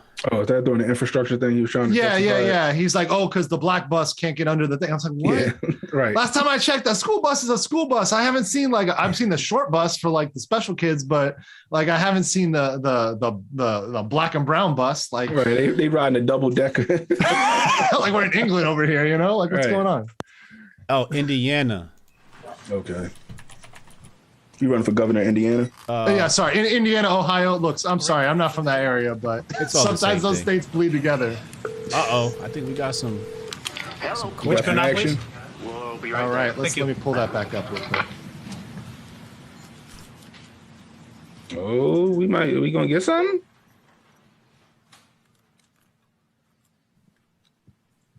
What's going on?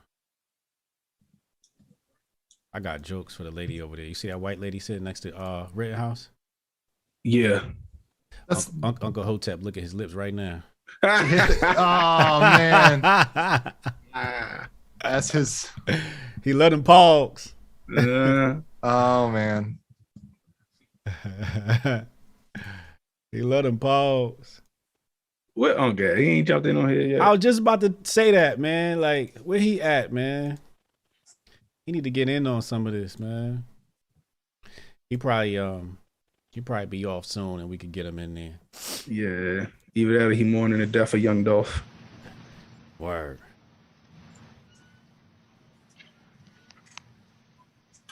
Jeez. Beto. That's who it was. Beto was running. Yeah, Beto. Beto was running in Texas. They're all the same, though. I mean, the second time? Yeah, that should sound the same to me. Yeah. I think Texas learned their lesson. I don't think he got a shot this time. Good afternoon, folks. We're going was to close break last time. today, I don't think he got shots. Oh wow! I'll let you. Yeah. This makes sense. Want to stick with break for the day, so don't talk to anybody. Don't do anything. This is gonna be standard language. Don't watch the media. This is bullshit. They're watching the media. He's watching the media. He can't even follow his own rule, even though he's not obliged to follow it. You're welcome to come here at 8 if you want. All right, we're going to break for the night, and please don't talk about the gays. Watch, or this is going to be a hung jury, guys. This is a key sign. It's taking this long. It's taking multiple days. They've got people who are stubborn, who are holding out. This is not normal. You don't have people hanging on for this many days. It's probably now. I'm going to revise my estimate from 60% of a hung jury to probably like 90%. This is like very, very, very, very. I mean, I'm going to put like even 99%. How long do they got until they have to? The judge will eventually. No set time limit that I know. I'm not a Wisconsin lawyer, full disclosure, but there may be some procedural rules. But it won't be more than a week with this judge. He doesn't have patience for this shit. Yeah. Some other judges will let you go for 2 weeks, but I don't think he's going to let this thing ride for that long. You can't with the media dogging it. It's going to taint the pool too much. Yeah. To let this go too long. It already is grounds for a mistrial. Yeah. But he worried about his image. Yes, and he's worried about making a decision too quick. He's worried about ruling on it as a matter of law. I'm glad that there are Let's see what he has to say here. Right. Oh, they follow the rules. Okay. Anything else before we break for the day? I presume, Judge, that the 6 jurors that are the alternates are still around today? They are, and I'm glad you said something. I forgot all about it. We got to talk to that, too. Want to ask Mrs. Herman if she'll bring those in? I knew he wasn't going to get a verdict today. The 6. Is the court going to keep them around again for long? Yes. Good. Fuck you. Like, sorry, this guy's so swarmy. I just hate his attitude. Every time this guy speaks, I want to punch him in the face. Yeah, he got that nonchalant, just I'm better. I'm better. And I think that this throughout, by the way, guys, my reaction is probably the jury's reaction too. They're probably reacting the same way to this guy talking. He's the guy who's talked down to you your entire life, who thinks he's smarter than you. They don't like this guy. No. In the, well, I think I'm the second oldest thing in the Yo, this judge got a hell of a memory. He's talking about the Roman Empire and Jesus like he was there with him. I think they actually started about 100 years ago this year. And this very ornate ceiling. That's when you first passed the bar. Parts of it still remain. And there's a quotation from Abraham Lincoln that he gave to the Young Men's Lyceum of Springfield, Illinois in 1837, right on the heels of a runaway slave having been caught and burned to death. No, we don't talk about slaves. St. Louis. And you can find it online, the exact quote. I'd slaughter it if I used to have it by heart, but I'd only get part of it right now. But anyway, it runs all the way around. There was a twin courtroom across the way, and that has been totally demolished. When in the 1960s, one of my predecessors up here, whose name isn't important, but he. How much do I bet he got a jar of caramel candies at his desk right now? Oh, did you guys catch he was reading the cookie book during the trial? He was ordering freaking cookies. But anyway, the air-conditioned the district attorney's office, but not the circuit judge. Well, he was a county judge.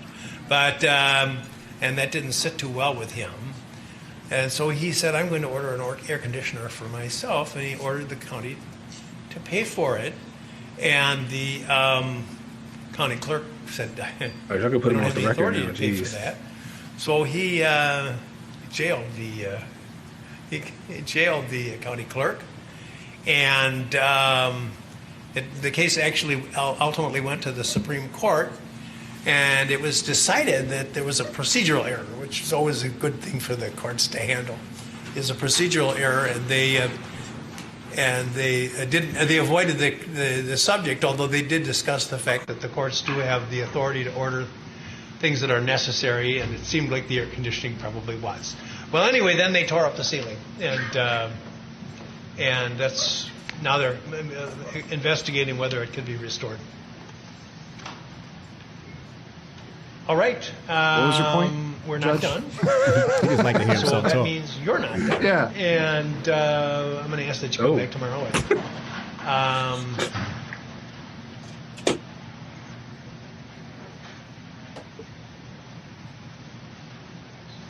9 o'clock. I guess 9 o'clock. That's when the jurors, the first-class jurors, are going to be back. And first class. And I'm going to ask that you're here at that same time. And damn, I wouldn't call him that. All right. Shit was random out of a box. But, they done poke their chest out like, applaud you for your service. And as I said yesterday, there are some limited circumstances, or the day before maybe, some limited circumstances in which you can be restored to the jury. So please continue to adhere to the rule that you not discuss the case with anyone at all, even other jurors, whether in your group or the other, and don't read, watch, or listen to any account of the trial. Thank you. Any questions? Have a wonderful evening.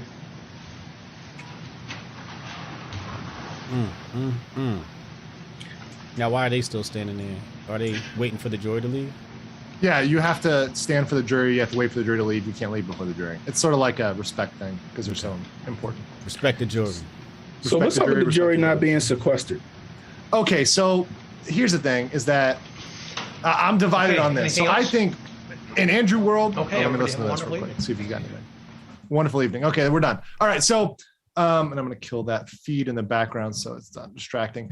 So with sequestering, if it was up to me, you'd take all their phones away, you take their social media, you lock them up, and you'd say, get this done. Because the jury will not hang for days if you take away their phones and you make them come to a decision, right? Mm-hmm. Like, they're not going to hang for days. They're hanging because they get to go home, they get to turn on their TV, they get to sit back, watch Netflix and chill. They get to do whatever they want to do in the comfort of their own homes. I think they should be sequestered. However, that's my general rule for sequestering. I think in any big case, especially a case this big, you got to strip them of everything, bring them in, no media. You're going old school. Like, that's it. You get like a Bible in a hotel room, you know? I mean, I'm going too far there, but you know, you get one of Hotep's books in a hotel room. So that's what in an ideal world would happen. However, here's the reality. 99.99% of cases nowadays are not sequestered. The last major case was probably like OJ, right? And there were other reasons for that. And this judge said in the beginning, there's a very low chance I sequester you. In the Chauvin trial, where they had damn good reason to sequester the jury. In fact, I think the Chauvin trial of all ones should have been one where they did sequester the jury. They didn't. So I don't think it's likely in the modern era that we're going to see a sequestering unless there's like real serious jury threats. Or frankly, I think it's going to get to the point where we're going to actually have a crime committed against a juror.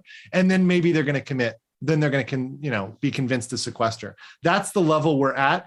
It's just something they're so reluctant to do because they're so scared of how that's going to play. And because no other judge does it. And remember, they don't want no judge, even a judge like this, who's pretty based, doesn't want to be called the weird judge. Who's Here's how you can instantly brush and no whiten other your judge teeth. does it. This U.S. it Army becomes the standard.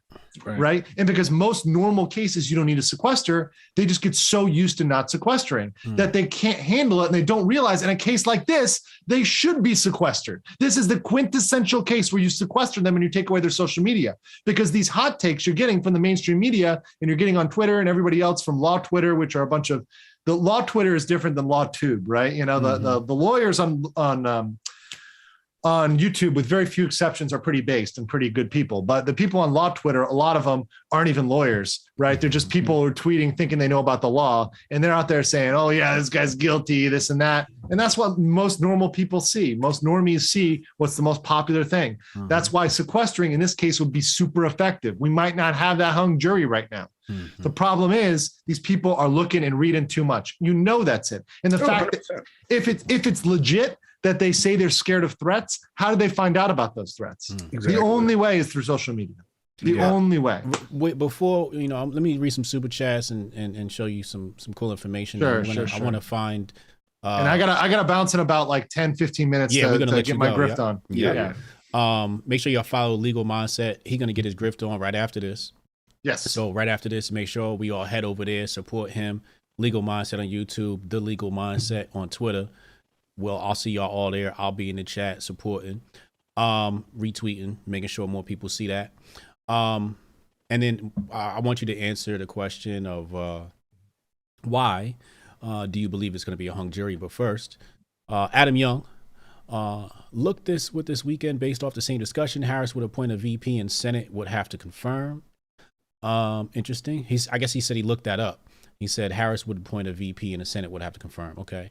Adam Rezick, $5 super chat. He said, hung jury are just giving the community time to fortify. Oh my God. Koofy on tight. Koofy on tight. Markel, 1999. Appreciate you. He been super chatting all day. We appreciate your support. You are the MVP. 1999. He said, appreciate you guys sacrificing your ass and keeping me informed while I got to work in this cold ass weather. I'm curious what Hotep Legal Mindset's day job is. Hotep and Griff. He's an attorney. All right, let me bring the Griff screen back up. Let me get my Griff on real fast. I need y'all to go log on to let's go.finance. I'll pop the link in the chat in just a moment. Let's go.finance. Do you see these numbers?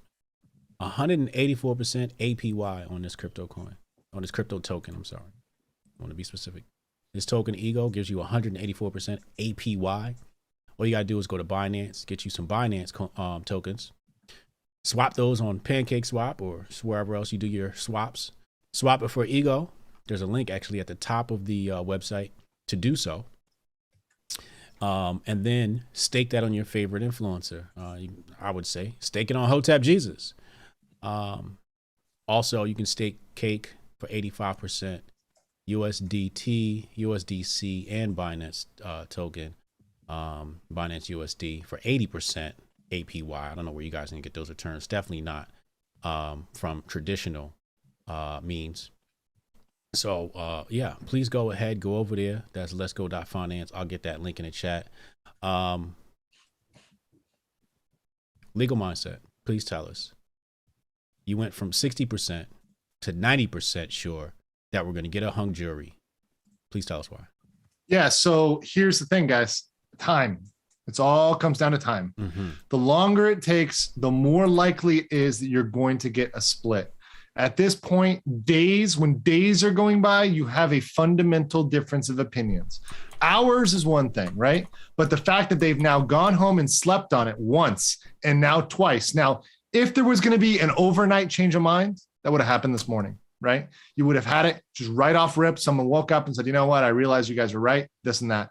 But now they've doubled down. They've dug their heels in. They've seen the evidence. They were just sitting in the courtroom and they played the evidence and they still aren't convinced. So you've got people that are dug in. You've got people that have got their heels in and they're not changing at this point. It's going to be, I mean, after 2 days, it's not going to flip in terms of an acquittal or guilt, which I think you can view it in two ways. You can view it as good because they won't be able to say Kyle is guilty, right? But is he innocent? Well, he won't be unless we get a mistrial declared, right?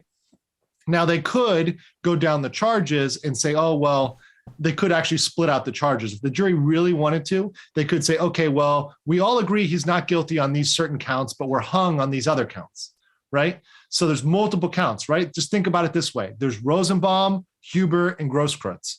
Maybe they just disagree about Grosskreutz, right? I mean, I'm just theoretically, right? Right. Maybe they disagree about Grosskreutz, or maybe they disagree about Rosenbaum, but they agree that Huber and Grosskreutz were self-defense. So maybe they can say, hey, we all agree on those. Let's get those ruled on. And then we got a hung jury on Rosenbaum. So then if there's a mistrial, even if it's without prejudice, right? Let's say there's a true mistrial, they can only bring the Rosenbaum case because they've already ruled on the other two. We have a principle called double jeopardy. In the United States, you may not be tried for the same crime twice. Correct. Period. Right.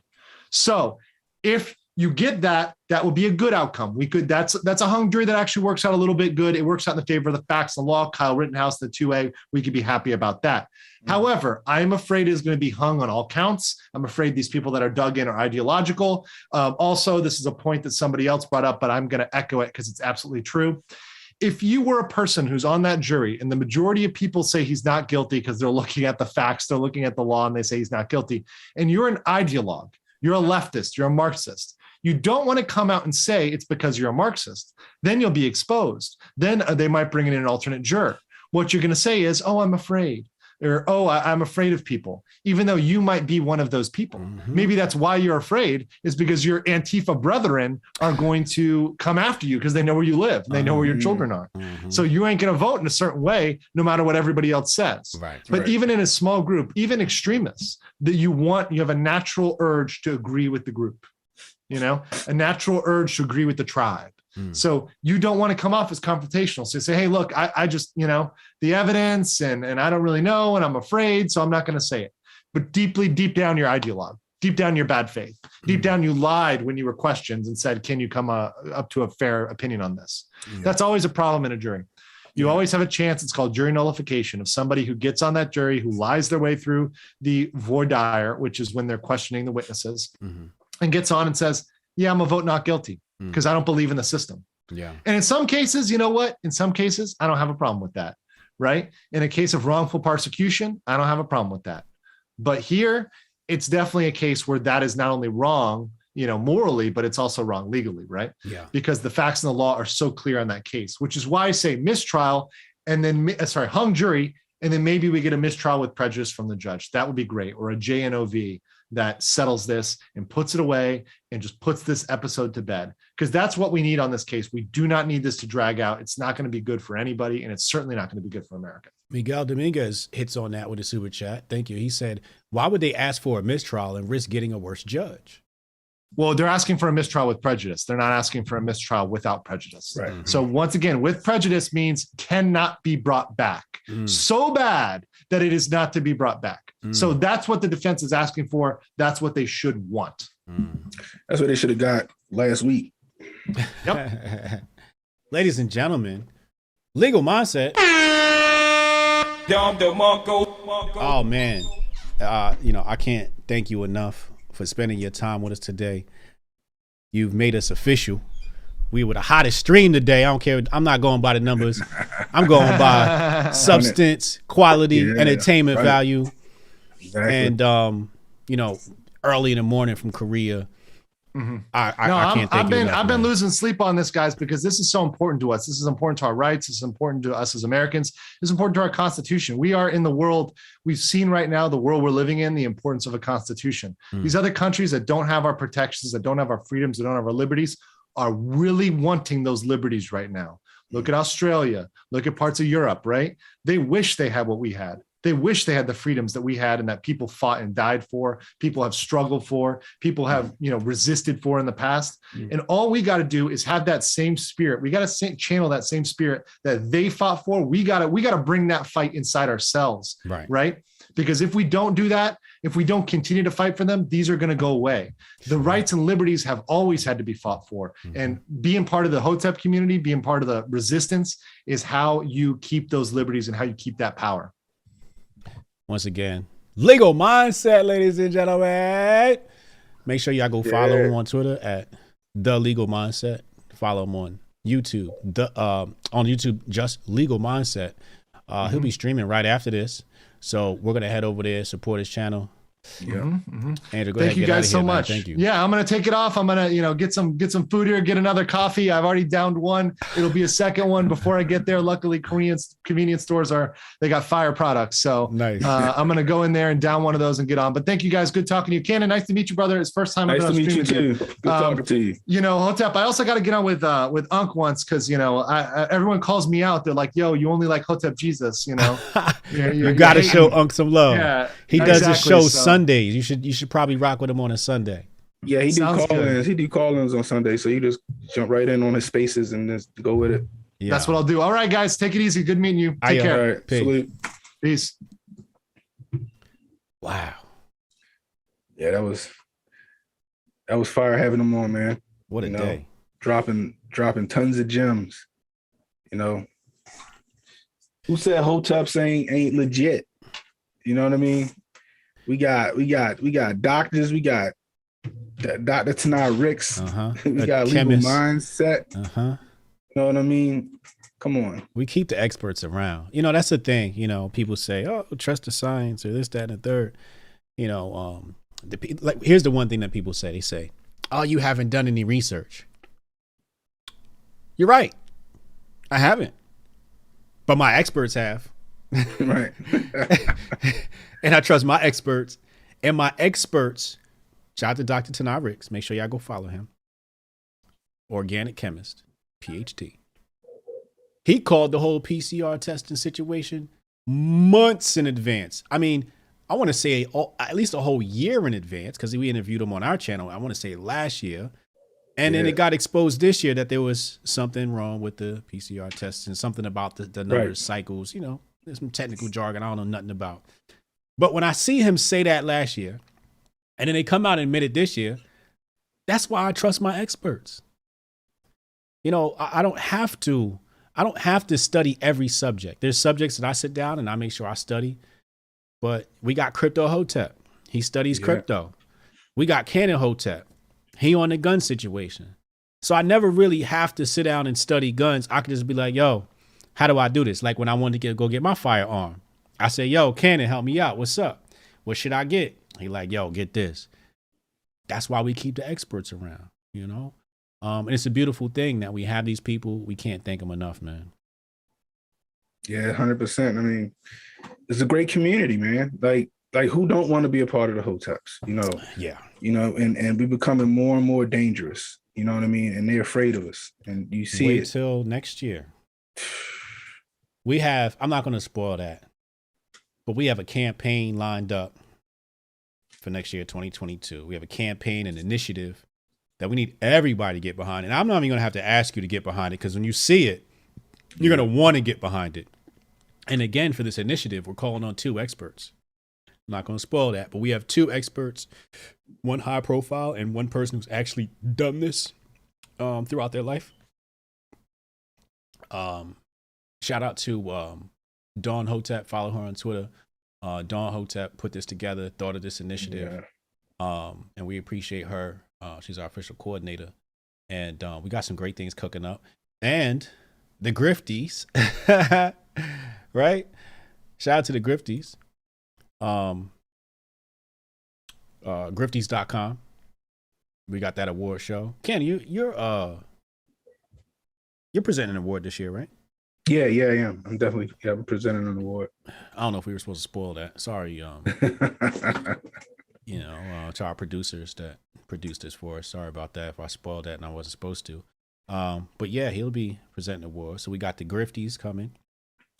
My book, co-authored with Legal Mindset that we just saw, that's coming next year. I got 6 months completed. Nice. I was going to try and cram and finish it, by the end of this year. I'm still going to try and finish it this year. It's just that this is like my magnum opus. Like every powerful tweet you see me tweet, the thoughts behind those things is what I'm dumping into this. You see, when I wrote the Patriot Report, it was a report. Okay. That's exactly what it is. It was a research paper or a research document. Just so happens that the research paper happened to be 200 plus pages. If I was going for my PhD, this would have been my dissertation, I guess. But yeah, this was more of, hey, y'all, here are the facts. What do you make of it? And I love this book. This is like the one book that I have that I can actually sit down and study, right? Because it's just like, it's so potent. Like people ask me questions about the book. What about this? That? I'm like, I can't remember every fact I put in here because it's so. I got a DM today from a young lady on Instagram. She posted my book and another book, and she said she enjoyed my book. And I asked her, what do you think about it? And she said, the influence. No, she said, yes, very eye-opening, not surprising, but disappointing. I took many notes to do further research. Thank you for your knowledge. I said, awesome. Thank you. Biggest takeaway. She said her biggest takeaway was the influence and power of central banks. I've been wanting to research this more, reading End the Fed, and your book provides a great outline for what I need to look into: time frames, legislation, and people. That's a great point because it's in order. Like my book is in order. Like here's how the money game evolved, starting in, like I said before, like 14th, maybe 15th century. Up to, I stopped right at World War II. If I would have kept going, it would have been a nightmare. And it was a lot to include in this. But some of the things I answered in here was like, what happened to the gold? Everybody's, what happened to the U.S. gold? Well, that's answered in here. Like nobody else has been able to say other than the sources I pulled from. Shout out to my sources like Hazlitt and Rothbard and so on and so forth. But the book with Mises, the book with Legal Mindset, it's a brain dump. So you're getting my thoughts. There's some thoughts in here, like my introduction and my conclusion are my thoughts. And then some of my thoughts are sprinkled in throughout, but I tried to be like super objective and say, here are the facts. What do you think about this? Here's some more facts. What do you think about this? Here's some more facts. I kind of feel like this is happening, but I didn't want it to be too subjective. I wanted to be objective so people can't discredit the work. But this thing is potent. But the one I got coming, Legal Mindset, is like my Twitter account on cocaine.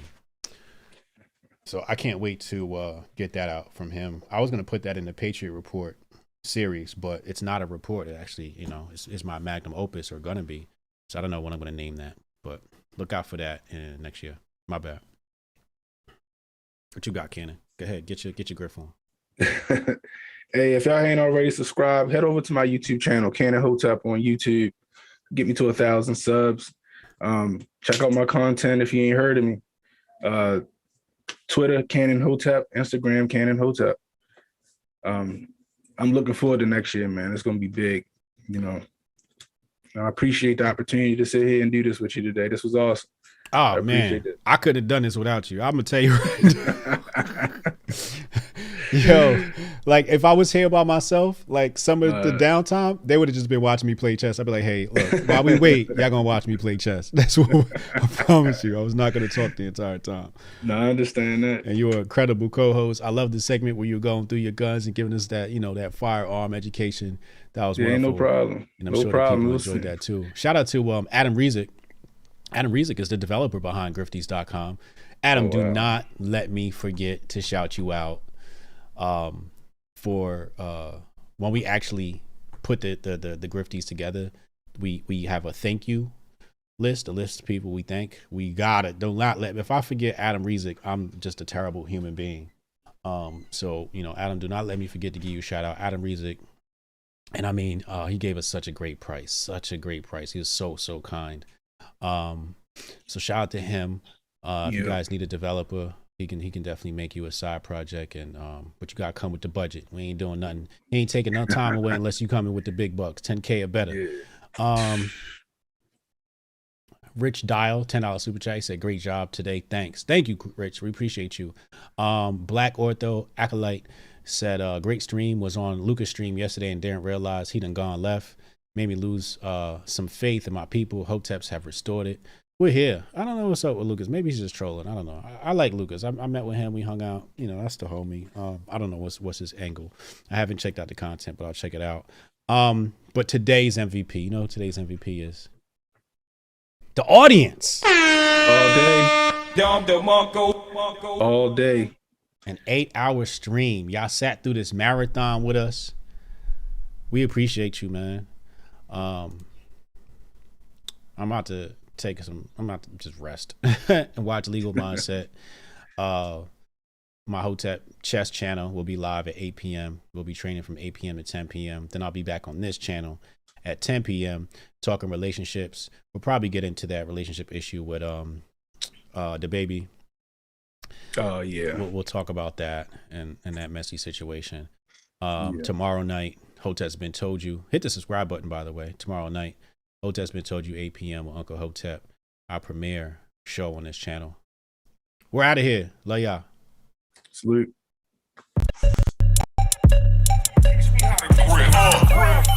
Save the date if you not fake.